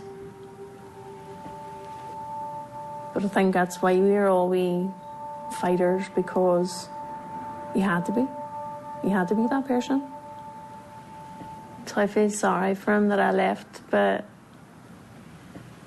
I had to go to save me. I feel I got it easy because I left and he had a while not to face. So when I'm in Scotland, I'm a different order to who I am here. I can be who I want to be in Scotland. Nobody knows my history. Nobody knows who I am. I think if I stayed in Derry, I wouldn't have lived.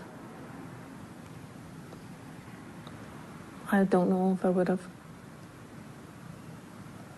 Not past 24. How could I be older than my parent? Why did I get the chance to live a life when he didn't? Forever 24.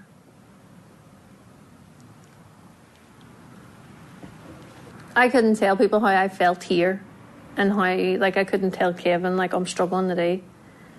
But when I seen my psychologist and was able to spout everything out, and a lot of it came down to it, I thought it was postnatal. And I think everybody thought it was postnatal. But my psychologist, he was able to say to me, it wasn't because of postnatal. I had PTSD throughout life and I just didn't know. I was never treated. We were never offered counselling. Throughout all our life, we were never offered counselling until I tried to kill myself. And it took me to try and kill myself to get help.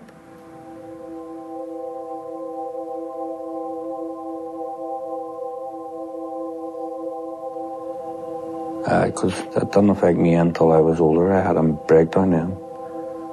And when I was about 33. Been nearly 10 years now where I had my breakdown. And that was the first time it all affected me properly. And I just lost a plot. Suicidal and everything, so it was. It was around the summer. I was coming home anyway. I come home every summer. And I was staying at my sister's house, which was my granny's. And it was like 7:30 in the morning, 7 o'clock in the morning. I was up early with the boys. And as you stand in my sister's house, you can look directly out to the front street. And Kevin's face appeared at the window. I shit myself. I was like, what the hell is he doing awake this early? Never mind anything else. And I ran to the door and he was like, you need help. You need to help me. You need to help me now. And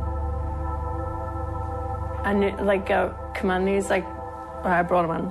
What's wrong with me? He said, I'm going to, like, this is sad, I'm going to die. If you don't help me now, I'm going to kill myself. So I made him a cup of tea and I phoned the doctor surgery and said to them, like, I need help now. And they were like, you need to bring him down.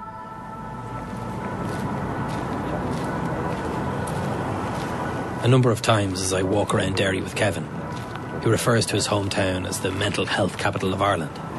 Derry, the mental health capital of Ireland, I call it. Derry is that city. Everybody, there's so many people, so many people that's gone off the bridge, and it's all boys.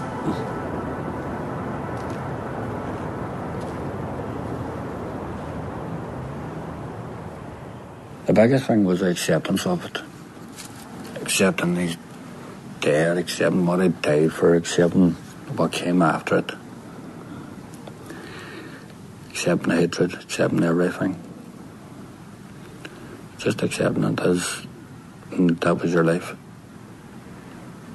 Accept what's gone before. There's not a thing you can do to change it, or to make it any way better.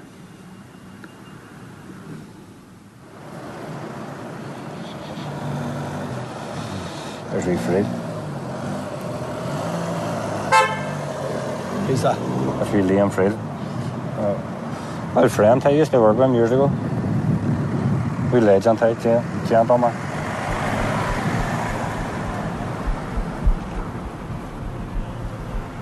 One person recorded as saying that Kevin Coyle Sr. was an informer is Freddie Scappaticci. In his source reports, or his intelligence reports to his handlers, Scappaticci says an informer was shot dead in Derry, whose name is Kevin Coyle. Did he say, was he an informer? No, he wasn't an informer. He's in the wrong place at the wrong time. They made an example out of him. It was another execution, another reputational notch for the Internal Security Unit. But there was never any credible evidence that Kevin Coyle Sr. was an informer. In fact, no intelligence reports exist to show why he was suspected of being an informant. They would never have done that there. That's not who he was. Why Freddie Scappaticci told his handlers that this man was an informer is open to interpretation. In the bloodiest week of the year, the handlers never questioned why Kevin Coyle was murdered or what happened. Made an example of for somebody else. Intelligence reports in the month after Kevin Coyle's death say he was shot dead by the IRA in an attempt to stem the flow of information to security services, as an example to others. With Stakeknife, like that's people from a different country playing your cards in your life. It was left to the Coyle family to live with the consequences. Orla and Kevin Jr. every day felt the stigma of their father, who was murdered for being an informer, while Freddie Scappaticci continued his work as a double agent. They took my life away from me. Or what should have been my life. They took that away and they had no second thoughts because they needed their person. Who gets to play God? It seems that Scappaticci's effectiveness for both the IRA and British intelligence was at its peak around this period in the mid to late 1980s. But as the decade came to an end, so too would Stakeknife's importance to the army and how he was trusted in the IRA.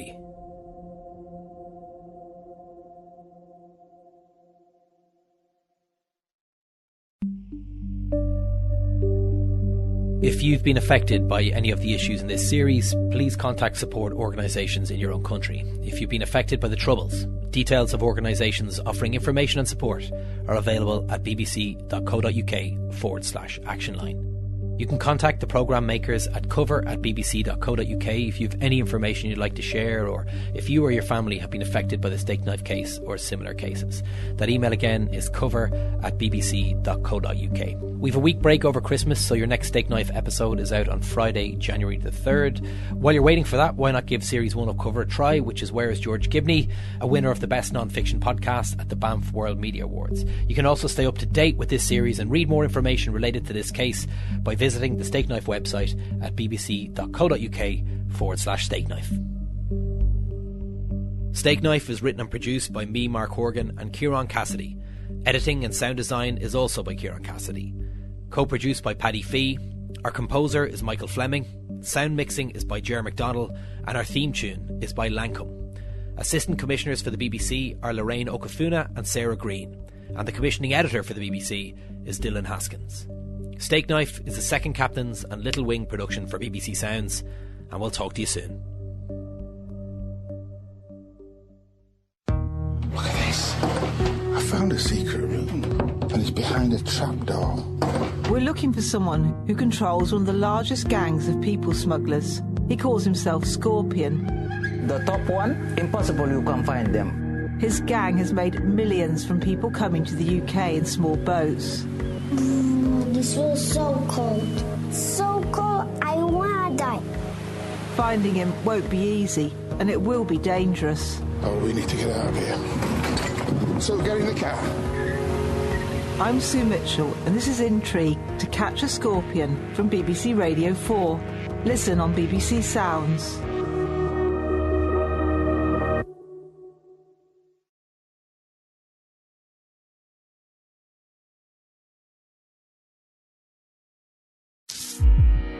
BBC Sounds. Music, radio, podcasts.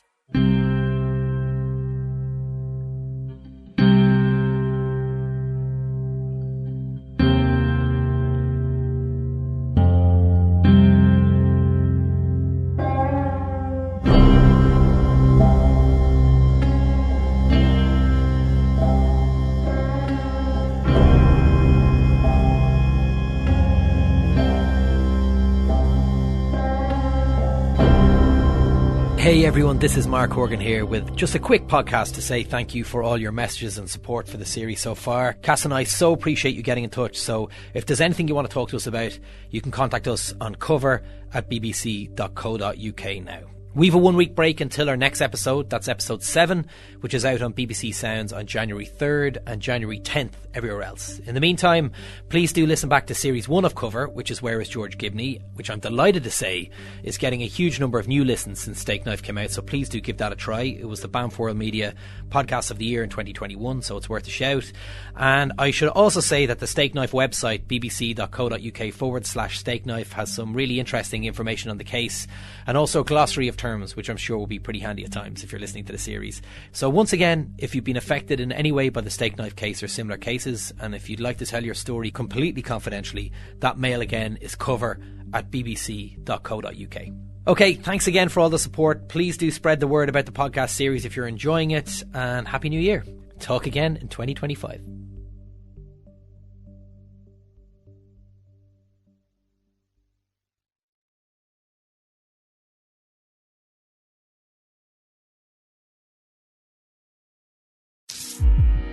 BBC Sounds. Music, radio, podcasts. You're about to listen to a brand new episode of Stakeknife, the new series of Cover. Episodes will be released weekly, wherever you get your podcasts, but if you're in the UK, you can listen to the latest episodes right now, first on BBC Sounds. And this podcast features descriptions of violence, very strong language, and interviews that some listeners may find upsetting. Episode 7, The Beginning of the End.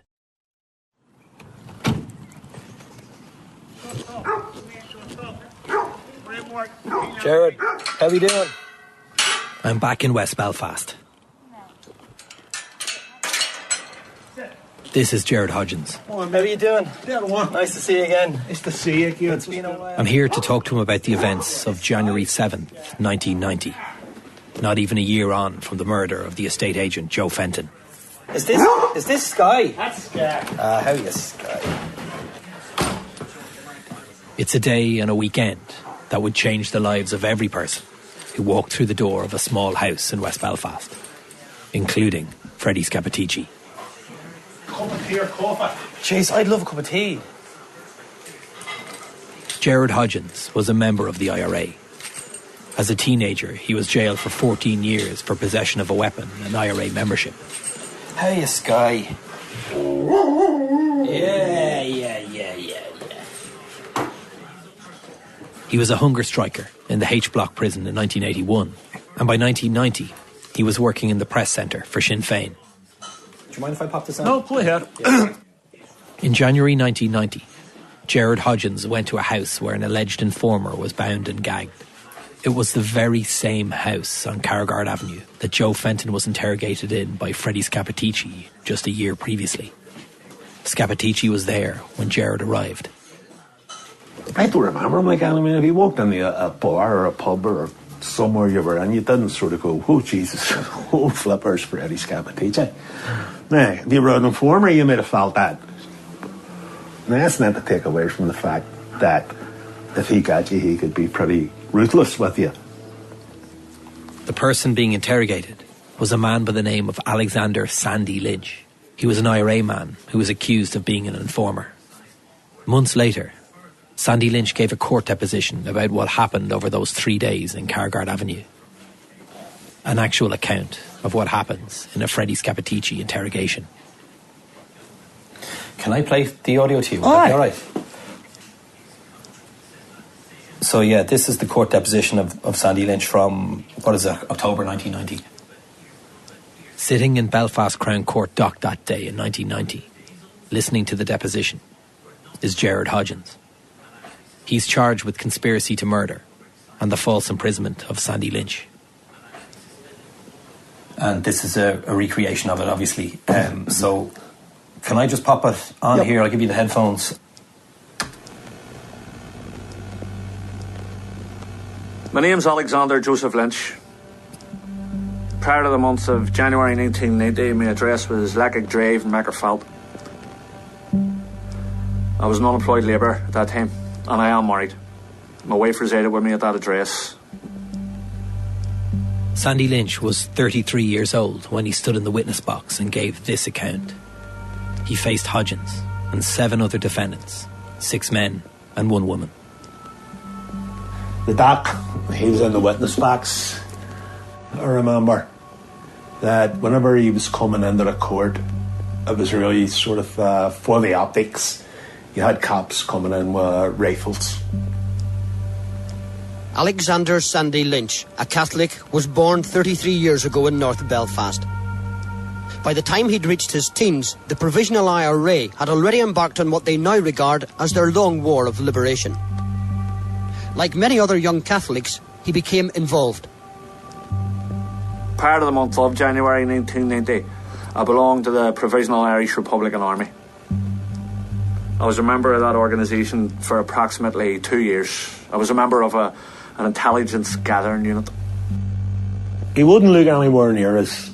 He avoided contact, but he gave his evidence, answered all the questions. His expertise in terrorism was to be exploited by the RUC's special branch. They pressurised Lynch into becoming an agent, using, he has said, the threat of loyalist killer gangs. The unit was under the control of the Belfast Brigade, worked under no specific area. Nervous, a bit apprehensive, but still in all, he wasn't for letting up. His special branch handlers presented him with a fresh challenge: to penetrate the IRA. He was set up with a taxi business in North Belfast and given the names of IRA activists in the Ardoyne area. He was told to offer them help. This then was how he worked his way into the IRA in 1988. When you're picturing Sandy Lynch in the court, what are you picturing? Describe her for me.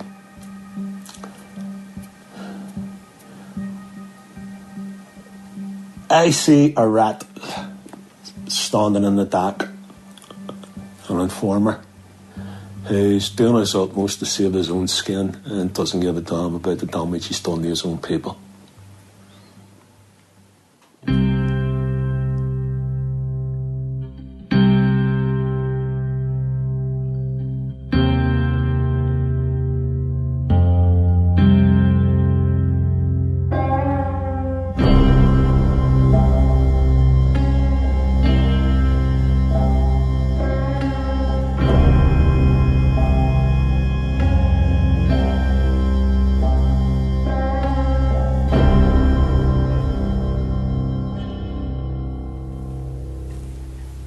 Just let me know you can hear it okay. And if it's all right, I'm just going to stop at different times and ask you a few questions. And if you also want me to stop it, I will. Okay. Gerard Hodgins and I continue to listen to the recreation of Sandy Lynch's court deposition in Gerard's living room. Lynch's account begins with him meeting his IRA superiors on Friday, January 5th, 1990, and driving towards an unknown house.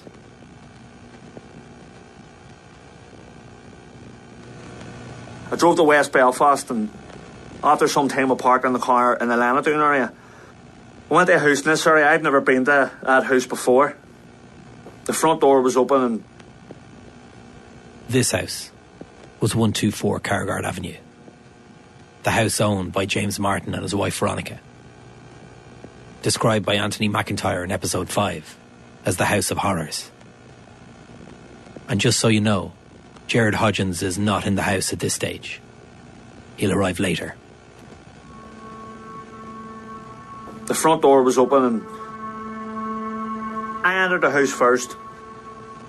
I was aware of someone standing at the bottom of the stairs, which was on my left. I went up the stairs and there was someone behind me. He was at the bottom of the stairs and he fell in behind me. There was someone who I believe to be Scappaticci. Almost as soon as Sandy Lynch got to the first step of the stairs, Freddie Scappaticci fell in behind him.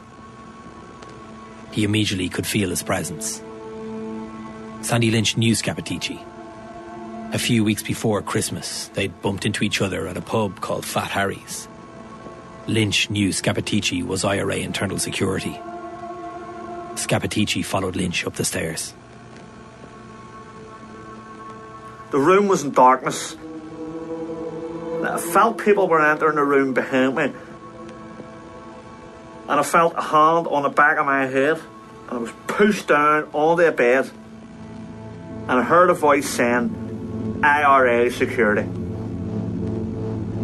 Lynch said he had been tricked into going to the house and was suddenly bound and blindfolded by men describing themselves as IRA security. When Lynch described what had happened to him, he was describing an IRA court-martial. I was then searched from head to foot by another person. My head was searched, my ears, my nose were searched, my t-shirt was pulled up, my chest and back were examined. My jeans were opened up and pulled down to my knees. My socks were took off and between my toes were searched. I was then told to stand with my legs weighed apart and I felt something which I believed to be a metal detector going over my body. I heard a voice which I believed to be Scappaticci, who said this thing was going her way. He said, this cunt's wired to fuck. You know, and if the bugger went off, then your normal security thing is you're compromised, get the hell out of there, you know. Yeah, if you were in that room, what would you have done? I'd have got offside. I'd have got offside. Straight out of there? Aye, straight out of there. Despite the alarm going off, despite the fact that Scappaticci said Lynch was wired up, after a couple of minutes, the interrogation continued. Scappaticci positioned Lynch in a manner familiar to him and the internal security unit. Blindfolded, in a chair, facing a wall. Scappaticci did the talking, along with one other man who described himself as being from the IRA's Northern Command.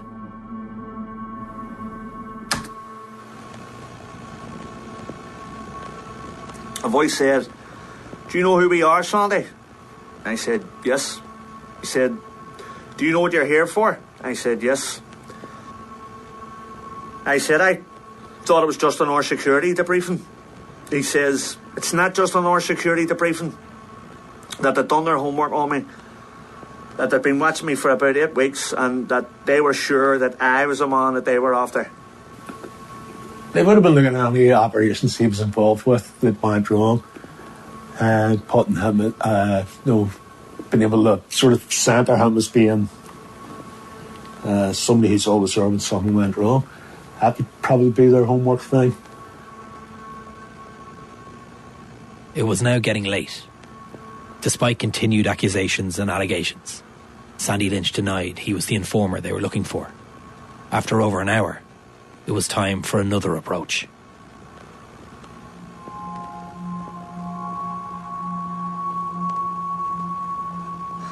I heard a voice who I believed to be Scappaticci.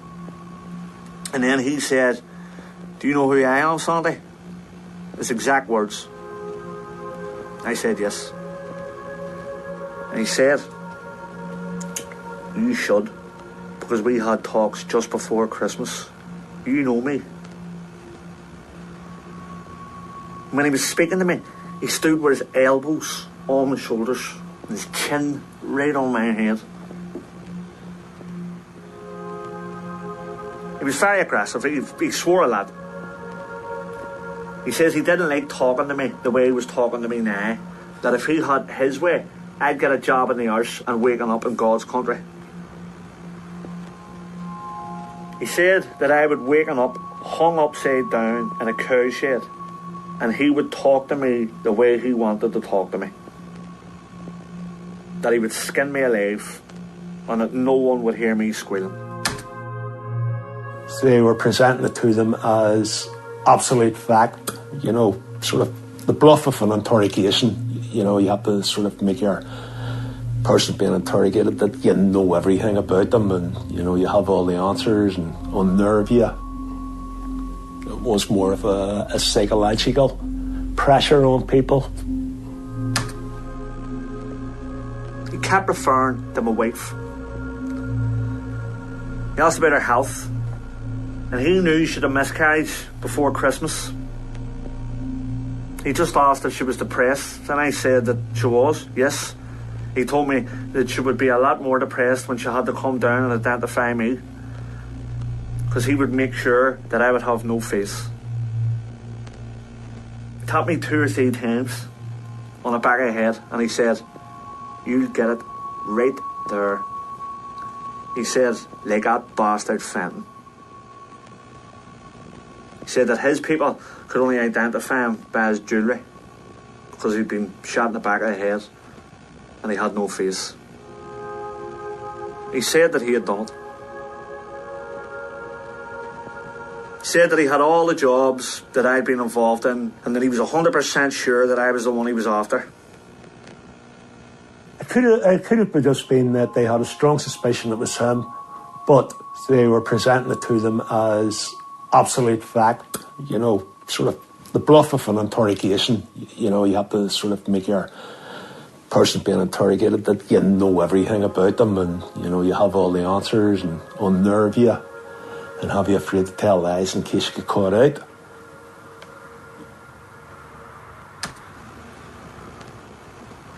The man from the Northern Command says that he was empowered to give me amnesty if he thought that I was working under duress from the police, and that he would give me an hour, and after that hour the amnesty would be withdrawn, and that he couldn't help me. He said after the hour, if I didn't admit there and then, they'd have to take me somewhere else, that I would admit it. For what he's saying here, from what you've heard in the last little while there, does it sound accurate to you? Yep. Yeah. It's just like sort of jumping back 30 odd years and hearing it all again in the court.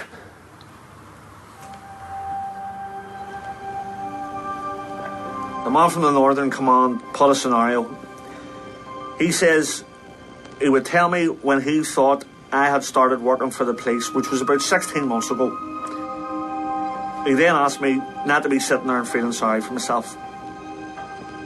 He said that the first words would be the hardest, he admitted, and that he would do what he could for me. He says the IRA aren't as hard-hearted as people paint them. By a stage I was hysterical, and I was crying. The Northern Command interrogator put forward a scenario. He said Sandy Lynch had been working for the RUC Police Special Branch for 18 months. He said it started after Lynch was arrested for the theft of a shotgun. And at this stage I was still crying. I mean, a couple of times I could not breathe. I told him nothing at this stage. He then told me that I had 5 minutes of the amnesty left. Sandy Lynch sat there, blindfolded, facing the corner of the room, struggling to breathe. He had 5 minutes. The room was silent, but it wasn't. He could make out that there were other people there, somewhere behind him. He ran over his options in his head. He broke. I then admitted working for the police. I gave them the first names of the policemen, and I gave them my code name. I was told to come clean and tell everything, and I agreed to make a written statement. They said that the written statement would go across to their leadership, who would then consider what to do with me. I said Scappaticci says that he'd give me a fair recommendation. He told me, put my name and address on the top of the paper and then to write, I, Alexander Lynch, do make this statement of my own free will. Scappaticci was doing all the talking at this stage. Again and again in the court deposition of Sandy Lynch, Freddie Scappaticci's name appears over and over. He's the most prominent name in the interrogation. He was running the whole interrogation, you know, the main one. I think he was there from start to finish.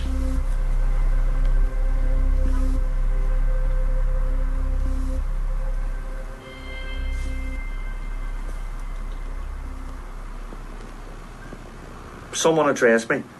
Scappaticci then says to me, look, Sandy, these cunts across the road are not happy with a statement and I want you to make a tape. And I agreed. Sandy Lynch now had a coat over his head, facing the wall. His blindfold was off. Looking down, his written statement was just about visible in front of him. I made the tape on Scappaticci's instructions. He said that he would tap me on the left shoulder when it was okay to speak. The microphone was passed to Lynch under his arm. His shoulder was tapped. I spoke into the microphone. His statement recorded. The tape was then replayed by Scappaticci and he says it was going across to the leadership. The tape and the statement was then sent to the IRA leadership, who make the decision on whether or not Sandy Lynch will be executed. While the decision was being made, the IRA men in the room and Sandy Lynch just wait. It's now Saturday morning.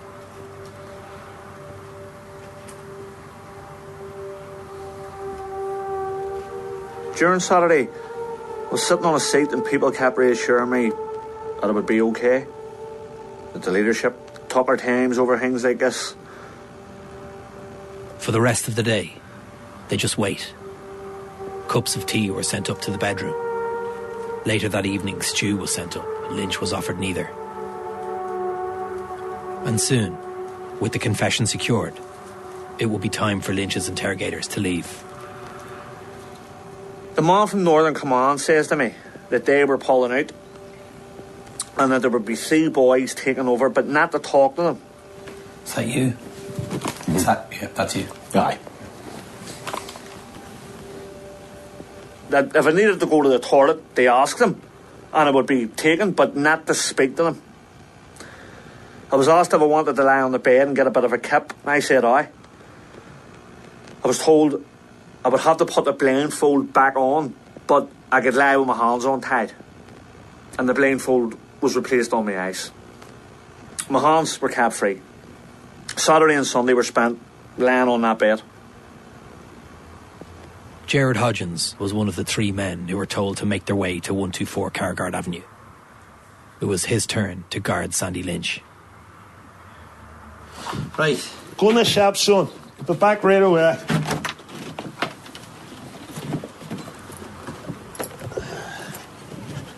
Oi. Cargard Avenue isn't far from where Gerard Hodgins now lives. I ask him to take me to the place that changed the course of his life all those years ago. He says goodbye to his dog Sky as we leave. Oh, yo. Hey, Lucy. The change of personnel happened on Saturday evening. It was time for Freddie Scappaticci to leave. There we go. For now, his job from the IRA's perspective is done. We're going left. Left here, okay. When was the last time you were back here? Up Carrygard? Yeah. Probably when I was arrested. That far ago.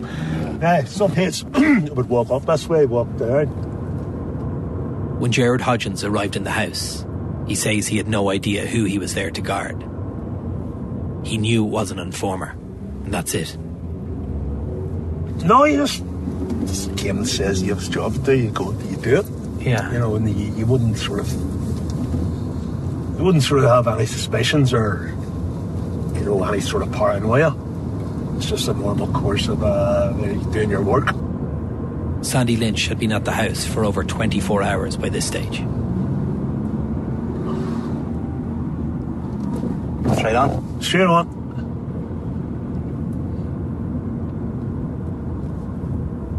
As we approached the house in Cargard Avenue, we passed the location where Joe Fenton was shot dead. See, that's really dark side. Yes. Wall there. That's where Fenton gets shot. The left, this is Carrygard.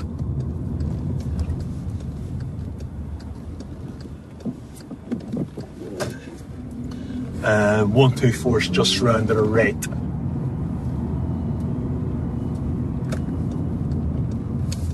We arrive at 124 Cargard Avenue.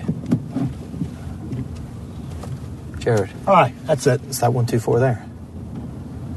On Saturday the 6th of January 1990, Gerard Hodgins and the two other men arrived at the house around 10:30 at night. Is it the same as it was? That's it, same as it was. And so they just would have walked Fenton out across the road into that alleyway and they shot him there. When they arrived, they meet the men who carried out the interrogation and were now leaving and coming down the stairs, including Freddie Scappaticci.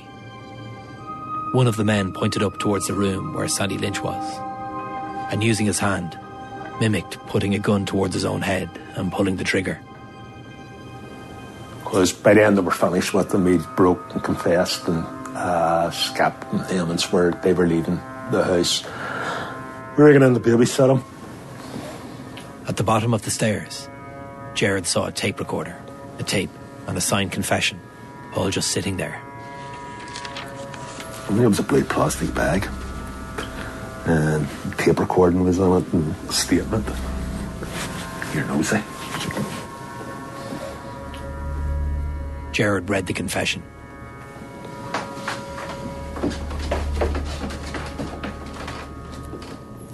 When he went up the stairs, he found Sandy Lynch in the bedroom, lying on the bed blindfolded, as Lynch had outlined in the deposition. Sandy was laying on top of the bed, and he says to me, all right. He says, well, and he says, do you want anything? He said no, and that was the last of any communication. Hodgins would only talk briefly with Sandy Lynch. It would be their only interaction. He was just lying on the bed. You know, the side's tied up and blindfolded and what have you. He sat there, watching Lynch lying in the bed, waiting for developments. And he just lay there for... It's 10:30 until about 5 o'clock the next day.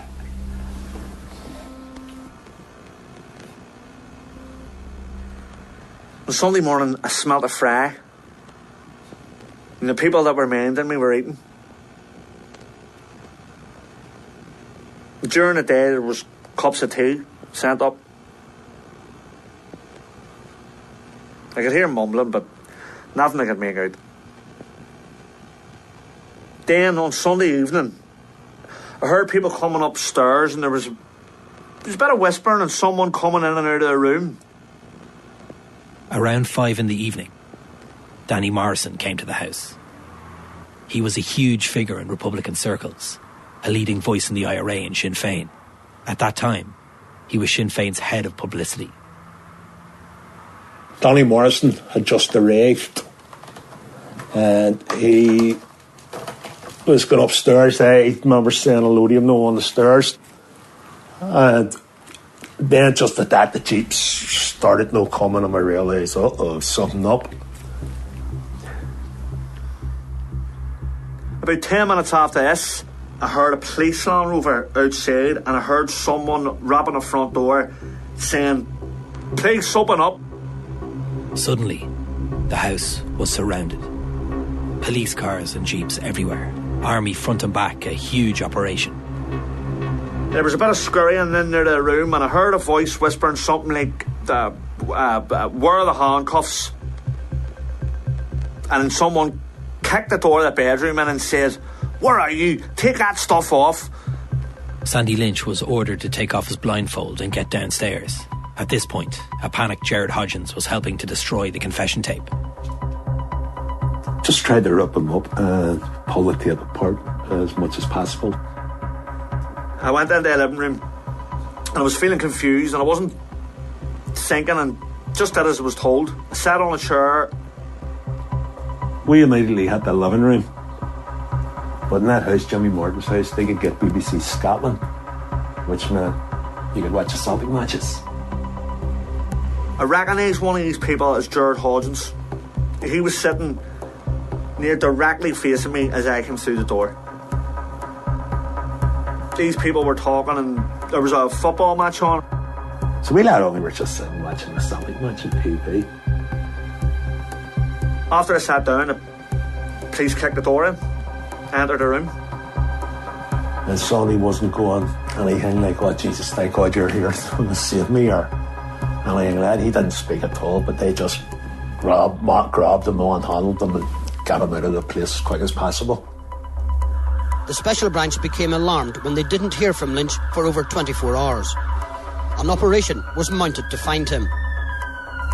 The only clue the police had came from information passed on to them after the murder of estate agent Joe Fenton a year earlier, shot dead by the IRA who alleged he was an informer.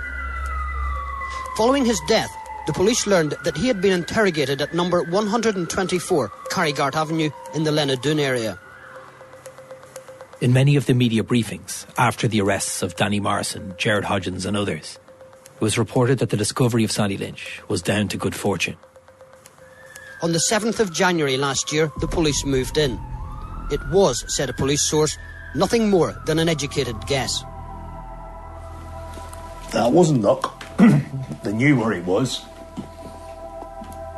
Simply because Scap, as we know, was a big agent for them.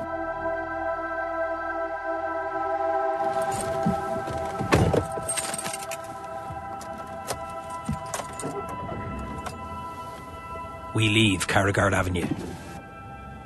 As we drive away, we discuss the aftermath for Scappaticci and for Gerard Hodgins. What exactly happened after the police raid and the arrests? Danny Morrison and Gerard Hodgins were both found guilty of the false imprisonment of Sandy Lynch. Hodgins received 10 years, Morrison 8. They were acquitted of the charge of conspiracy to murder. But I want to ask, is it true that afterwards the entire IRA's internal security unit involved in the early interrogation of Sandy Lynch fled the jurisdiction, went into hiding? Yes. Unsurprisingly, Scappaticci was out of the house when the raid happened and Sandy Lynch was saved. But he left something behind. Remember the debugger? See the debugger that went over and says this boy's wired up? His fingerprint was found on the battery in the debugger. He skipped down south on a run. Others mentioned by Lynch, like the man named only as Scappaticci, who was part of the team of IRA interrogators, are also now outside Northern Ireland. All are wanted for questioning by the police. Rather than have their man face trial, a false alibi was concocted by Scappaticci's handlers, with the cooperation of the homeowner, who has argued that the print was due to him doing electrical work in the house on a previous occasion. A major police investigation would later allege that 2 police officers and 6 Frew military personnel were involved in a conspiracy to pervert the course of justice, interfere with the investigation, and ensure there was no trial. But that was arranged. I mean, he can back up. I think he got arrested and questioned about it. He gave that story.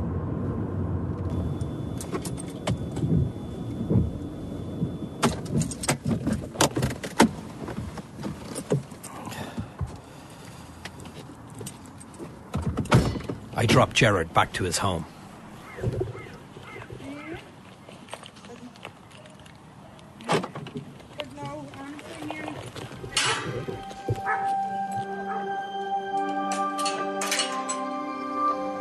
Me and woman in the jail, it was about all we ever talked about. Who's the informer? Who's the informer? And every week you were coming up with a different name. Stanley Ham. You know, what half of Belfast convicted of being informers. And then one day, I remember one day at Crumlin we'd saying to myself, stop thinking about this, someday it'll all come out, because if you keep fucking thinking it, you only go crazy. Yet despite the fact that Scappaticci played such a prominent role in the house over the weekend, despite the fact he wasn't convicted like the others, Gerard Hodgins says he still never suspected Scappaticci was the informer. At the time, Freddie Scappaticci would have been seen as efficient at doing his job of what he's supposed to do, uncovering informers. And maybe out of naivety, we all believed that an informer would never shoot another informer. But he was shooting other informers and he was shooting innocent people. Security sources say the trial has brought Lynch's finest moment as an informer. The conviction of Danny Morrison, described by intelligence sources as a leading member of the IRA. In 2008, the convictions of Danny Morrison and Gerard Hodgins for the unlawful imprisonment of Sandy Lynch were quashed in the Belfast Court of Appeal after it emerged that police didn't disclose the role of Scappaticci in their cases. Just like the Fenton case before it, Stakeknife had been communicating with his British Army handlers all of that January weekend in 1990. But this time, why was Sandy Lynch saved and Joe Fenton not? At 5:10 p.m. on Sunday, did they step in to save the life of their informer Sandy Lynch, or to make the high-profile arrest of a figure crucial to the IRA and Sinn Féin at the time?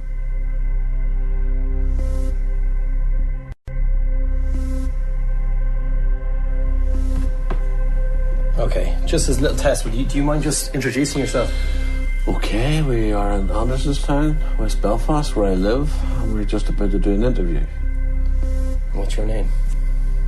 My name is Danny Morrison.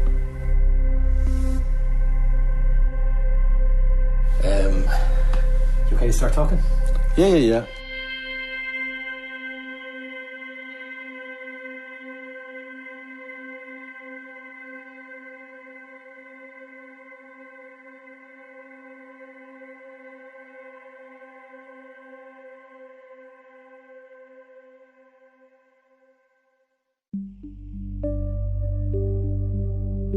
If you've been affected by any of the issues in this series, please contact support organisations in your own country. If you've been affected by the Troubles, details of organisations providing information and support are available at bbc.co.uk/actionline. You can contact the programme makers at cover@bbc.co.uk if you've any information you'd like to share, or if you or your family have been affected by the Stakeknife case or similar cases. That email again is cover@bbc.co.uk. You can also stay up to date with this series and read more information related to this case by visiting the Stakeknife website at bbc.co.uk/Stakeknife. You'll also find the link there for Series 1 of Cover, which is called Where Is George Gibney? That won Best Non-Fiction Podcast at the Banff World Media Awards, and we're very proud of it. And you can catch an episode of that while you're waiting for the next Stakeknife, which is out on Friday, January 10th. Stakeknife is written and produced by me, Mark Horgan, and Kieran Cassidy. Editing and sound design is also by Kieran Cassidy. Co-produced by Paddy Fee. Our composer is Michael Fleming. Sound mixing is by Ger McDonnell, and our theme tune is by Lancome. Assistant Commissioners for the BBC are Lorraine Okafuna and Sarah Green, and the Commissioning Editor for the BBC is Dylan Haskins. Stakeknife is the Second Captains and Little Wing production for BBC Sounds, and we'll talk to you soon.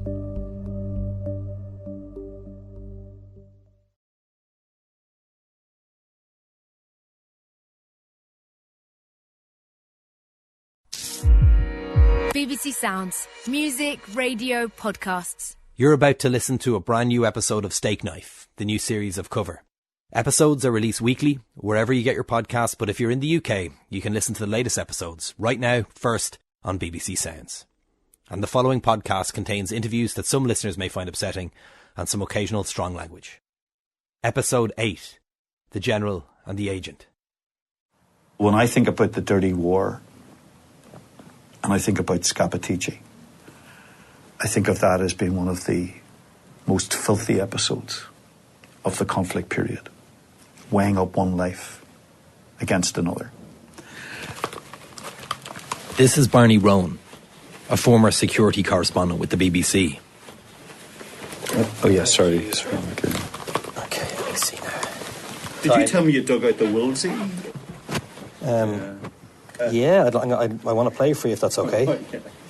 The Wilsey tape Barney is referring to is a 1993 interview he did with the top military official in Northern Ireland.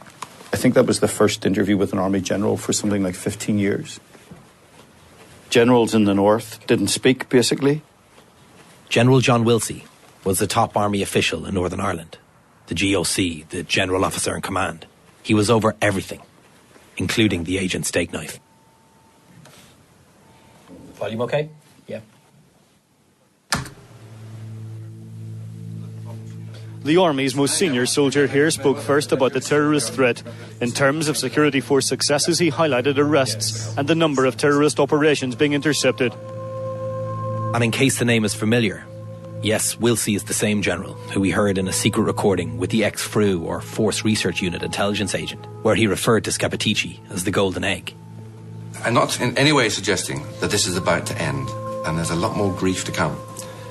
And I'm not in any way talking triumphantly, and I'm not in any way a jingoistical general. This rare but official interview between Barney Rowan and General John Wilsey happened in 1993. Last year, the Army agent and loyalist terrorist Brian Nilsson was convicted on 5 counts of conspiracy to murder. Barney asks a question about the loyalist agent Brian Nelson, a disgraced former FRU agent linked to collusion with loyalist paramilitaries. An agent who was not only linked to multiple murders, but at the time of the interview you're hearing, was recently convicted in a court of law. I asked the GOC, had the Army felt shame? Certainly not ashamed, certainly not. And again, this is another area which I don't want to talk about because it involves a judicial process and it involves in intelligence matters, and those are sensitive matters which are best kept to oneself. I knew the minute I asked him the question, did the Army feel any shame, and he responded, certainly not shame. That in a new sense, that was going to become the headline. But surely you accept that it was very damaging for the Army to have one of its agents in court charged with those very serious offences. I accept that it was a difficult time, and operations of a covert nature are always extremely difficult and extremely sensitive, and they need very tight handling and very tight control. So I acknowledge the point that you make that it was a difficult time. I do not for 1 second accept that there was any shame in this matter. This whole kind of agent running episode was not clueless, but it was ruleless.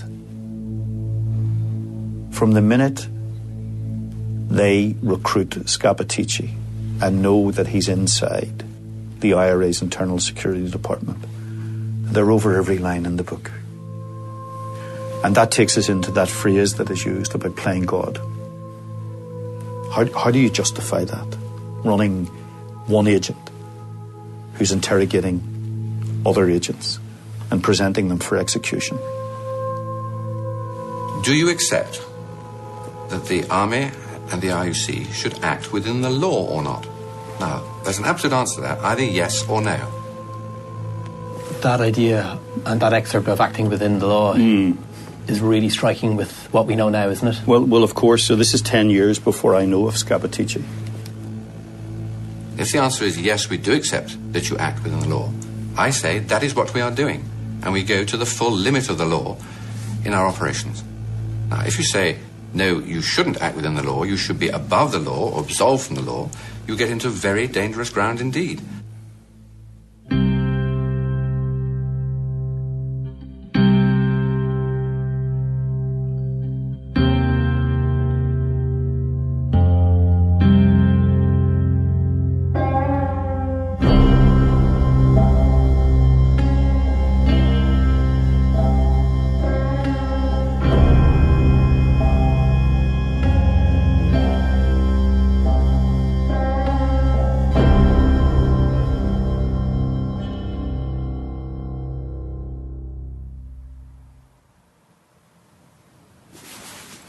Can we start back in the solicitor's office? Mm-hmm. We're going back to the very beginning of the series, 2003, and that Freddie Scappaticci press conference. So I've got some raw footage. the rushes when we look through the archives. So what I might do is just play this first of all. Mm-hmm. It can remind you of the scene. Yeah. In our very first episode, you'll remember we interviewed one of the two journalists who were waiting in the room that day, a woman called Anne Cadwallader. The other journalist in the room was Barney Rowan. Okay. You comfortable? Mm-hmm. It's May 14th, 2003. We're back in a solicitor's office, West Belfast. At short notice, the two journalists are called to an impromptu press conference. We met the solicitor, first of all. Just noted what he'd said to me. Went and sat where I was told to sit. Anne Cadwallader, the other journalist, was there when we arrived. For the last 3 days, there's been a media storm surrounding Freddie Scappaticci, who's been named by a Sunday newspaper as the agent Stakeknife. The whole story of Stakeknife had been bubbling for quite a period of time. There'd been all sorts of speculation about who it might be, all sorts of names thrown around, and then Freddie Scappaticci. As he sits there waiting, as he would normally do, Barney does a sound check, repeating his opening question. I'm Brian Rowan from the BBC, Mr. Scappaticci. Why do you think this label Stakeknife has been attached to you? I'd been in a conversation with a Republican some hours earlier. He had told me that there was the prospect that Fred Scappaticci would appear in Belfast that afternoon. He was the last person I expected to see in Belfast that day. In the way of these stories, I didn't expect we would see or hear of him again. That's the way this normally works. When you're gone, you're gone.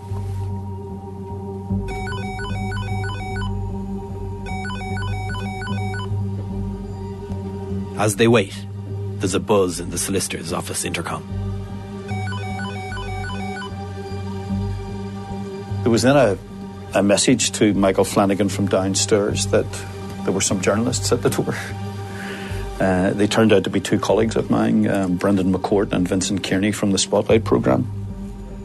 I think he asked me had I told them, but I had no idea they were going to be there. They would have had no idea that I was there. What I do know is when I got back to the BBC, and I went to see Brendan McCourt, the producer of Spotlight, that he and Vincent had seen Bobby Story outside the building. Bobby Story, the IRA Director of Intelligence. I'm very clearly of the view now that what Republicans and what the IRA were trying to do that day was to manage Freddie Scappaticci off the stage. And also then you've got to think of the political climate at that time. So 2003 is a year of political negotiation. Sinn Féin involved. And had the IRA decided to kill Scappaticci in those circumstances, then that political negotiation would have blown up. So was it a political consideration? Is that the reason they acquiesced in the denial? Or was it because he was too big to kill? So look, this was a day when the IRA was conducting the orchestra. There's no doubt about that. The door suddenly opens. Two men walk in. One is the solicitor, the other is Freddie Scappaticci. I was apprehensive about meeting Scappaticci. Okay, how did it work? I think I said hello to him when he came in. Didn't shake his hand. I don't think he looked directly at me.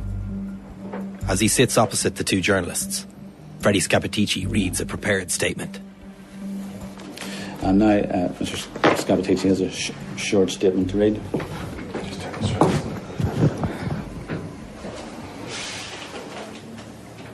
Just my statement basically is that I am Freddie Scappaticci. I'm sitting here today with my solicitor. I'm telling you, I'm not guilty of any of these. I don't think I shook hands with him. The solicitor didn't want me to ask him any questions. And why the police had not come to... Told us that he would read a statement, Mr. Scappaticci would read a statement. That would be it. And I said, no, it won't be it. I have some questions I want to ask him. Mr. Scappaticci, I'm Brian Nolan from the BBC. Why do you think this label of Stakeknife has been attached to you? I don't know. From the outside, the press conference may have seemed very manufactured and controlled. No. But among the prepared statements, there was a telling interaction that was very revealing. And just one final question. The big moment in those 3 questions I asked Scappaticci is when he stumbles over the question about whether he was in the IRA. Were you at any stage a member of the IRA and involved in the Republican movement?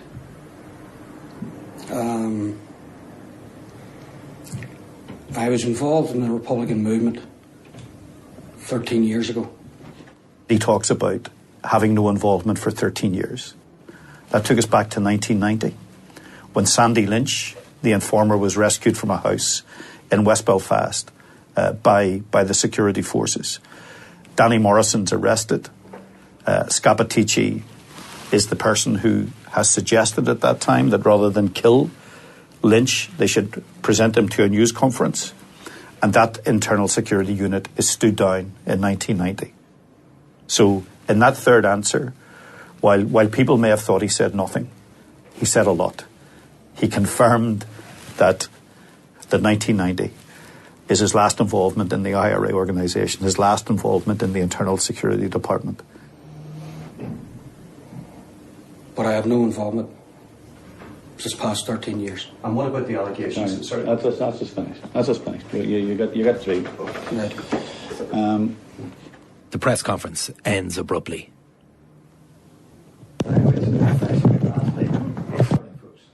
The solicitor just wanted to get him out of the room, get him away from that camera. He wanted to get out of the room and get away from the camera. He didn't want to ask. He didn't want to have to answer another question, which might have had him stand on a banana skin. No, turn the camera off. Yeah, sure.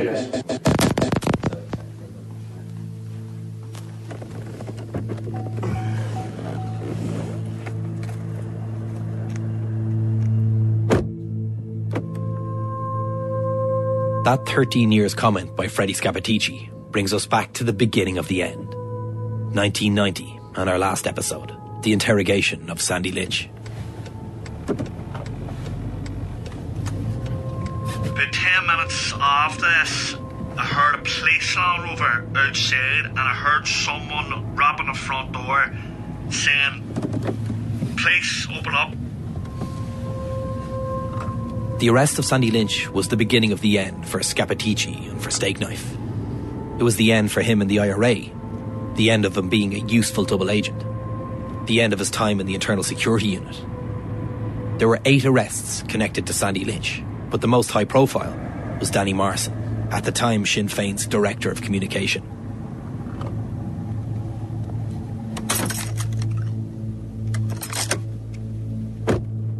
I meet Danny Morrison at his house in West Belfast.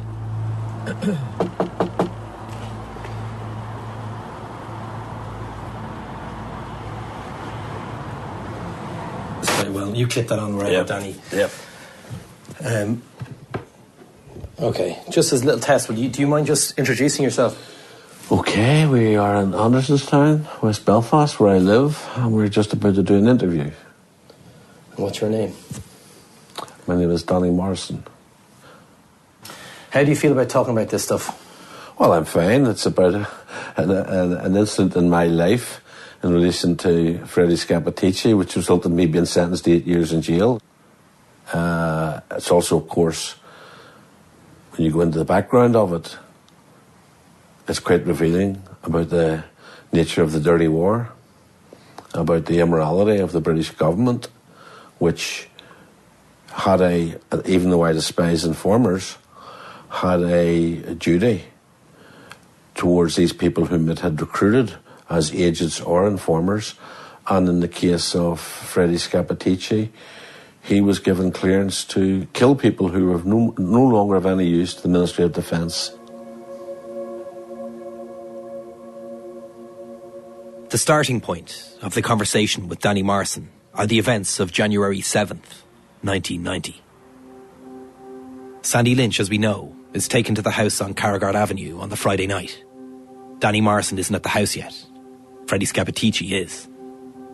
Unfortunately for Sandy Lynch, when the Scap's interrogating him, Scap's a British agent interrogating another British agent, Sandy Lynch breaks and admits to a number of offences. According to Danny Morrison, the reason he's going to the house is to assess Sandy Lynch. Morrison is the Sinn Féin Director of Publicity, and the idea is that they're going to hold a press conference about Sandy Lynch, where the informer will talk to the media about his activities and how he was recruited by British intelligence. I was concerned about the circumstances of the house that I was going to at this stage, because although I had been told that the IRA had left the scene and that Lynch was agreed to do this press conference, as a director of publicity, and I had introduced informers to press conferences before, I wanted to ensure that the person who I was meeting, whom I had never met before, whom I still haven't met, I was concerned that he could be turned out to be a Walter Mitty. And there was no way was I going to put him on in a press conference if he turned out to be a Walter Mitty. So, sorry, Dan, you said you were told that the IRA had left the scene. Yes. How is that possible?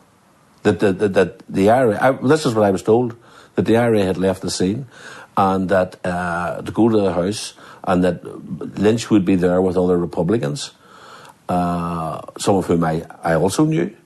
So, for example, Gerard Hodgkins, who was in the house, had been a press officer for me in the Republican Press Centre. In the was a member of the IRA. I'm not sure if he was ever sentenced for IRA membership. I know he was charged, he was an ex-prisoner and had been on the blanket. But he would tell you himself that he was a member of the IRA. Well, I'm not saying he was a member of the IRA. The other person... He told me he was a member of the IRA, you know. Danny Morrison arrived at the house at 5:10 in the evening. The door was unlocked. The door was open, as many doors are in nationalist areas. We went into the hallway. Literally the moment he arrived, as soon as he walked across the threshold, there was a wall of sirens. I realised something was wrong. I ran through the house. I ran out the back door into the garden, where a soldier popped up from the next garden and called upon me to halt. I climbed over the fence and went in the next door. The back door was open, and I went into that house. Danny Morrison sat in a stranger's kitchen while the house next door was being raided. I told them that the British Army, or there was going to be a raid on the house, and would they say that I had been there for half an hour. I remained there, and the Brits had called upon me to halt. They obviously knew that someone had entered the next house. It was at this stage that the Brits and the RUC entered the house. Right. And then they nominated a RUC man to arrest me, and I was taken away. The rescue of the agent Sandy Lynch was a big story in Northern Ireland. On the 7th of January last year, the police moved in. It was, said a police source, nothing more than an educated guess. And it was a big story because Danny Morrison was a high-profile arrest, one of the most influential voices in Sinn Féin and the Republican movement. Security sources say the trial has brought Lynch's finest moment as an informer. The conviction of Danny Morrison, described by intelligence sources as a leading member of the IRA. Yes, it was a coup for them to take me off the scene and whatever influence I had. He told police that Kevin Mulgrew was leader of his Belfast Brigade staff unit. Mulgrew is now living outside the jurisdiction. Others mentioned by Lynch, and a man named only as Scappaticci, who was part of the team of IRA interrogators, are also now outside Northern Ireland. All are wanted for questioning by the police. Anybody who had been in that house as part of the IRA operation and who wasn't arrested obviously fell under suspicion. And Freddie Scappaticci, who was subsequently named in court by Sandy Lynch, the man who was interrogated. He was one of the suspects, obviously. Anybody that was in the house that Lynch could identify fled south. Danny Morrison was sentenced to 8 years, while Freddie Scappaticci fled Northern Ireland, crossing the border and hiding out in Dublin until, as we know, the alibi over the fingerprints on the debugger was concocted. Then he came out and he was back living in Belfast with his wife. But this whole Stakeknife thing, by the way, in 1990, you're talking about different mindsets here. In 1990, when the whole time that we were in jail, I never heard of the word Stakeknife.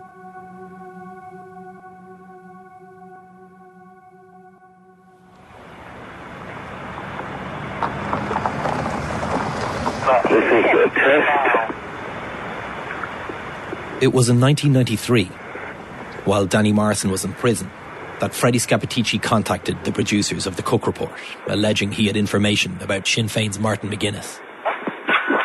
Hello? Hello, Frank? Yes? Yes. I've been in touch with Central. And remember, this audio wouldn't be leaked until 10 years later. But the recordings in the Culloden Hotel car park happened only 3 years after the Sandy Lynch affair. He thinks he's being smart, contributing to the denigration of Martin McGuinness, but they have secretly taped him in a car at the Culloden Hotel.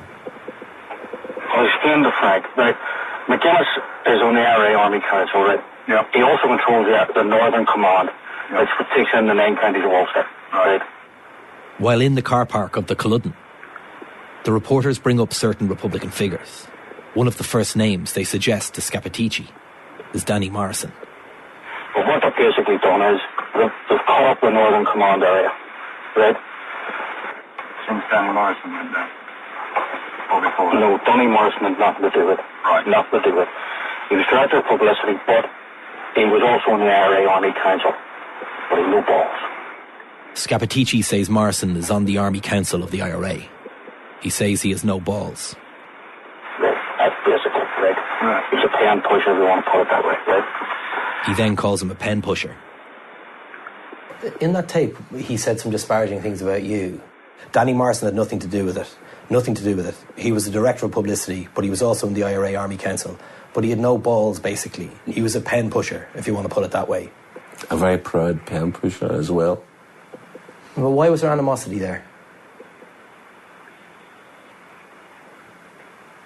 Well, do you think? I have no idea. I mean, it's not just animosity against me.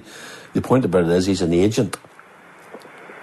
And I don't know whether he had heart and soul gone over to the enemy to such an extent that he was proud of his work with British intelligence and demonised his own community, an oppressed community that had suffered, and he was being rewarded for being a traitor. So that explains it. I mean, he just doesn't speak about me. My understanding is he speaks about other people as well. And see that woman that came on, she was writing what she said, like he is an evil person. Yeah. Yes.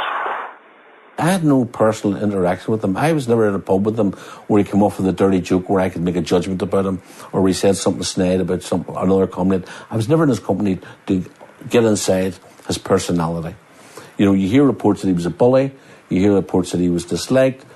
That's all well and good. I can only speak for myself. But I think the back of the car in the Culloden sums up exactly, right, where he was at. This is what can I do now? I know I'll phone up the Cook Report and I'll run down Adams and McGuinness as somebody who's in the IRA. If we want to be straight, I was at the heart of things for a long time, right? I'm no longer at the heart of things, right? I haven't been for 2 or 3 years, right? But I know what I'm talking about, right? Over the next few years, Freddie Scappaticci continued to live his life in Belfast. Danny Morrison was released from prison after 5 years. His conviction, as we know, would later be overturned. And Morrison would encounter Freddie Scappaticci just one more time after his release from Crumlin Road Jail.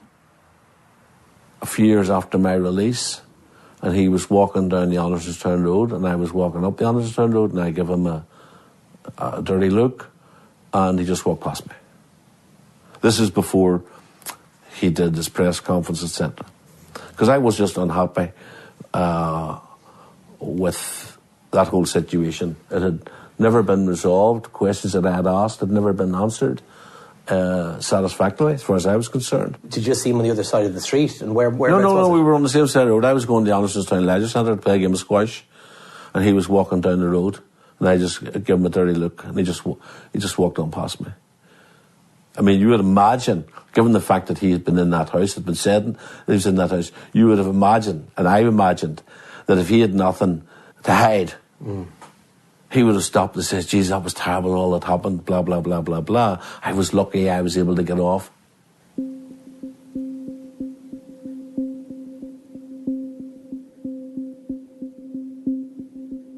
Over this period, from 1998, there was, of course, an historic peace agreement in Northern Ireland, the Good Friday Agreement. The former Sinn Féin publicity director and Republican prisoner is now a writer and journalist. He's moved on and believes the Republican movement has too. The idea came to me of the symbolism of armed struggle, that it was possible to run a joint strategy of armed struggle and electoralism. Danny Morrison is the man who came up with what was known as the IRA and Sinn Féin's Armalite and ballot box strategy in 1981. And as a major Republican figure in the history of the Troubles, he's interviewed here at the time about the fledgling peace process.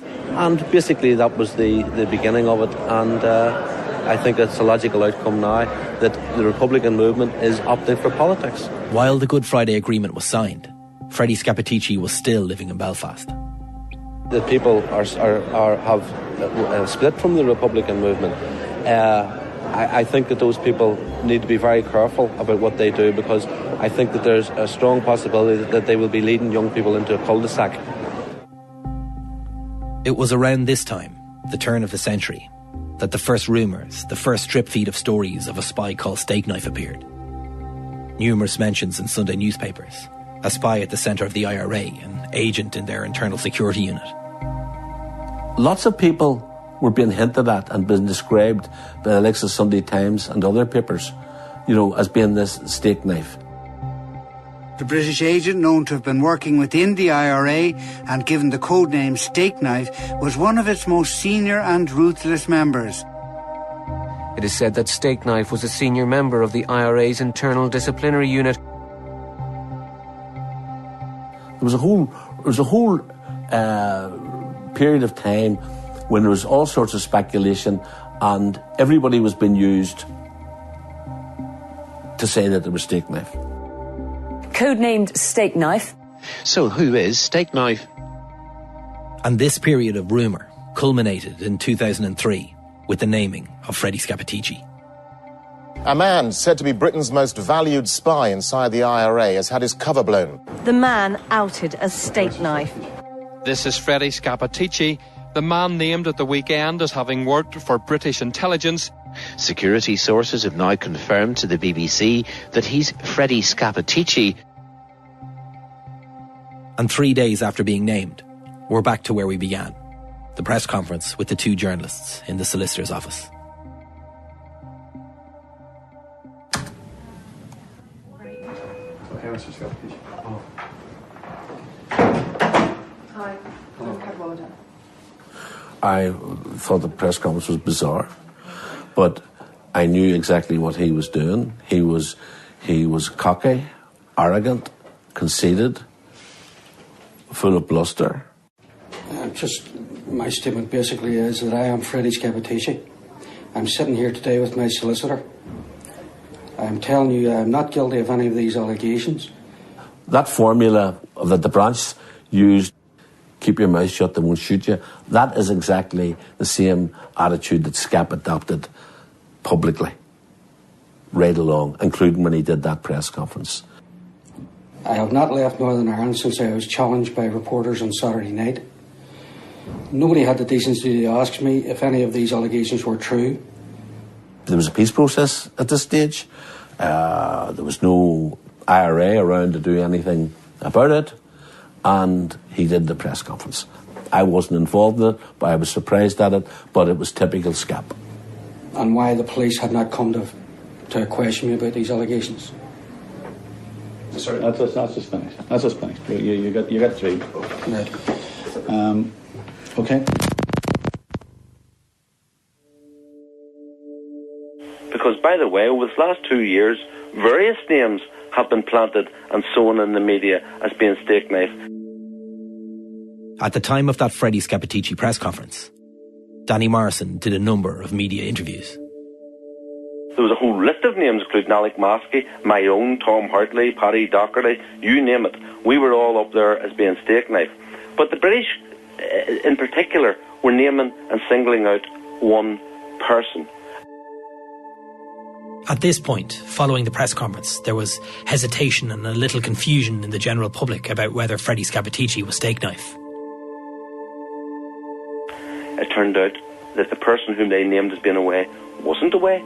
But if Stakeknife was in the south of England, then Freddie Scappaticci, who was in Riverdale on Saturday night, couldn't be Stakeknife. Danny's interviews were notable because he defended Scappaticci. Despite their interaction that day in the street, despite being told that Scappaticci had been removed from his role in the IRA in 1990, despite suspecting that Freddie Scappaticci might be the reason he was jailed, Danny Morrison defended him against the Stakeknife accusations. He said the media had lost the run of itself. When he was named, and I did an interview, there was no way could I say that I thought he was Stakeknife. For the very reason that the allegation was been made by, amongst others, 2 others, a journalist and an anonymous former British intelligence officer. So if I was to go on and say, oh yes, this proves that Scappaticci is Stakeknife, then the dissidents and others would have been, so you're condemning this man on the basis of an anonymous British intelligence officer, even though I suspected he was. And yet, the MOD, the same people who, to this day, by the way, after this last 4 days, who are accepted as being reliable, and this is where I take issue with journalists, especially the security correspondents of the various newspapers. But why did you say in the media that he wasn't? Because I wasn't prepared to hang anybody on the basis of an anonymous British intelligence officer. That was where the information was coming from. Undeniably, this is seriously defamatory. And if he didn't do it, or if the newspapers can't prove that he did it, then he's got grounds for a libel action. So what's the problem? Well, it's not as simple as you place it like that. Why? Because if the person has got a Republican history, that if he goes into court and is asked certain questions, and he says yes to some of them, he hasn't a leg to stand on. But why did you defend him? You didn't have to go into the media and defend him. I was doing media interviews at that time. I didn't defend him. You said it was an attempt to hang somebody out to dry. Where did I say that? I said on RTE. Can't remember saying that. And I do believe that there was an attempt here to hang a person out to dry, in hoping that the IRA would kill somebody. But many of us, for quite a time, had suspected several individuals of being responsible for our arrests, and he was one of them. I mean, in my mind, he had never been cleared, but at the same time, I wasn't going to publicly take part in saying that I thought it was him.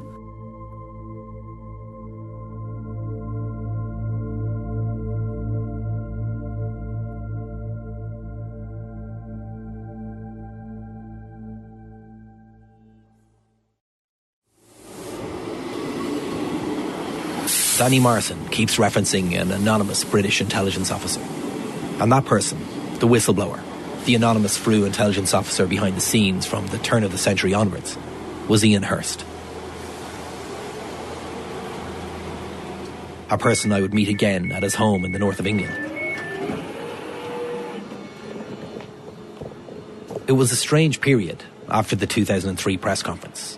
Sylvia Jones released the tape from the Culloden car park. The next day, Scappaticci arranged to meet the programme makers. I want to be straight here. I was at the heart of things for a long time, right? Right. I'm no longer at the heart of things, right? Freddie Scappaticci was flown out of Northern Ireland by the military. There was the court injunction. And Dennis joins us now live from Belfast. Well, Dennis, what's not in doubt is that there was an agent called Stakeknife. Assuming the reports are correct, how do you assess the effects of Stakeknife's naming? Testing. Despite being linked to so many murders, no one was allowed to publish where Scappaticci was. No one could approach him. There were 9 years where Freddie Scappaticci disappeared. Journalists couldn't say where he was. And over that time, with no answers, rumours and myths surrounding Stakeknife only grew.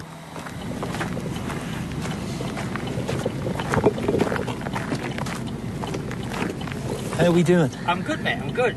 The first time I met Ian Hurst, we recorded in his house. The difficulties. Come in. Yeah, okay. Let me just throw me back in the back. Yeah, you're fine. The second time I meet him, he takes me to his office. So, what I'd like to do is for you to have a listen here. Yeah. Stop it. And I just want to hear what you think. It's only an excerpt of it. Yeah. And you'll remember Ian Hurst from the secret phone call with the head of the army, General John Wilsey, where Hurst posed as a Channel 4 journalist, Jeremy Giles. Hello? Hi, could I speak to General John, please, sir? Who's speaking? My name's Jeremy Giles. Hello there. And before we talk about the tape again, I want to tell you about something that happened when I first arrived and met Hurst. While we talked, he mentioned that some police officers came to his house to talk to him about the Stakeknife case. He told me that he'd secretly recorded them. I asked him why. Why he secretly recorded the conversation. Why did you record them?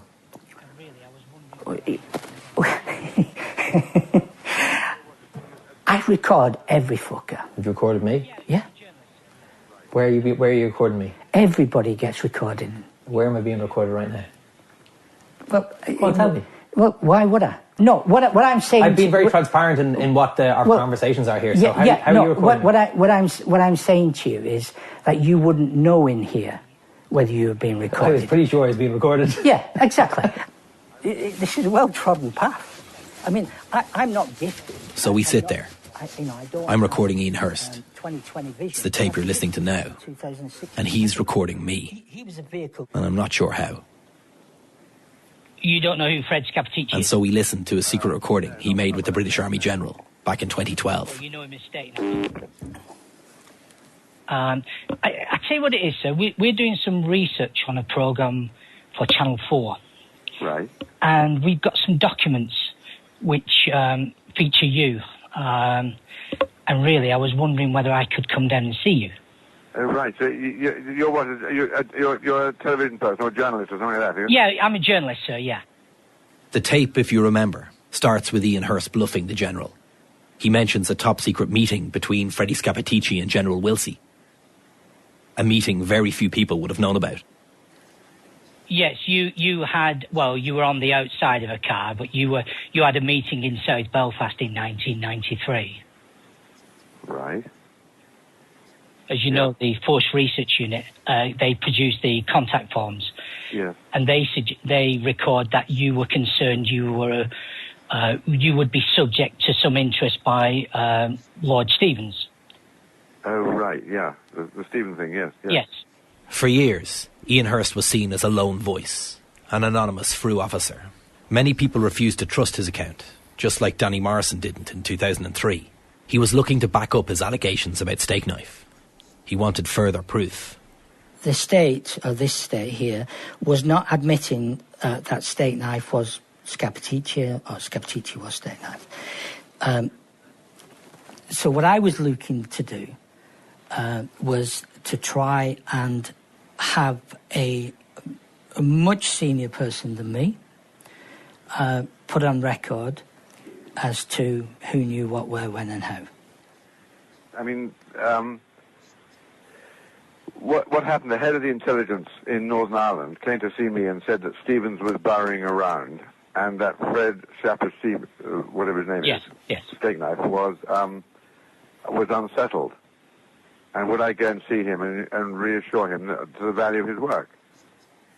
The shadow of the Stevens inquiry looms large in the phone call with Wilsey. Freddie Scappaticci was spooked by a police officer arriving in Northern Ireland, investigating the activities of double agents. Well, the whole, you see, you have to remember that the military background was such that we knew we had this source, Stakeknife. Yeah. And it was the golden egg. It was the one thing that was terribly, terribly important to the army. The golden egg is the quote that people come back to over and over. And did Stevens ever meet with you, sir? Well, he did, actually. When he came he did come to see me, yes. And did he came to see me because there's a chap called Gordon Kerr, yeah? Concerning the Stevens inquiry, the General tells a very interesting story. Gordon, who's he, sir? Gordon Kerr, who was the CEO of the FRU, I think. It was to do with Brigadier Gordon Kerr, who was the commanding officer of the FRU in Northern Ireland from 1986 to 1990. Stevens came to see me because Gordon Kerr had got an OBE in the New Year's honours list, right. Yeah? And Stevens deduced that must indicate that my predecessor, because I wasn't there at the time, my predecessor must have been complicit in what the FRU was doing, because otherwise he wouldn't have got an OBE. My predecessor must have been complicit in what the FRU were doing. Otherwise, he would not have gotten an OBE. Gordon Kerr, by the way, was given an OBE for his intelligence work in 1991. Ah, I see, yeah. And I said to Stevens, you don't know what you're talking, you're talking about people get awards for service going back for years and years and years and years. Yeah. It's not for a particular issue or a particular item. So he took that to be an indicator that... And he took that to be an indication that the army at the highest level was complicit in what Stevens, thought was going on. I can't think of one parliamentary inquiry into mass murders. 19 murders. Wilsey and Hurst move on to talk about what they knew about Freddie Scappaticci's role in the IRA. He was working in a very crucial, sensitive unit. I knew he was working in a sensitive role, and I knew what he was doing, what his job was, and I knew that put pressure on him enormously. But I was always told, and of course I had no reason to check this out. I was always told that he had saved hundreds of lives. To be clear, this hundreds of lives claim emanated from the FRU itself. A similar claim was made about the loyalist agent Brian Nelson. Both were false and wildly exaggerated. A major police investigation would later conclude that the probability was that more lives were lost than saved as a result of the agent's Stakeknife. What do you understand? You clearly understand his sensitive role to be within the internal security unit. I understood that was his role. That was his final role. Yeah. Yes. I mean, he worked his way up to the IRA, didn't he? He did, sir. But from the very early 1980s, he was in the internal security unit. Absolutely. So that was his role. Yeah. Slowly, Hurst, in the guise of the Channel 4 reporter Jeremy Giles, manoeuvres the General to the crux of the whole matter. His involvement in these incidents, let's not say they are crimes, because clearly a crime suggests criminal activity, and if you're doing it on behalf of the state, there's no crime. The fictional reporter offers a rationale. If you're doing it on behalf of the state, there is no crime. That would be the argument advanced. Well, the argument is that you balance the good with the bad, don't you? The General then offers his own rationale. You balance the good with the bad. If you are working as you should do, if there are one-offs, I can live with it. But if you have somebody who is a psychopath in over a decade or more, you have no defence. So, I mean, I had to be satisfied that they were acting legally and within their charter. And were you satisfied? And I was told always that they were. Were you satisfied they were acting legally? Were you satisfied they were acting legally? I was, yes, absolutely. After a lot of conversation, a lot of gentle manoeuvring, Jeremy Giles, aka Ian Hurst, is approaching his endpoint. With good and bad echoing in his head, he has one final question for the General. Mr. Scappaticci was involved in the internal security unit and interrogating a suspect, and that person is then murdered. Yeah. That would be lawful, would it? No, it wouldn't have been lawful, and it would have been something which I would have queried. And that's the point that I'm making. So you didn't. So there was a fire break, was there, to your knowledge? In the sense, you saw the product, but you couldn't be associated with the act. You couldn't be associated with the act. That is correct. That is correct. So, these are not one-dimensional issues. They're all interconnected. The biggest problem, as I said to you right at the outset, there's no rules. So you make them up.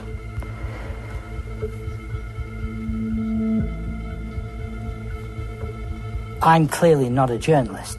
I know what Willsey knows.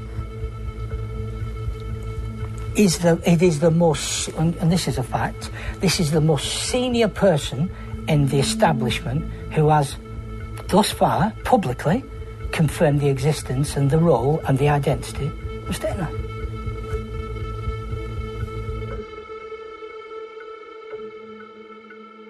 The tape was released. With the Cook Report tape, it was Freddie Scappaticci's voice. This time it was the General's voice.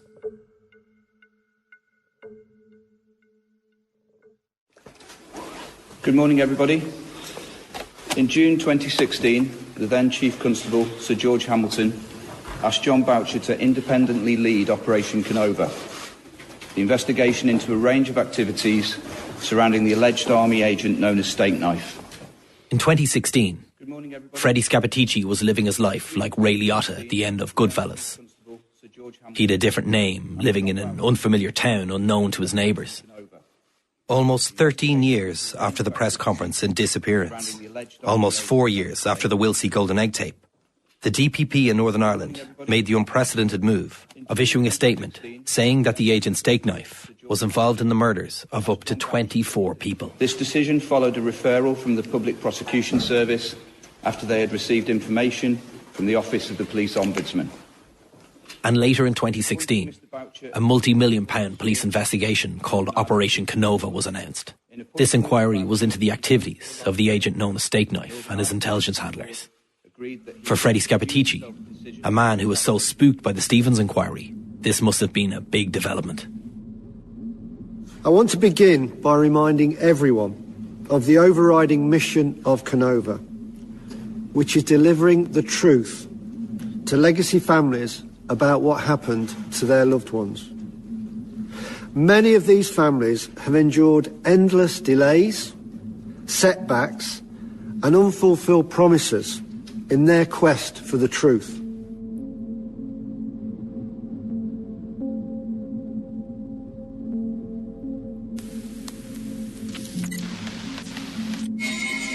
The Army's most senior soldier here spoke first about the terrorist threat. In terms of security force successes, he highlighted arrests and the number of terrorist operations being intercepted.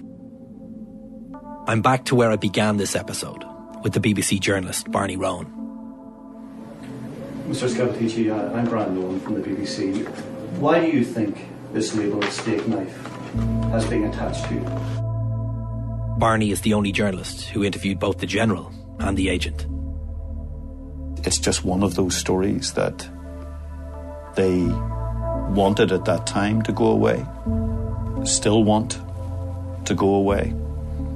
But it is one of those stories that kind of is still part of that past that haunts the present.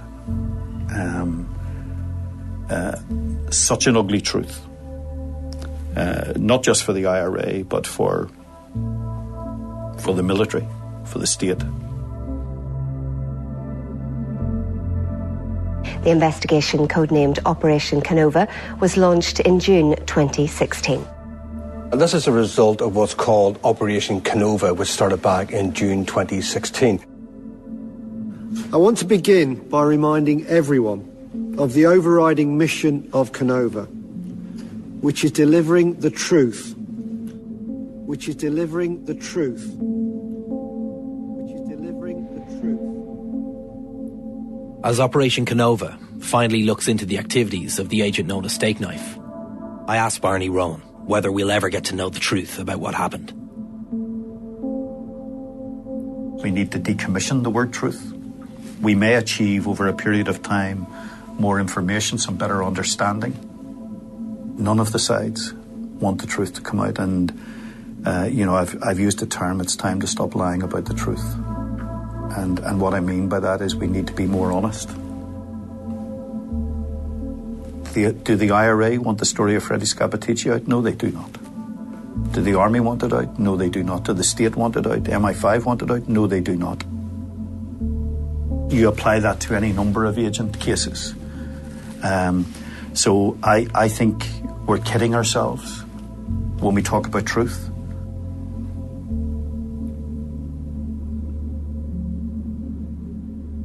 The man leading the investigation into the activities of the Army's alleged most high-ranking agent in the IRA says he believes it will lead to criminal prosecutions. John Boucher heads a team of 48 detectives working on the Stakeknife case. With both the passage of time and the very nature of these crimes, the truth will be a difficult and elusive prey. However, I undertake to pursue every line of inquiry and leave no stone unturned.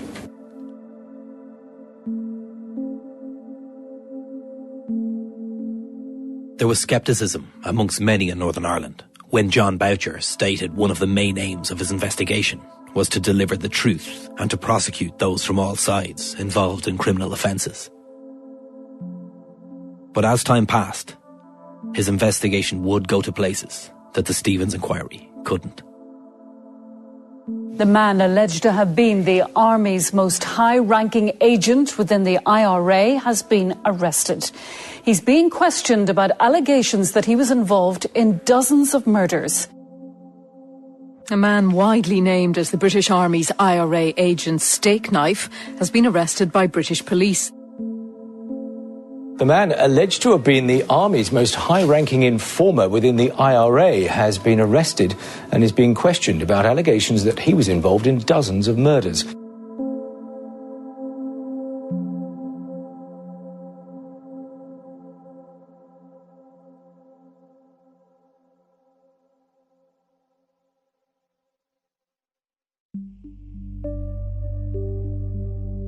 If you've been affected by any of the issues in this series, please contact support organisations in your own country.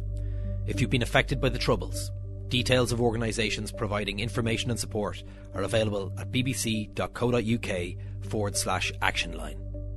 You can contact the programme makers at cover@bbc.co.uk if you've any information you'd like to share, or if you or your family have been affected by the Stakeknife case or similar cases. That email again is cover@bbc.co.uk. You can also stay up to date with this series and read more information related to this case by visiting the Stakeknife website at bbc.co.uk/Stakeknife. You'll also find the link there for Series 1 of Cover, which is called Where Is George Gibney? That won Best Non-Fiction Podcast at the Banff World Media Awards, and we're very proud of it. And you can catch an episode of that while you're waiting for the next Stakeknife, which is out on Friday, January 17th. Stakeknife is written and produced by me, Mark Horgan, and Kieran Cassidy. Editing and sound design is also by Kieran Cassidy. Co-produced by Paddy Fee. Our composer is Michael Fleming. Sound mixing is by Ger McDonnell, and our theme tune is by Lancome. Assistant Commissioners for the BBC are Lorraine Okafuna and Sarah Green, and the Commissioning Editor for the BBC is Dylan Haskins. Stakeknife is the Second Captains and Little Wing production for BBC Sounds, and we'll talk to you soon.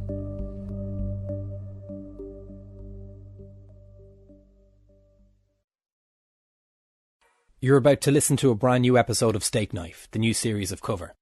Episodes are released weekly, wherever you get your podcasts, but if you're in the UK, you can listen to the latest episodes, right now, first, on BBC Sounds.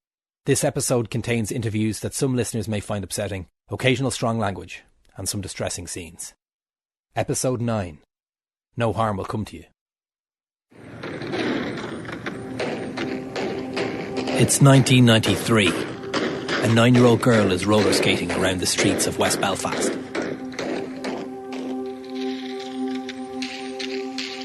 The roller skating in it, I don't remember at the time, but I got an awful lot of slagging. It's more walking than skating, walking on wheels. The 9-year-old is being filmed for a German documentary on the Troubles. My name is Shauna Moreland. I live in 61 Beachmont Grove, Belfast. My age is 9. The little girl is Shauna Moreland, a child growing up just off the Falls Road at the height of the Troubles. My age is 9. It was called Fremde Kinder, or Distant Children, directed by an American filmmaker called Brenda Parkerson. I can't remember the whole documentary now, I haven't watched it in years. This is Shauna Moreland, 31 years later. She had just been sent over by her producers or whatever to find the kid to do it. So when they took the photos, apparently they liked my picture. The next thing I knew, I was doing it. Carefree, Shauna roller skates around West Belfast. Despite the war and the unrest, Shauna seems a happy child.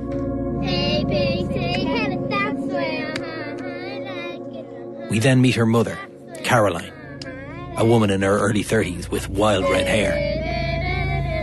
She really enjoyed us. She really enjoyed the kids. She loved us, and you knew it. The house was always just... It was always just full of laughter and fun. Caroline Moreland talks here about her own experiences at the start of the Troubles, when she herself was just a child. So I was 9, so I was Shauna's age when it started. Really big here. And we were made aware of it all of a sudden. So we had sort of relatively 9 years peaceful life, and then all of a sudden... In the documentary, you see quite a lot of Shauna's mum. At the time of the filming, Caroline Moreland had separated and was a single mother of 3. There's no mention of Freddie Scappaticci or Stakeknife. That will come later. Much later. I don't remember peacetime. There was always trouble, always soldiers on the street. But, I mean, to us it wasn't alien, it was a way of life, you know, I mean, we didn't know no better. And saying that, it was a happy childhood, I mean, we still did a lot of things that children do. It's more dangerous now. We see different aspects of Shauna's life as a 9-year-old. We see her playing with her dog, playing with friends. And in this scene, it's nighttime and she's on her bed, lying on her stomach, head resting on the palms of her hands, watching and singing along to the movie Beauty and the Beast. A little scared, neither one prepared. Beauty and the Beast. At one stage in the documentary, Shauna talks about what it's like being a child growing up during the Troubles.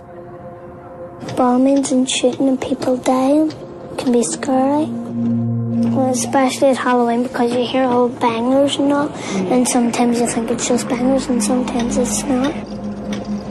Sometimes it's bangers, sometimes it's not. Can be shooting and sometimes your family can get dead. Shauna says sometimes your family could get shot dead.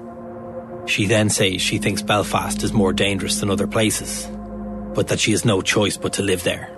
She just hopes no one in her family gets shot. I think Belfast is the worst. I don't like living here, but I have no other choice. I just hope no one in my family gets shot.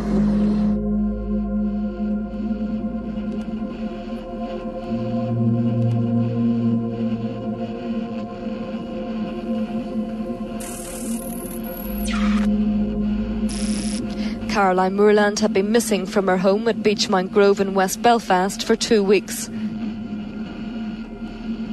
The 34-year-old victim was married with 3 children. Her body was found on a pathway yards from the Monaghan border. The IRA claimed she'd been working as an informer for the police for 2 years.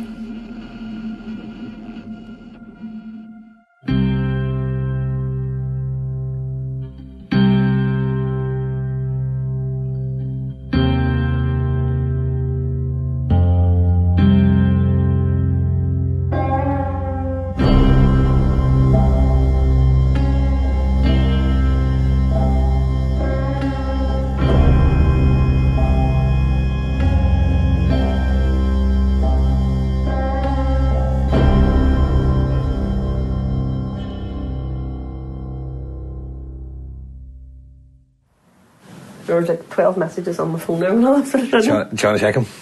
No, I did already. I told them all the day. Oh, okay, good. It's the life of a head chef. Three workmen on a roof over there. You can just see the yellow fizz and the orange fizzes. The high fizz face, see them? I meet Shauna Moreland in a hotel overlooking Belfast. The skyline stretches across the city and you can see everywhere from here. Jesus, it's actually a deadly view of the... what's that, City Hall, isn't it? Yeah. That actually looks so... like the Odyssey and stuff looks so close from here. Yeah. Belfast is a vibrant, modern city. A city that seems like it's figuring out what its future is going to look like, not defined by its past.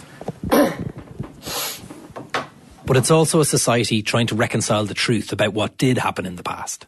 Operation Canova, the investigation into the agent known as Stakeknife that we mentioned in our last episode, is one route to understanding it. And Shauna Moreland is a figure that was crucial in Operation Canova's establishment. Right, we crack on? Yep. When Shauna was in that German documentary, Belfast was a very different city. In a lot of the shots of children playing, you can clearly hear the army helicopter hovering overhead.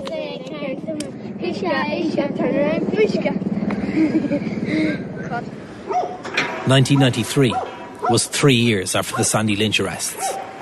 Danny Morrison was in jail. Freddie Scappaticci had returned to Belfast. And we'll get to Freddie Scappaticci later in this episode. But for the moment, I want to talk about Shauna and her life at that time with her mother. We are asking all the people to come out in support of the Autumn Swim Peace Initiative by attending today's rally in the Dublin Park. It was also the beginning, the first steps of the peace process. A car rides around West Belfast asking people to come out in support of a peace initiative by attending a rally.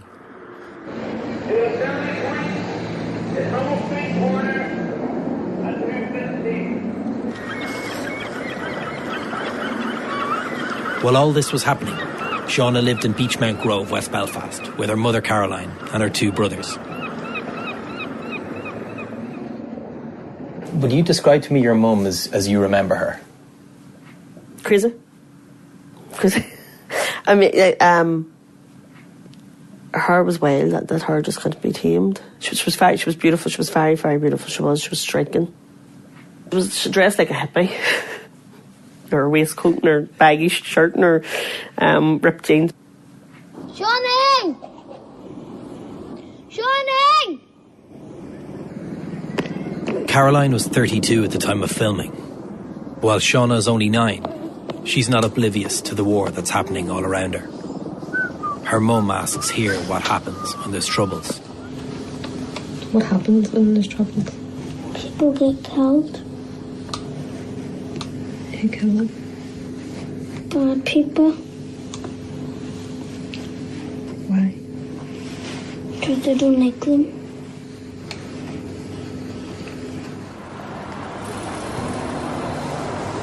At one stage in filming, you can even hear gunfire.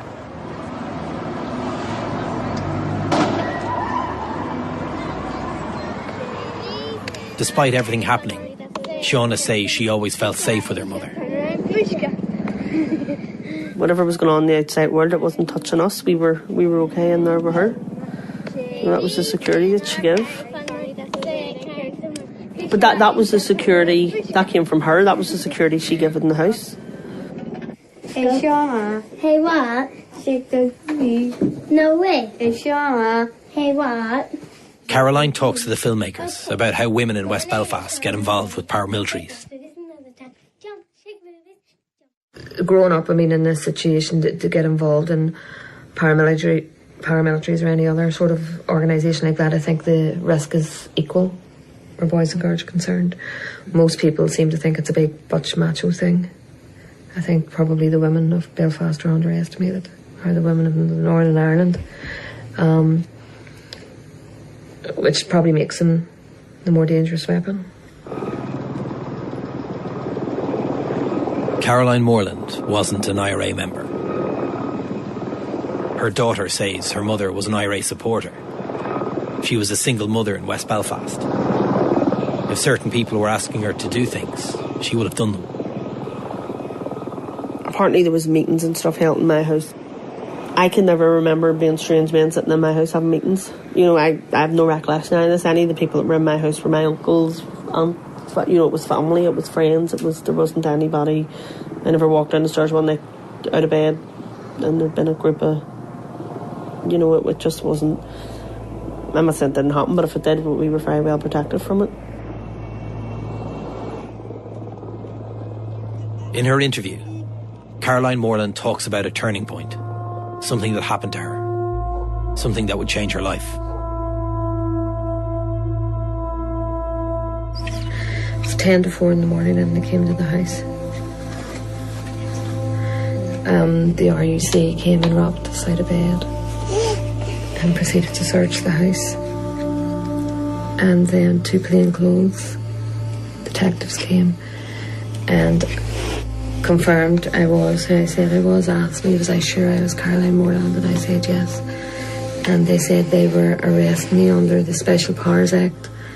I think it was 12 and 16, I'm not sure of the numbers. I asked them to explain and they told me I was being arrested on suspicion of, arrested on possession of explosives, suspicion of causing explosions in Belfast, the Greater Belfast and Lisburn areas. Caroline is brought to Castlereagh police station. Shauna never knew anything about it. I must have arrived there. By the time they searched the house and all, I must have been in Castlereagh for about 6 o'clock. And I was brought straight into an interview, what they call an interview room. It's really an interrogation room. That's where you're questioned and pushed about a bit. They kept me there for 7 days. The noise you hear in the background is Shauna, sitting in her mother's lap. No one can get in to see you. It's like being in prison. Shauna looks up suddenly when her mother mentions the word prison. You're kept in a cell with just a bed which is chained to the ground and a chair which is chained to the ground. There's no windows. No one knows for sure what exactly happened to Caroline Morland when she was in Castlereagh for 7 days. I was being interviewed non-stop with 5 and 10 minutes of a break. Just the ER interviews was the shortest I had ever got, with a 5-minute break in between. The only thing we're certain of is Caroline Morland, a single mother of 3, was vulnerable. Any charge, any sentence, she would lose her children. There was quite a lot of shouting went on, abuse went on. They would slap me about. The women were just as abusive as the men, if not more so. And this is how Caroline says her time in Castlereagh ended after 7 days. I had actually seen one of the interviewers' watches at one stage and I knew it was after 6 o'clock.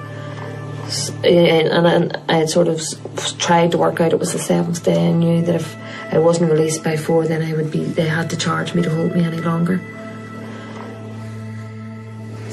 I went into the doctor and he just said to me, will you sign this before you go?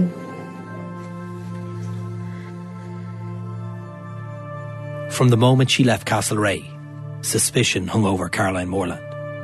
2 years passed.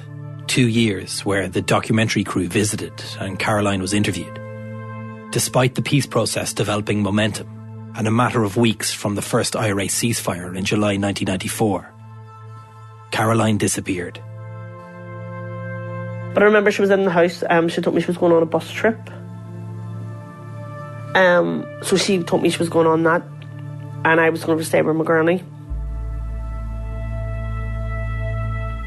I was walking over and the dog, our big dopey dog, Duke, was following me. So I turned to bring him back down home. And my mummy was in the kitchen at this point, ironing. And I remember just saying I love her, trio, goodbye and stuff. But there was something in me, and I had never ever, because I loved going to my granny's, but there was something that just wanted me to tell her not to go and asked her to stay. And that was the last I ever seen her.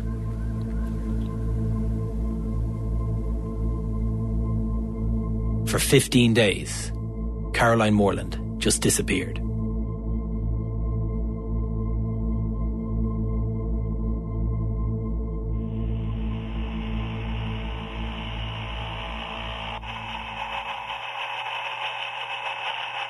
There are reports that shots were heard hours before the body was discovered. The security forces spent the day searching for booby-trap devices before they were able to remove it around 8 o'clock last night. Caroline Morland's body was discovered laid across the border in Rosslea, County Fermanagh. The IRA claimed she'd been working as an informer for the police for 2 years. These people who talk to us about peace with justice, they take this woman away, they interrogate her. God knows how much she suffered under their so-called interrogation, and then they shoot her like an animal.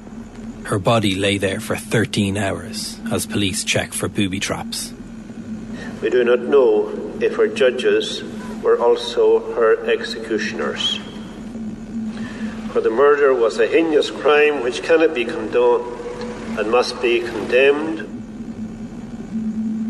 As her coffin was carried away for burial, many questions remain unanswered about Caroline Morland's life and death.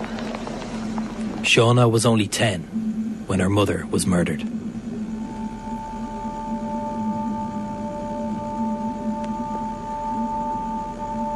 Their justice is the justice of the bullet in the back of the head and the body lying on the border, and 3 young children today joining the many other children in this land without 1 or 2 parents.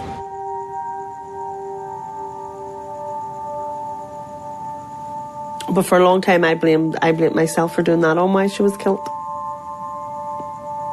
For some reason. I think just because I was a young kid and I didn't understand everything. I thought because I had done a programme about the Troubles, they killed my mummy because of it.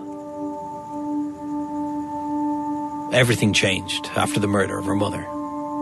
She never stayed another night in her house in Beechmount Grove. Just everything at that stage went around in my life was just revolved around her. You know what I mean? When my mummy died, the only thing in my life that stayed the same was my GP. Like, everything else changed. School, dentist, everything. And the only reason the GP stayed the same was because he worked out of 2 surgeries and one of them's just across from my daddy's house. So that was the only reason that didn't have to change. Everything uplifted. Shauna moved from West Belfast to North Belfast to live with her father. Her whole life was gone.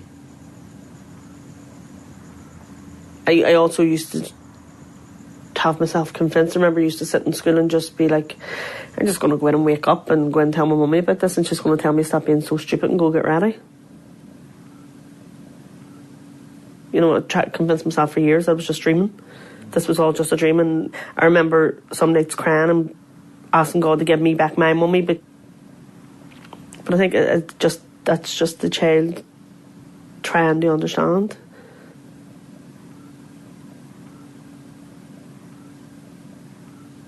I mean, I think as we got older, there's different things have affected us that are not being here. You know, for me, it was going shopping for my first bra, my first period, you know, girl stuff that you're not having her there for. I'd wanted a bra for years, you know. Not these wee stupid face tops and these wee thing bras. I wanted a real one with a clasp and all at the back. So I just remember being excited about it, but I remember going home and when I was putting it on, I cried. It would be 8 years till Shauna found out what happened to her mother.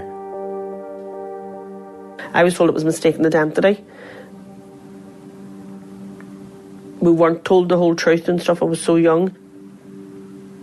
But I have said it before, I was very lucky or stupid or naive that I never felt the stigma of my mummy being a tout or an informant or whatever they wanted to labour her as. I never felt that stigma. For 8 years, Shauna, living in a different part of the city, believed her mother had been murdered in a case of mistaken identity. Now at the start of her own career, she had a job working in the kitchen of a restaurant. So I was in work, and a friend, a girl I was friends with at the time, she came in and she was like, "You alright?" So I was working around, she went, "You alright?" And I went, "Yes." And she just kept going on, and I was like, "Why do you keep asking me, am I alright? You're doing my head in." I was like, "No, because I seen the paper the day." And I'm just like, "Why, what was in the paper?" I took the newspaper down and I read it. And And I just remember I was in there in the back of the kitchen cutting potatoes or something, but I had them in my hand, and I was slicing the hand of myself, but I wasn't even feeling it, and the tears were running down my eyes. And I went down into the toilet and I locked myself in the toilet for 2 hours. The restaurant opened at 5, and the manager was then going, "Shawna, you need to come out. The restaurant's opening, we need you out. What is going on?" And at that stage, I think she had told people, what was. And at that stage, I couldn't even talk. I just went home.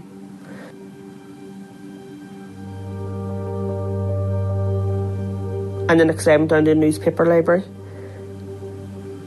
and I found every article that I could find from 1994. It was the worst thing I could have done. I'd seen images of her lying in the field and stuff, and it was horrible, like it really was. Shauna learned about the body left on the border, the bullet in the back of the head. She learned her mother was accused of being an informer. It's because it's not who she was to me. It's a label that people put on her to justify her murder. But it's not who she was. It may have been something she'd done, but it's not who she was. It's just a label people put on her to justify her murder.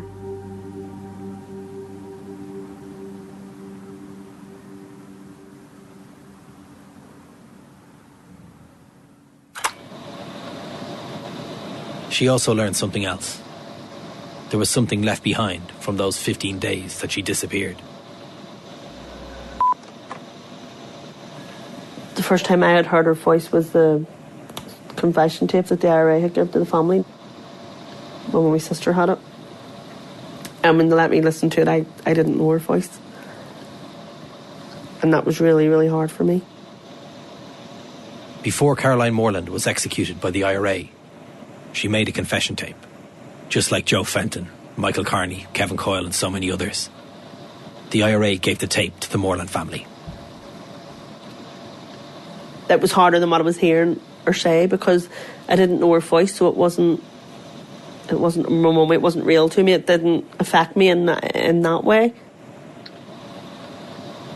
Shauna listened to the confession tape of her own mother.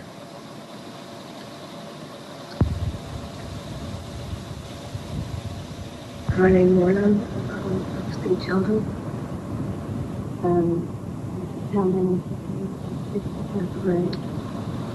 At the beginning of the tape, Caroline introduces herself and says she's a mother of 3. I haven't been forced to make this tape. I haven't been mistreated. Caroline was held for 15 days. We don't know what day the confession tape was recorded or the full extent of the pressure she was under. I've been able to wash and eat and sleep. Okay. I'm making this a meal for you. Caroline says after being arrested by RUC Special Branch, she was put under a lot of pressure in Castlereagh. I was put under a lot of pressure, but still denied them. Then on the 4th or 5th day, I think it was of detention, I was taken out and fingerprinted and brought up and left into the cell. On the 4th or 5th day, she was taken out for fingerprints. Then I was taken out into the interview room again, and they said that my fingerprints matched a bomb in a bar at the law courts, and they knew that I did this, and that I was going to be charged with the 3 bombs. They told her she was going to be charged, and she was facing a 25-year sentence. And that my children would be taken off me and put into the care section. Caroline was told her children were going to be taken off her and put into the care system. At this point, did I agree to work for them? At this point, I agreed to work for them. Before they let me go.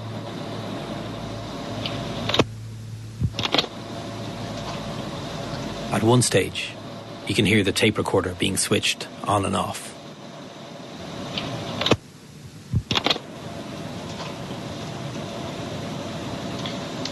I'd been working as a civilian with the IRA for roughly 10 years now. I broke roughly about 18 months, a year and a half to 18 months ago. And I've been meeting these people once a week, some never any longer than once a fortnight. And the payments would usually be £50. Like at Christmas time they would give you 100, and on one occasion I got 200. Caroline talks about the information she passes on to Special Branch. It's clear as she talks, it's all very low-grade intelligence. The kind of information you would associate with somebody who's not an IRA member. The type of information that I passed on would be when the fellas were in my house. I was asked to go and get keys of a van at the leisure centre. But when I went up, there was a load of soldiers and stuff about, so people didn't weigh in with me. Caroline says she wants to add that she regrets getting caught up with these people. I'd like to add to this that I really regret getting caught up with these people. I really regret what I've done.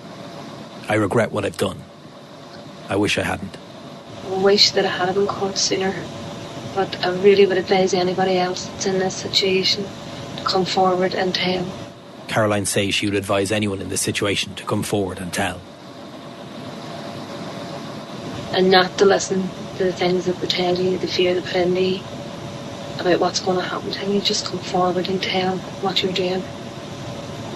No harm will come to you and you'll be helped. No harm will come to you. You'll be helped.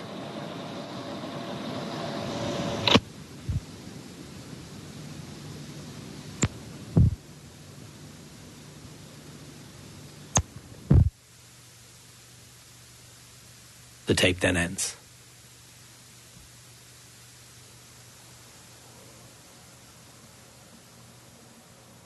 For the first time as an adult, Shauna had heard her mother's voice. But the start of that tape was her saying her name was Caroline Morland and a mother of 3. So I used to just loop that bit over and over again. Just the start of it. Just rewind the play. Mm-hmm. And where would you be doing that? Did you have it on a... No, I just had the cassette. The cassette. Well, back then, at a wee CD cassette player stereo sets that we used to have. Everybody used to have your wee stereo set years ago, so just used to keep rewriting it on that.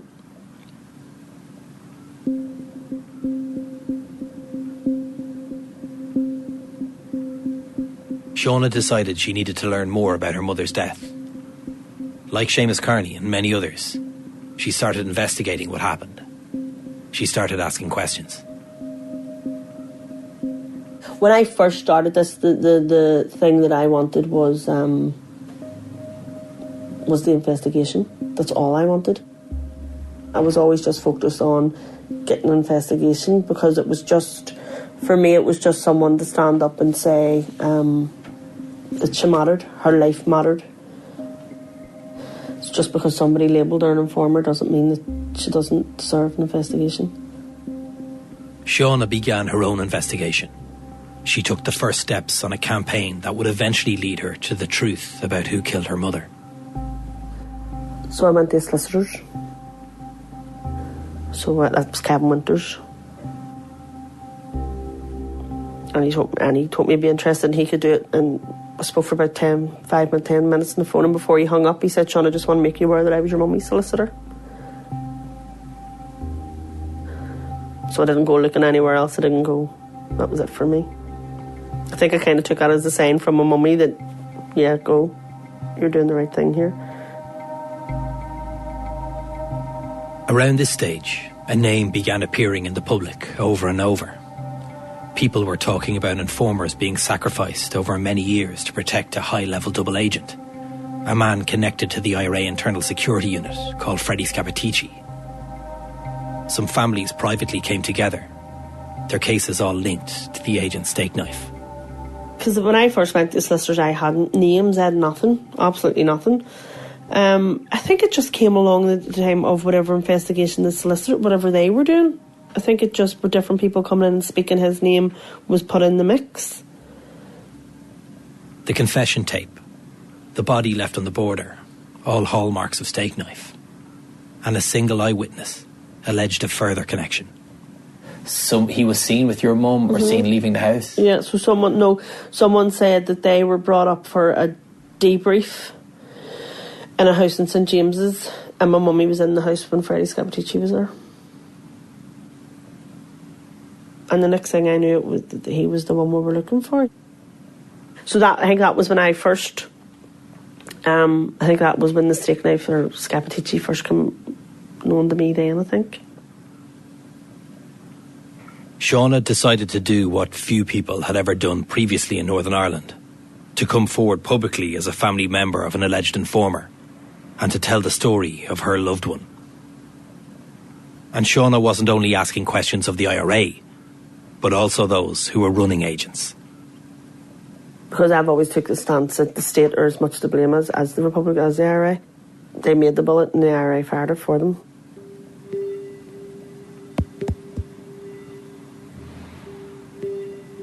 I didn't lose an informer. I lost my mother. Oh, that's all she was to me, was Caroline Moreland. She was my safe place. At 10 years old, I lost my safe place. It disappeared. The panel I sat on down in Derry, it was a Bloody Sunday thing, so it was. I was so nervous going into that. I felt just so out of place, and like I shouldn't be there because everybody was there. Their loved ones were innocent. They were all innocent. But there I was sitting there, whose mummy was an accused informer, accused tout. Did I really deserve to sit on a panel where Kate and Janet, their family were innocent? I can't say the same about my mummy. Was my mummy connected in some way to the IRA? Was she an informer? Did she give information? I can't 100% say no. But then the more I thought about it, the IRA themselves claimed that my mother's only offence was to reveal the dumping ground of one rifle. They claimed that no one was hurt, injured or arrested or murdered by any information that she gave. So she wasn't a victim maker. She was indeed a victim. She was used in a vulnerable position in her life. But during the week I came up... In 2015, Shauna became a prominent voice asking questions about the role of Freddie Scappaticci, looking for answers. Freddie Scappaticci still hasn't been brought in for questioning. They announced that almost 6 months ago. Freddie Scappaticci still hasn't been brought in for questioning. To say he's not a protected species, the media can't print an image of Freddie Scappaticci past 2004. We don't know where he is. We know he's in the UK, but we don't know where. He very much is a protected species. There were media appearances on TV and radio. She was my mummy. She wasn't Caroline Moreland, the IRA informant. She was Caroline Moreland, my mummy. No matter what goes on or what goes through, I will not let anybody change my views on that. There were many newspaper features and talks and conferences where Shauna told her mother's story. In my eyes, very much, the state made the bullet and the IRA fired it. They're both equally to blame in my mother's death. And that's it.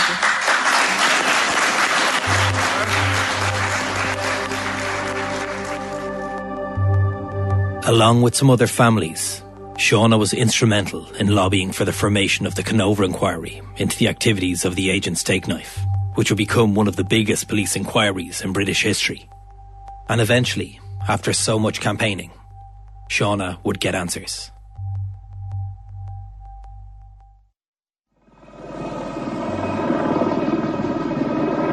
Caroline Moreland was the last alleged IRA informer killed during the Troubles. And only the third woman ever to be killed as an alleged informer, after Catherine Mahon in 1985 and Jean McConville in 1972. We're asking all the people to come out in support of the Adams Hand Peace Initiative by attending today's rally in the Dublin Park. Caroline was killed within weeks of the IRA ceasefire in 1994. In the German documentary, there's footage of Caroline and Shauna attending a rally for peace, mother and daughter with banners, marching alongside each other. What food is peace in Northern Ireland?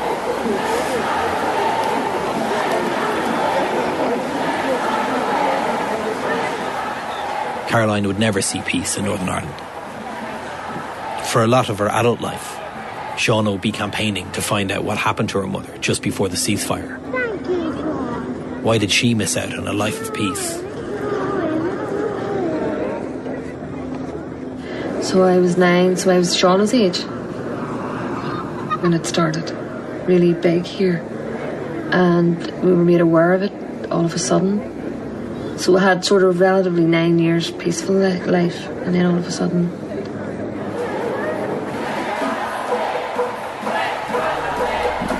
After years of keeping her mother's story alive, Shauna would eventually meet the Canova inquiry team and learn the details of her mother's murder.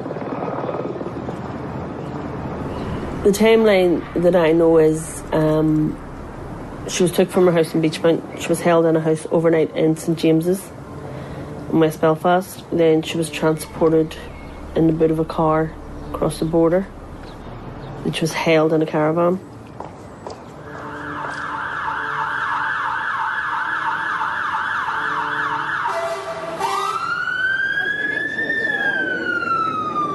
Shauna would learn that 3 people were involved in the abduction of her mother. One was a female, a friend of Caroline's who she trusted and played a key role in her disappearance. I had to leave the room, which I've never done in any of the meetings, because when he told me who had took her, I knew one of them. It was one of her friends, and I knew them. I went down to their house and stuff. So that was really hard.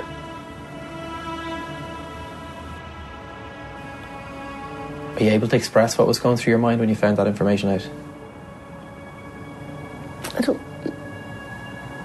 Betrayal, I think, would have been the... I think a betrayal to my mummy, or friendship to my mummy. A betrayal to me because I went in and out of her home. She seen me on a regular basis. She seen me interacting with my mummy. And just unbelievable hurt and sadness.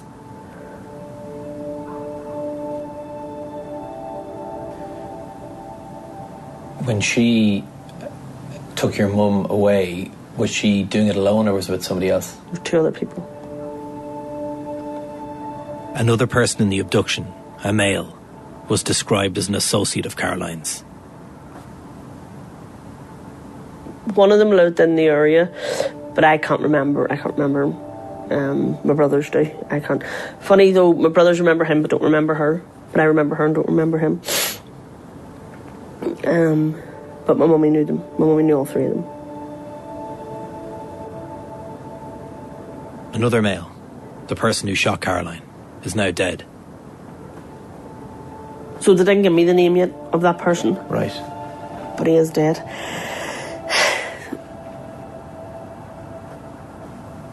But it's just... I really just don't know. I don't know how I feel about it. I don't know.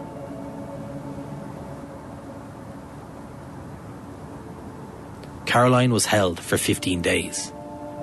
One of the reasons she was held for so long was that IRA member after IRA member refused to execute the single mother of 3. Why murder her, they said, so close to a ceasefire? It felt as if, the only way I could describe it was as if I was at a wake for weeks. It was heavy. Well, that's the only way I can describe it, because it just felt very heavy. And Shauna, as someone who was so connected to the Canova inquiry, would learn something that surprised her. Freddie Scappaticci was not involved in her mother's death. And I think it was just before Christmas. They told me that he had nothing to do with it. So Canova then had to get permission to keep investigating my mummy's murder. Which they did, thankfully. It was, who just saw it? Ironically, it's not something to do with him. Freddie Scappaticci, as we know, after the Sandy Lynch arrests, had been stood down from IRA activity. By the time Caroline and Shauna are marching in this footage, Freddie Scappaticci is no longer in the Internal Security Unit.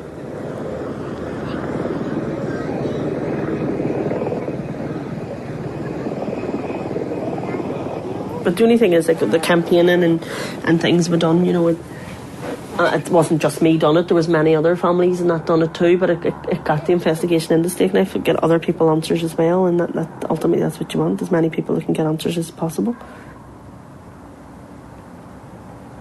Despite the fact that Stakeknife had been connected to her mother's death for years in the media, despite believing that Scappaticci was involved and finding out something entirely different, Shauna says Operation Canova still provided her with the answers she was looking for.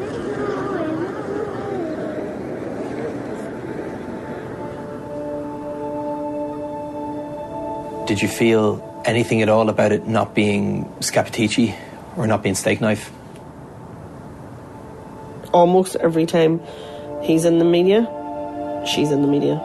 And I really thought that really annoyed me at the start, and it really got to me, because it wasn't really that it was annoying me because they kept putting her image beside him, but it was annoying me in the aspect of there was 50 plus other families out there.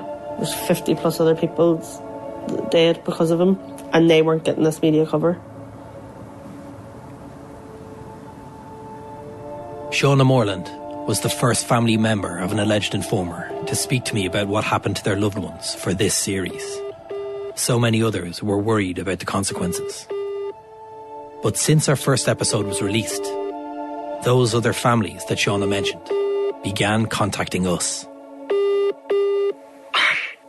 The biggest part of the battle of me reaching out is because you feel so alone, and then listening to the coils, I think, yeah, that one broke me, and it just struck me that there are people like me around out there, and, you know, the shame of being an informer's daughter, there's other people like me.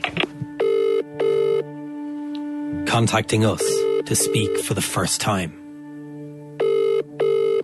We as a family from the very start have never been public. We were always a kind of family, still are. This is our business, not yours. Which is why even me doing this with you, it's our whole family stepping out of the comfort zone. But I feel we as a family are at a point where we kept quiet enough. Here's the truth. It was literally bush, bang, bang, let's go, get the fuck out of here, you've got to leave. But it wasn't until I was much, much, much, much older that I realised that it was because my dad had done something big and we were never going to go back to what was home and see anybody else. And people contacting us to say Freddie Scappaticci was involved in the murders of their family members. Okay. Yeah, when you're ready. I wrote, "Hello Mark, having listened to episodes on your investigation into Stakeknife, I want to let you know about my brother Eugene Simons, disappeared in 1981 and recovered by accident in 1984. Having listened to Seamus, my brother Eugene's path to his murder has so many similarities, including Stakeknife letting his handlers know that Eugene was to be executed and the security forces did nothing to stop it. Well, I'll never freely be able to be free. And that's a real struggle. Imagine living your whole life and never being able to be you. But I wouldn't feel comfortable going right over there. It's not safe to do so, and I've been told that to this day, you know. You've been told that he's still in danger? Yeah.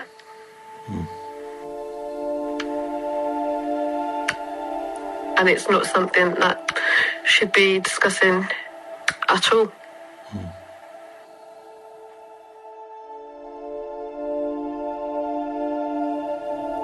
We should be given lots of opportunity as a family members to speak, because everybody else gets to speak. But we're all quiet because we're afraid, or there's just that sense of, can I speak? Are there going to be any repercussions for speaking? And as I said to you, I just got to the stage, I thought, listening to the people that you've spoken to, I thought, well, if they can speak, I can speak too. And just deal with the consequences, but I'm not going to be quiet anymore.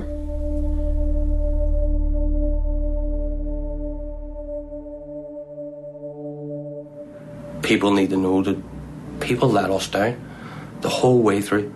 And even now, we will be let down again. To the best of your knowledge, was Freddie Scappaticci was the one named. Was it in relation to the direct murder of your father, or was it the murder of my father?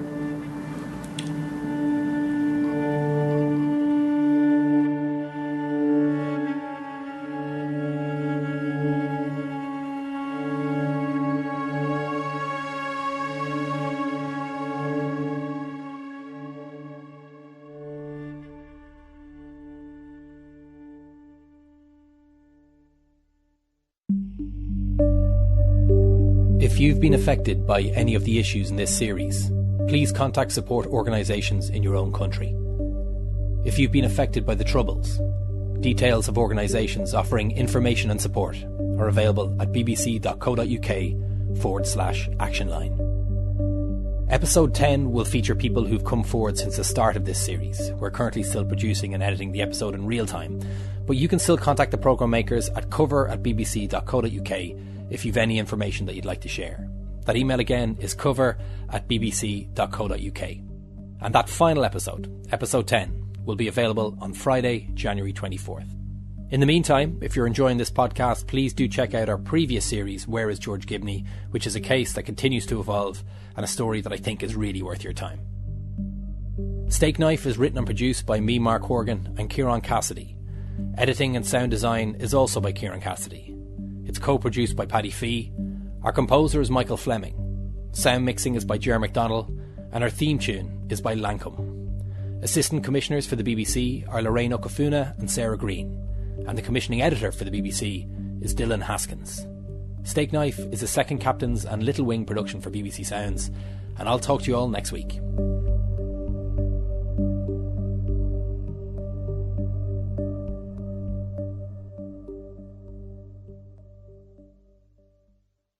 You're about to listen to a brand new episode of Stakeknife, the second series of Cover. Episodes are released weekly wherever you get your podcasts, but if you're in the UK, you can listen to the latest episodes right now, first on BBC Sounds. And this episode contains interviews that some listeners may find upsetting and some occasional strong language. Episode 10. Frank.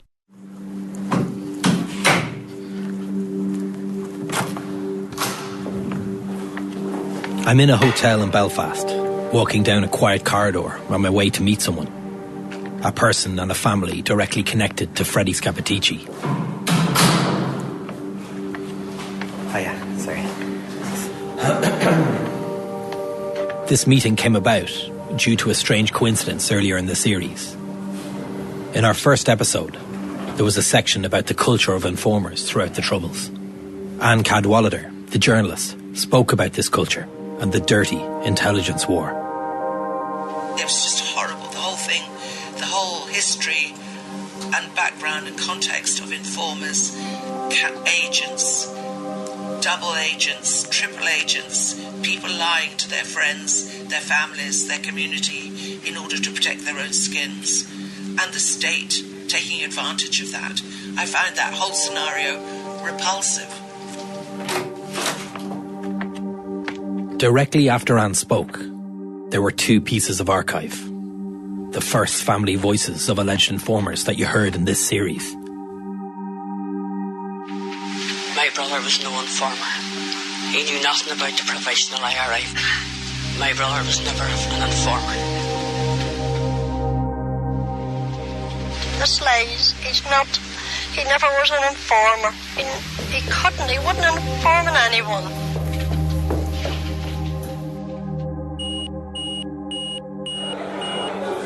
The archive of the woman saying my brother was no informer really stuck with me.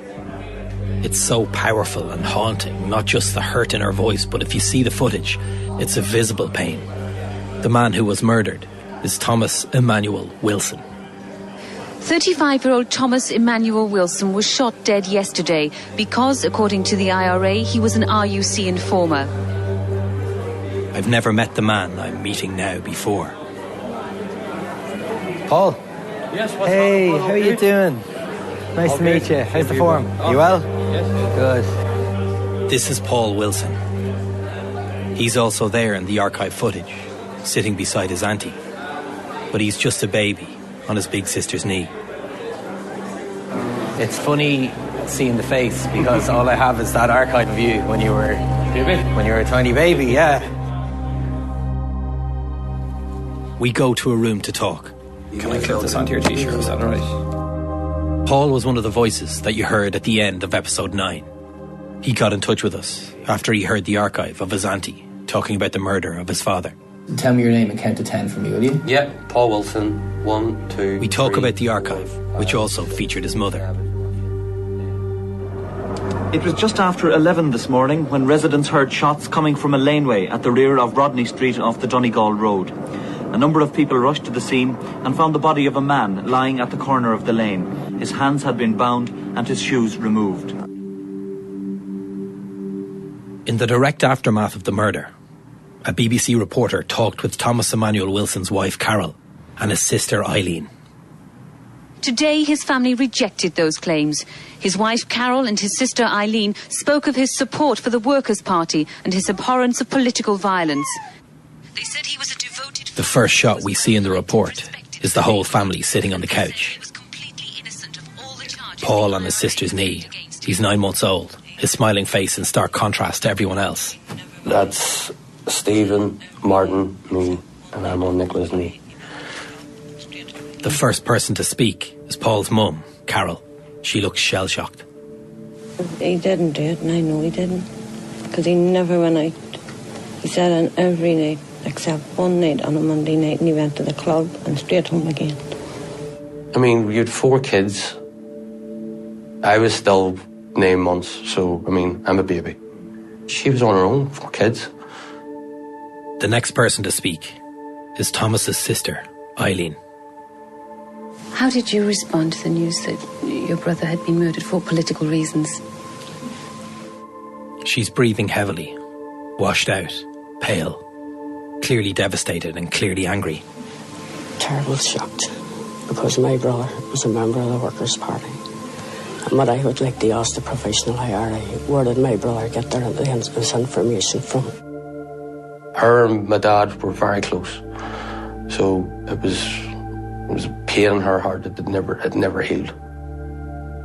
She loved that man as much as anybody could, and till her dying day, she wanted the truth for him, and she hated what happened to him. And like his wife, we want to see his name cleared, which I don't think a professional IRA will do because they wouldn't have the guts to do it. They'll shoot you before they'll admit their own guilt. My brother was no informer. He knew nothing about the professional IRA, for the same fellow wouldn't have walked the same side of the street as the professional IRA. She knew, as you can tell in that interview, she knew it was a pack of lies being said about him. She hated that because it was everything against what my dad stood for. He didn't believe in their tactics or what they done.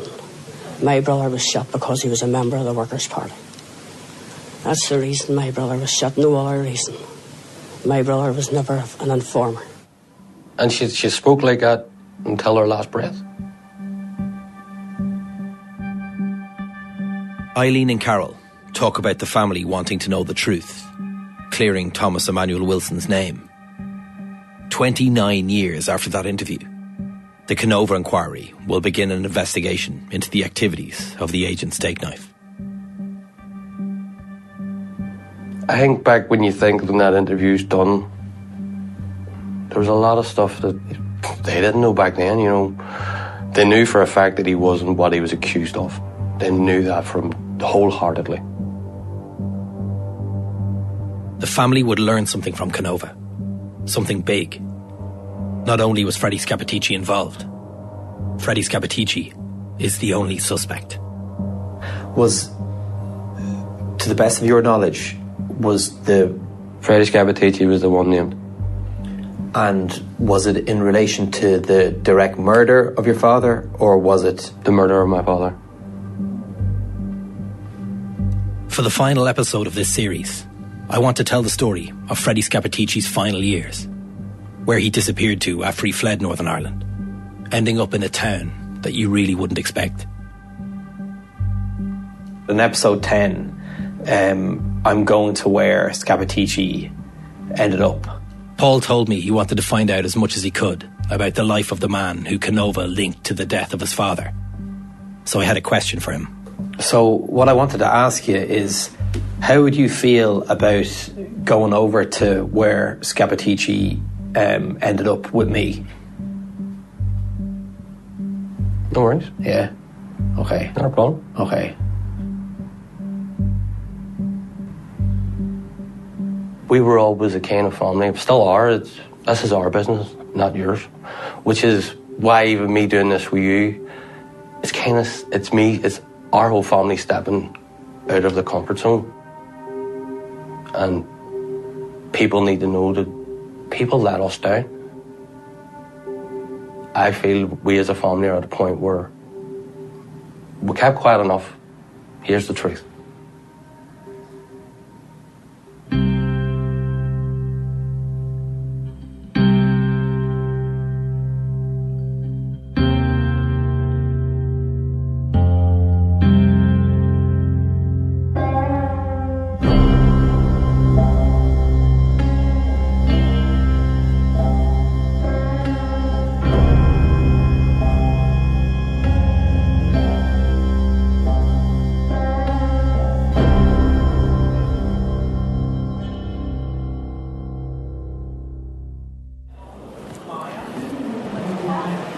Have you collected all your baggage? If you haven't, please make your way back along the corridor to reclaim 11. I'm in London Gatwick Airport. I'm waiting to meet Paul Wilson. Have you collected all your baggage? If you haven't, please make your way back along the corridor to reclaim 11. We're planning to go where Freddie Scappaticci lived, where he eventually disappeared to after the press conference and the Culloden car park tape was released. A place where he was living under an alias, walking his dog, surrounded by unsuspecting neighbours. Please stand clear of the doors and hold on to the rails. I meet Paul Wilson upstairs. He's just flown in from Belfast. Everything all right? All good, man. All right, good. It's an airport, so everyone is carrying something, but I've got a big Zeppelin-shaped microphone holder with a fluffy windshield out in front of me. Do I stand out? I did. We've rented a car, and then we'll make our way towards where we believe Stakeknife ended up.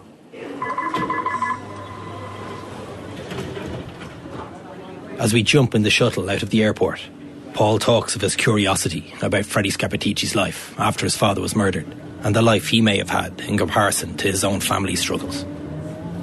Scappaticci led from what I'm led to believe, a handsome life. Nobody allowed to near him, nobody allowed to talk to him, nobody allowed anything. But we had to suffer. After the archive interview immediately after the death of his dad, neither Paul's mother Carol or his auntie Eileen ever spoke publicly again. That was it. We as a family from the very start have never been public. It's not Mum's way, it's not our way. And 2 weeks after the murder, the police stopped contacting the family. Nothing ever happened. No follow-up, no investigation, no suspect, nothing. Okay, do you know any more? No. What did the cops do? Nothing. They were like, I was at that stage, what do you mean they did nothing? They showed up, said he was accused of this, said they'd be in touch. They got in touch a week or two later. And what happened after that? Nothing. It was clear, she said it was clear that nothing was ever going to happen.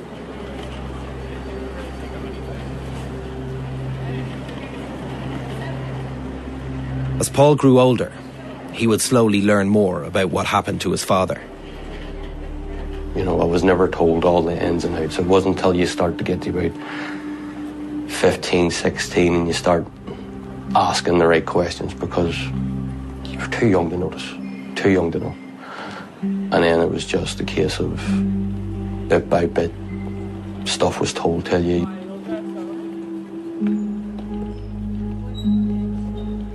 He would learn that his father was a member of the Workers' Party, And he was definitely not a member of the Provisional IRA. So even if he was an informer, he was very limited about what he could inform on. The Workers' Party say he was one of their election workers.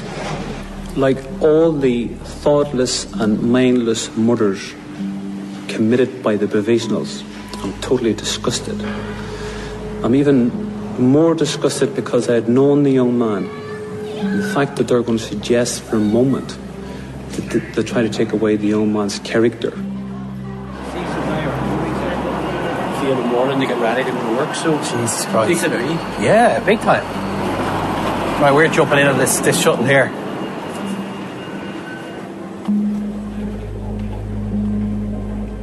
Thomas Wilson's case is unusual in that he was held for 14 hours. It was a very short period between the abduction and the murder. He was abducted at night and he was shot dead the following morning. The last sighting of him, someone seen him outside the casket shop at about 8:20 p.m. He never made it home. We lived not even a 5-minute walk from the casket. We knew he was taken away. Wherever he was taken, he'd clearly been tied up because they found him gagged. We knew that he was beaten. Apparently this then recording of him admitting to being an informant was produced. Then he was taken to Rodney Parade and shot. But we didn't know how he was picked up, how he was gotten to Rodney Parade. For decades, this is all the Wilsons knew about his murder. There were rumours in the years after that Thomas Emmanuel Wilson was in the wrong place at the wrong time. He was spotted near an IRA safe house that was later raided by the police. Others say he was misidentified. All the family knew was that he'd been abducted, tortured and murdered. But steadfastly, they refused to believe he was an informer. It was always instantaneously, your dad wasn't an informer. Don't believe anything anyone ever says about that. They're dirty bastards. And they shot him for all the wrong reasons. So I was one thing that was drained into you, that yes, he was murdered, yes, he was taken away, but do not believe that lie. The thing that lifts up. Same principle.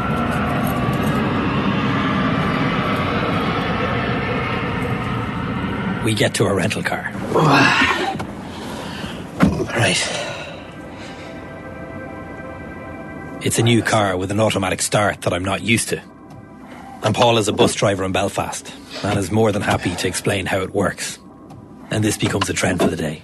So handbrake is... No, so you find your bait, hit the accelerator and you'll take off. Okay, grand.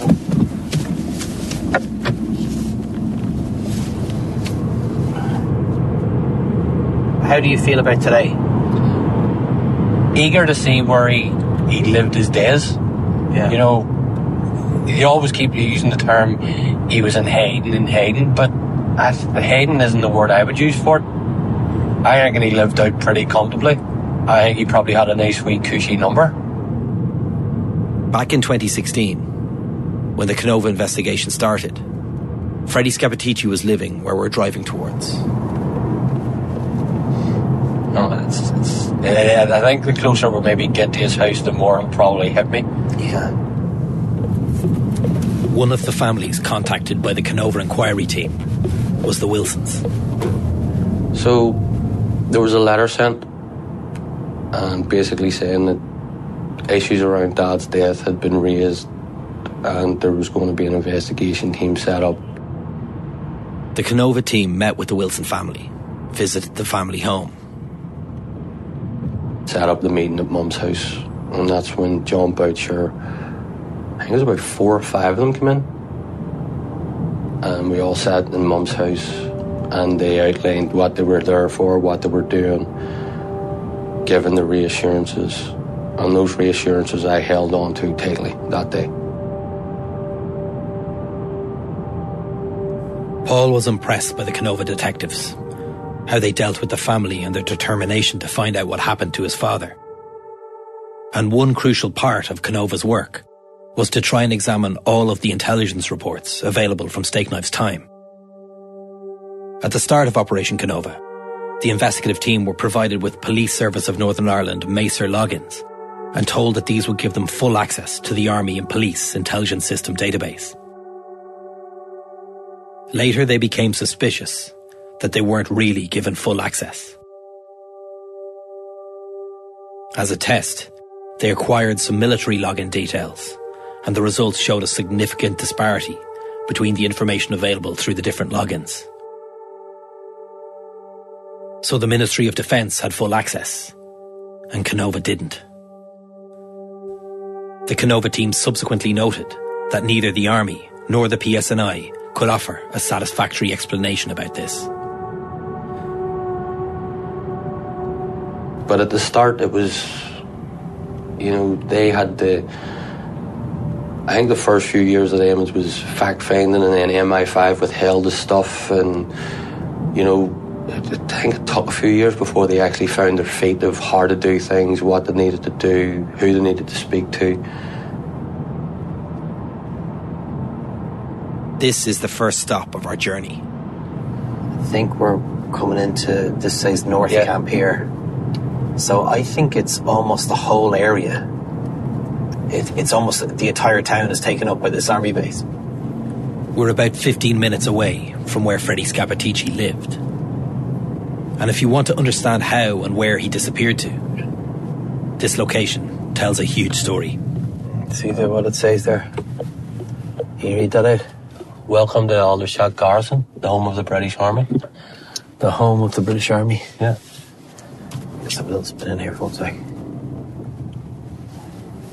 This is Aldershot Garrison. It's one of the biggest military bases in the United Kingdom and has long been seen as the home of the British Army.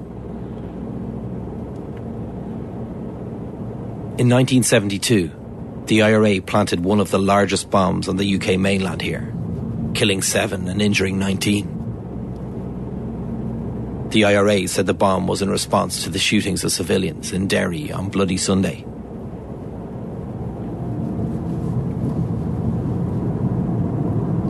Coming from a town like Belfast, it just you don't see anything in that grand of a scale.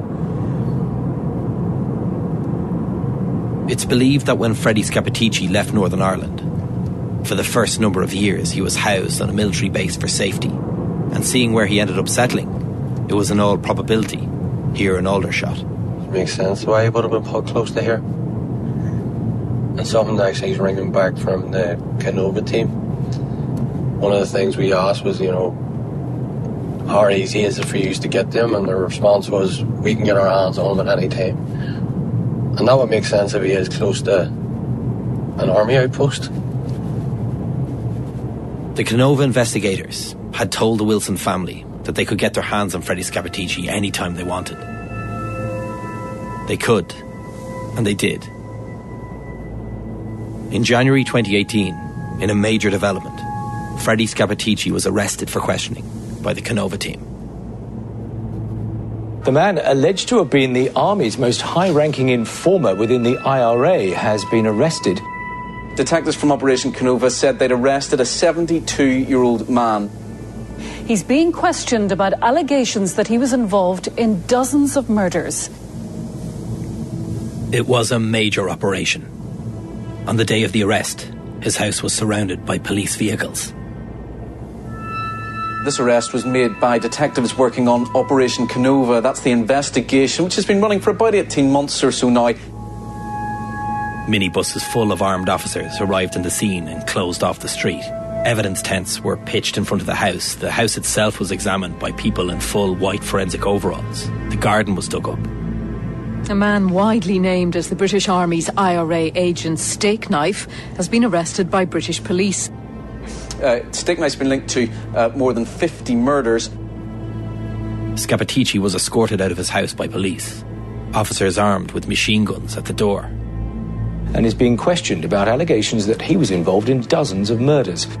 They haven't named him, but it's understood that the man under arrest is Fred Scappaticci.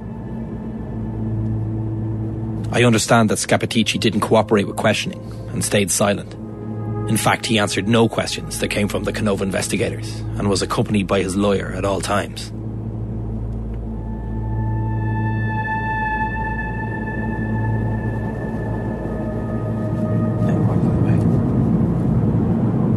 seems... Honestly, I knew it would have been big, but it's some size. I just want to come up here for a look, and then I'll spin back just to get the sense of the size of this. We decide to pull the car over and to have a look at the military base. That's the Irish Guards, who just coincidentally parked outside of. In 2003, after the press conference and the release of the secret car park tape, the theory is that Freddie Scappaticci was taken here. He first lived on the army base, and then when things calmed down, eventually moved to the location we're going to next. Right. Next stop. So, the next stop is the town where Freddie Scappaticci lived for many years. The sat-nav is telling me it's only 15 minutes away. So it's saying it's 15 odd minutes from here, or 20 minutes. I actually thought it was a little bit closer. Still, that's pretty close.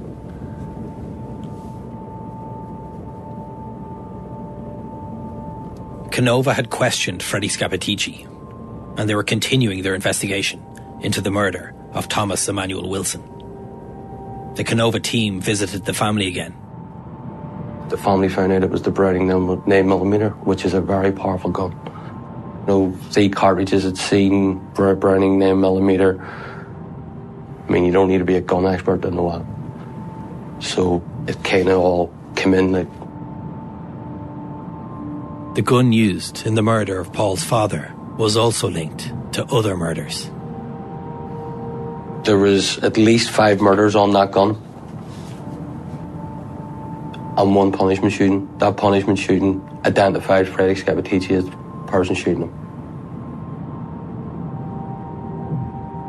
Crucially, the person shot in the punishment shooting identified Freddie Scappaticci as the man who pulled the trigger. So that gun has links to him, links to my father, links to other people. Not only was Freddie Scappaticci linked to the murder by the gun, Canova informed the family that he was also linked another way. Scap is linked to my dad's murder through intelligence. So we're talking about intelligence reports there. Yeah. We're talking about source reports. Yes. After 3 decades of no information, they were learning that their father and husband was potentially murdered by a British agent. They felt they were close to the truth. The day they gave us all that information, I was there with me, 2 brothers, my uncle and my cousin. It was weird. Just, Jesus Christ. What the fuck? We arrive in the town where Freddie Scappaticci lived.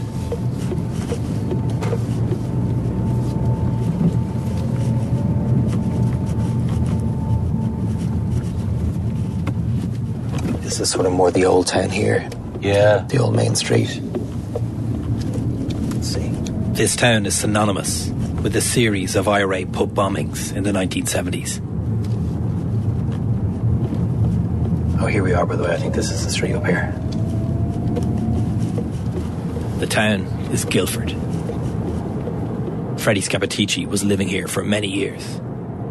This was home. In 1974, the Provisional IRA bombed 2 pubs in this town and killed 4 young teenage soldiers and 1 civilian. Afterwards, 4 Irish people, famously known as the Guildford Four, were wrongly convicted of the pub bombings in a massive miscarriage of justice case. So this is that it there? That's it. That's there. it there, yeah. That's it there. I'm gonna go in. Turn there? Yeah. It's funny, it stands out right there in the corner, doesn't it? Yeah. Like it's you couldn't mistake it. We passed the spot where one of the pubs still stands. It was rebuilt after the bombing. Freddie Scappaticci lived within walking distance.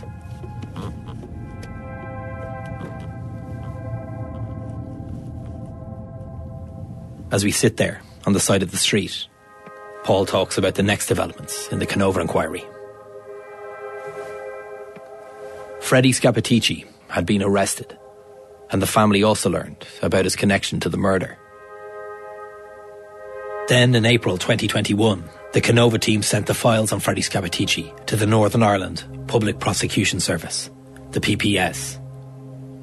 The PPS would then decide, based on the evidence, if Freddie Scappaticci can be prosecuted. 22 is when I found out that it actually lodged the file to the PPS. So it was about 8-9 months after that actually lodged that we found out. It's been a long morning. We decide to take a break for lunch. Right, we'll go get something to eat, will we? Yeah, no worries. Do you need to put this stuff away? Or do you want to keep these mics on?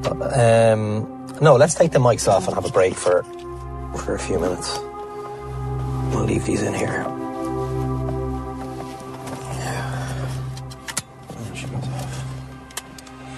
While we take a break, and before we go to where he was living, these are some of the things that I learned about Freddie Scappaticci's life in Guildford.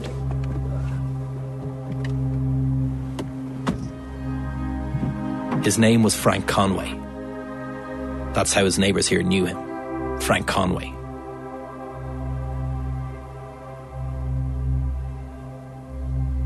He drove a silver Mercedes.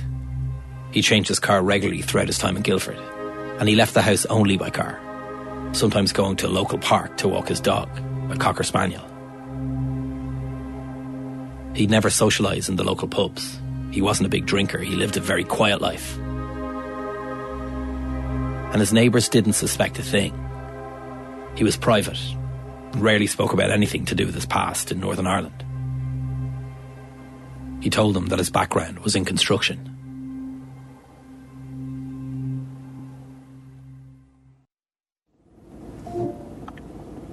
We're back from lunch. Our next stop is where Freddie Scappaticci, or as he was known locally, Frank Conway, lived. Right, you ready to go? Yeah. You feeling alright? Yeah, man. Hey, 10 minutes from here. Right, we go and find the house? Yeah, let's find him.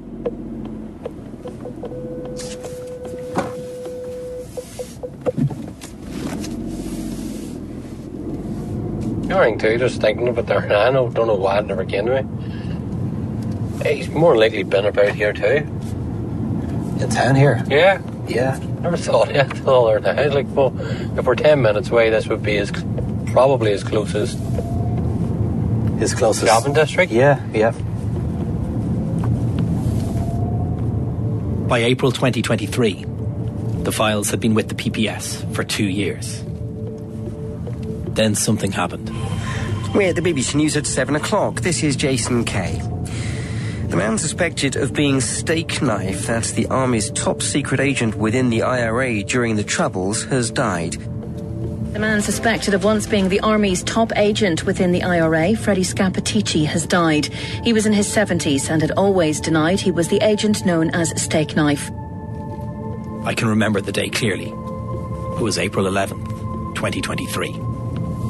It was announced that Freddie Scappaticci had died.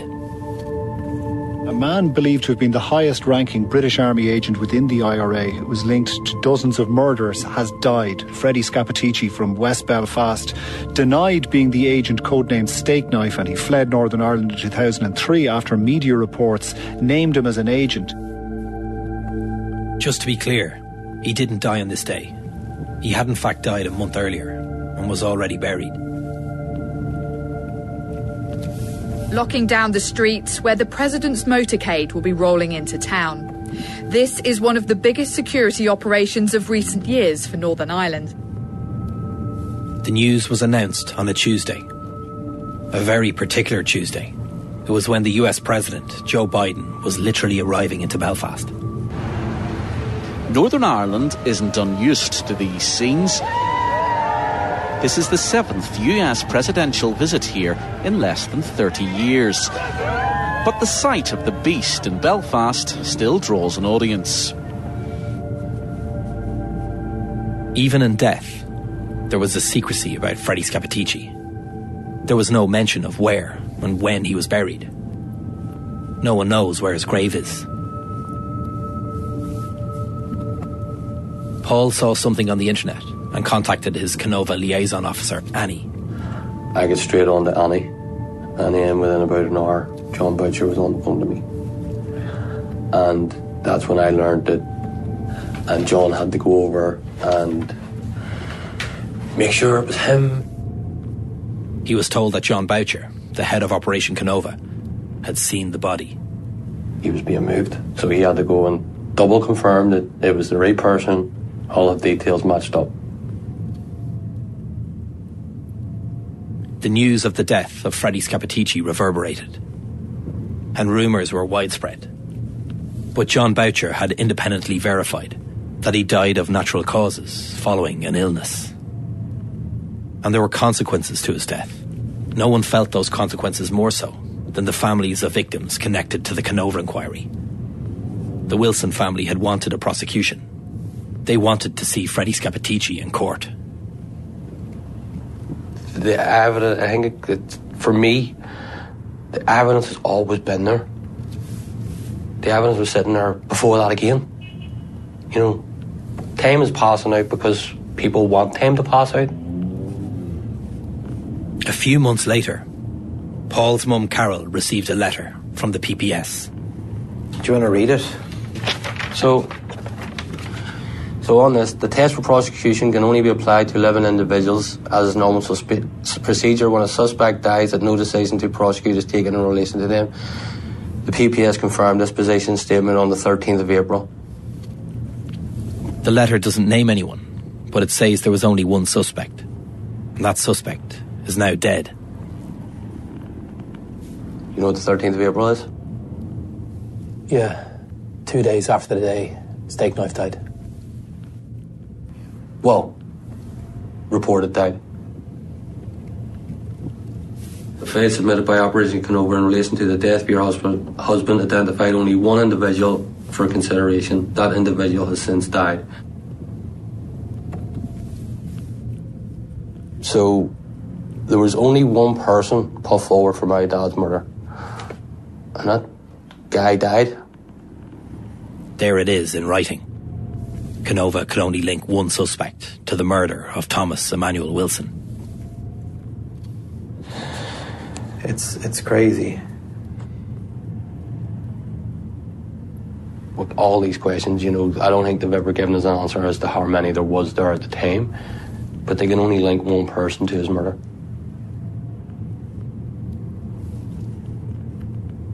We're not far away now. What are you expecting to see here?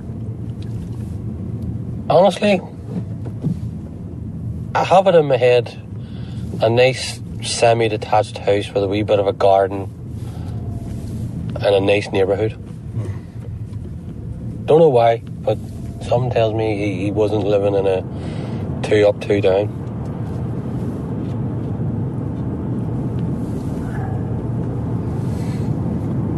Okay, how's a minute away now?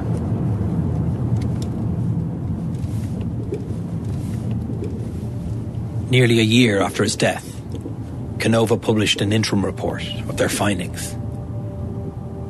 They confirmed state agents were involved in murder, and murders and torture that could and should have been prevented were allowed to take place with the knowledge of the security forces. But despite these findings, one of the things that stands out, Stakeknife is not officially named as Freddie Scappaticci. They don't actually name him. Was it very frustrating for you to not have him named? 110%. Just as much as it was not being is this NCND that was my tipping point. I have to say, that was my tipping point to say, right, we need a solicitor. That was my tipping point to say that Canova, as good as it is, it's not going to answer anything now. This is because of the neither confirm nor deny NCND rule, which means to protect issues of national security, even in death, he can't be named. For me personally, I'm assuming for a lot of families, NCND has ended any hopes of truth.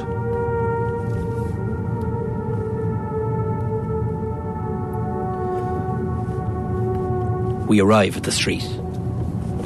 It's very unassuming. It all looks very normal, located on a busy road. This is the street here. This is it? Yeah. As I drive down the street, I point out a white house. See that house? The white one? Yeah. That's it. It's a white detached house on a corner. You wouldn't suspect anything, except for the large hedge surrounding the small garden. It's the only house with a hedge.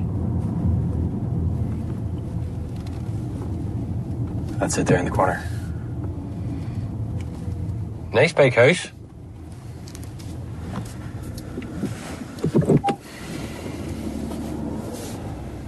We pull up outside the house. Do you want to get out and we'll have a look? Yeah, no worries.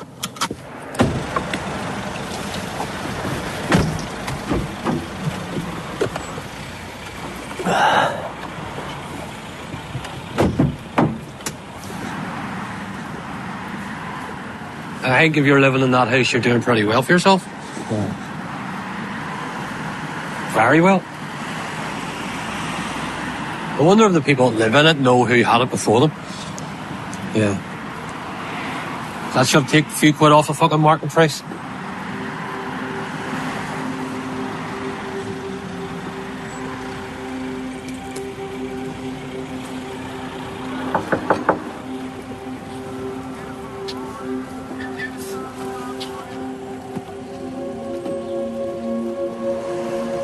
How you doing? Sorry to interrupt. How are you? Good. I'm a journalist from the BBC. I talk with Freddie Scappaticci's neighbours. None of them wanted to go on tape, but they did speak to me. Hi there. How you doing? Sorry to bother you. Okay. I'm a journalist from the BBC, and I'm just wondering if I could ask you about a former neighbour of yours from up the road. Some invited me into their homes to talk about the shock of discovering the truth about Frank Conway. Others angrily told me about how they felt tricked and betrayed by a man they thought they knew. We'll just cross the road and we'll go across the other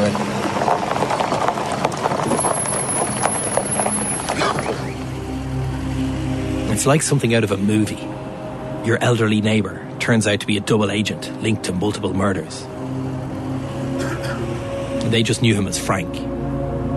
He lived alone and was rarely visited. He kept himself to himself. He was described by one neighbour as friendly. He'd smile, seemed confident in himself. They'd talk about their dogs, make small talk. Hi there. How are you doing? I'm sorry to bother you. I'm a journalist with the BBC. I'm wondering if you could give me any information about a former neighbour of yours. I was told Frank was a keen gardener who took pride in his house. He'd be on his hands and knees weeding his driveway. They remembered that the high hedges around the house were planted when he moved in. The neighbours described him as obese, an old man in constant ill health with heart problems and alone. He knocked on a neighbour's door one day, complaining of chest pains, and they looked after him as he waited for an ambulance. When he went to hospital, they went inside Scappaticci's house to feed his dog. They described inside the house as normal. The only unusual thing was that a man of his age and condition lived in such a big house all alone.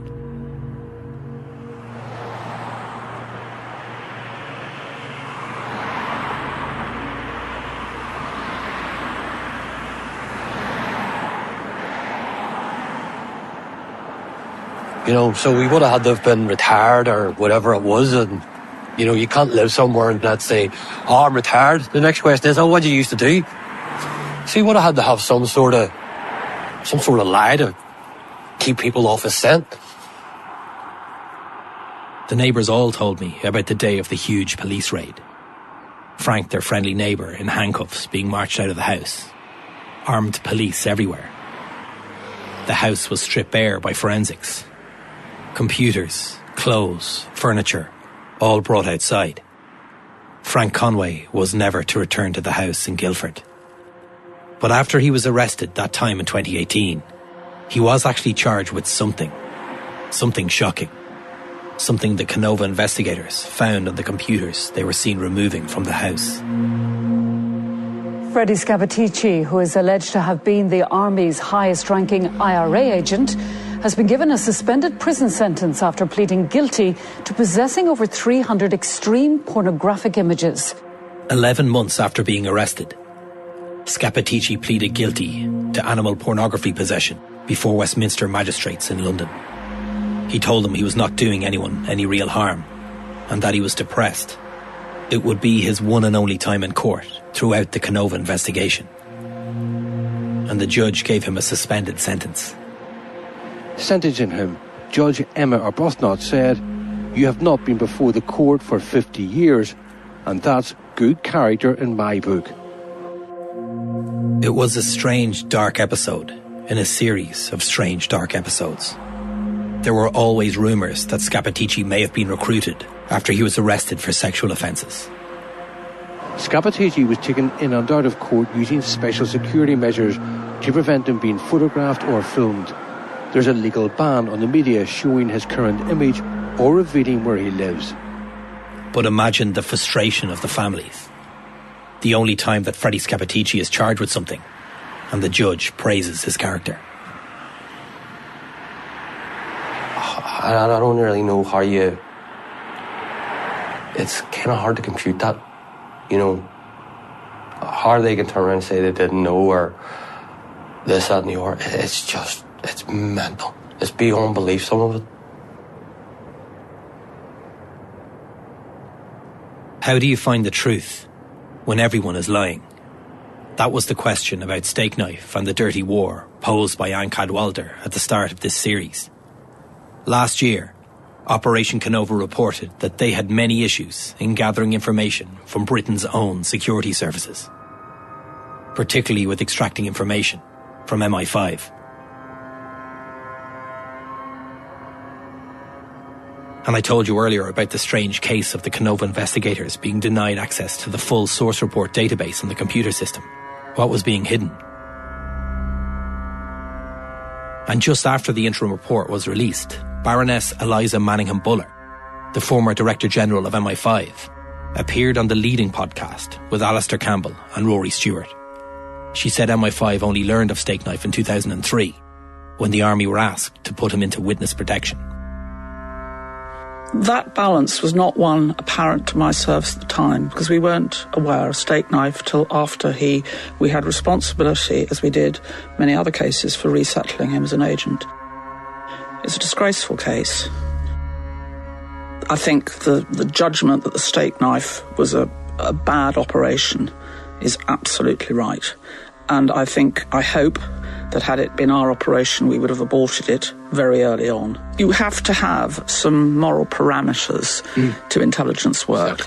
Exactly. If you abandon ethics and say anything goes, you become like the people that you were trying to penetrate. Then, incredibly, 8 years after Operation Canova had begun, after Freddie Scappaticci died, after no charges were pursued by the PPS, and just a month after the interim report, a whole cache of new MI5 files were discovered. In fact, between April and July of last year, Canova were made aware of the discovery of hundreds of previously undisclosed intelligence files related to Stakeknife. And then we come up against her this year, MI5. I mean, what the hell? The head of Canova said the discovery of the significant new material was of great concern. The files pointed to new investigative leads not previously known. People could have possibly faced charges if these files had been disclosed earlier. The documents not only revealed that MI5 knew about Stakeknife, but they were also giving him tasks. Well, Eliza Manningham-Buller, who we interviewed with John Sawers, the former head of MI6, and she actually sent us this message. I'm going to read it because it's quite interesting. It's now clear to me that MI5 had some limited knowledge earlier than I had previously understood. I have no trust in the MI5. MI5 have screwed the pooch every turn on this. Every turn in Canova, they've put a roadblock up, hid something, lied about something. How can you trust this? How can you trust this system if they lie so much and cover it up.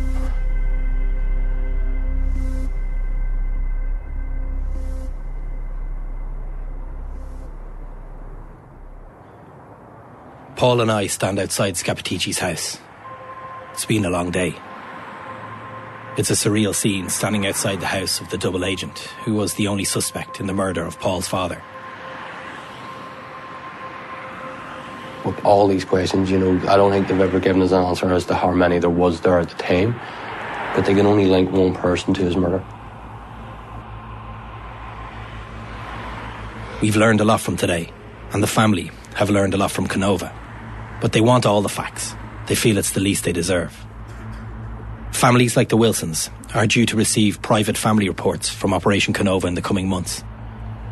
But Paul has already been told that the intelligence reports related to his father's case will be redacted.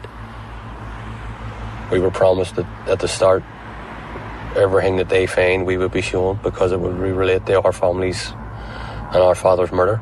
And now, because it's British government secrets, we're not getting told it. My brother never left his own home. And like his wife, we want to see his name cleared, which I don't think a professional IRA will do because they wouldn't have the guts to do it.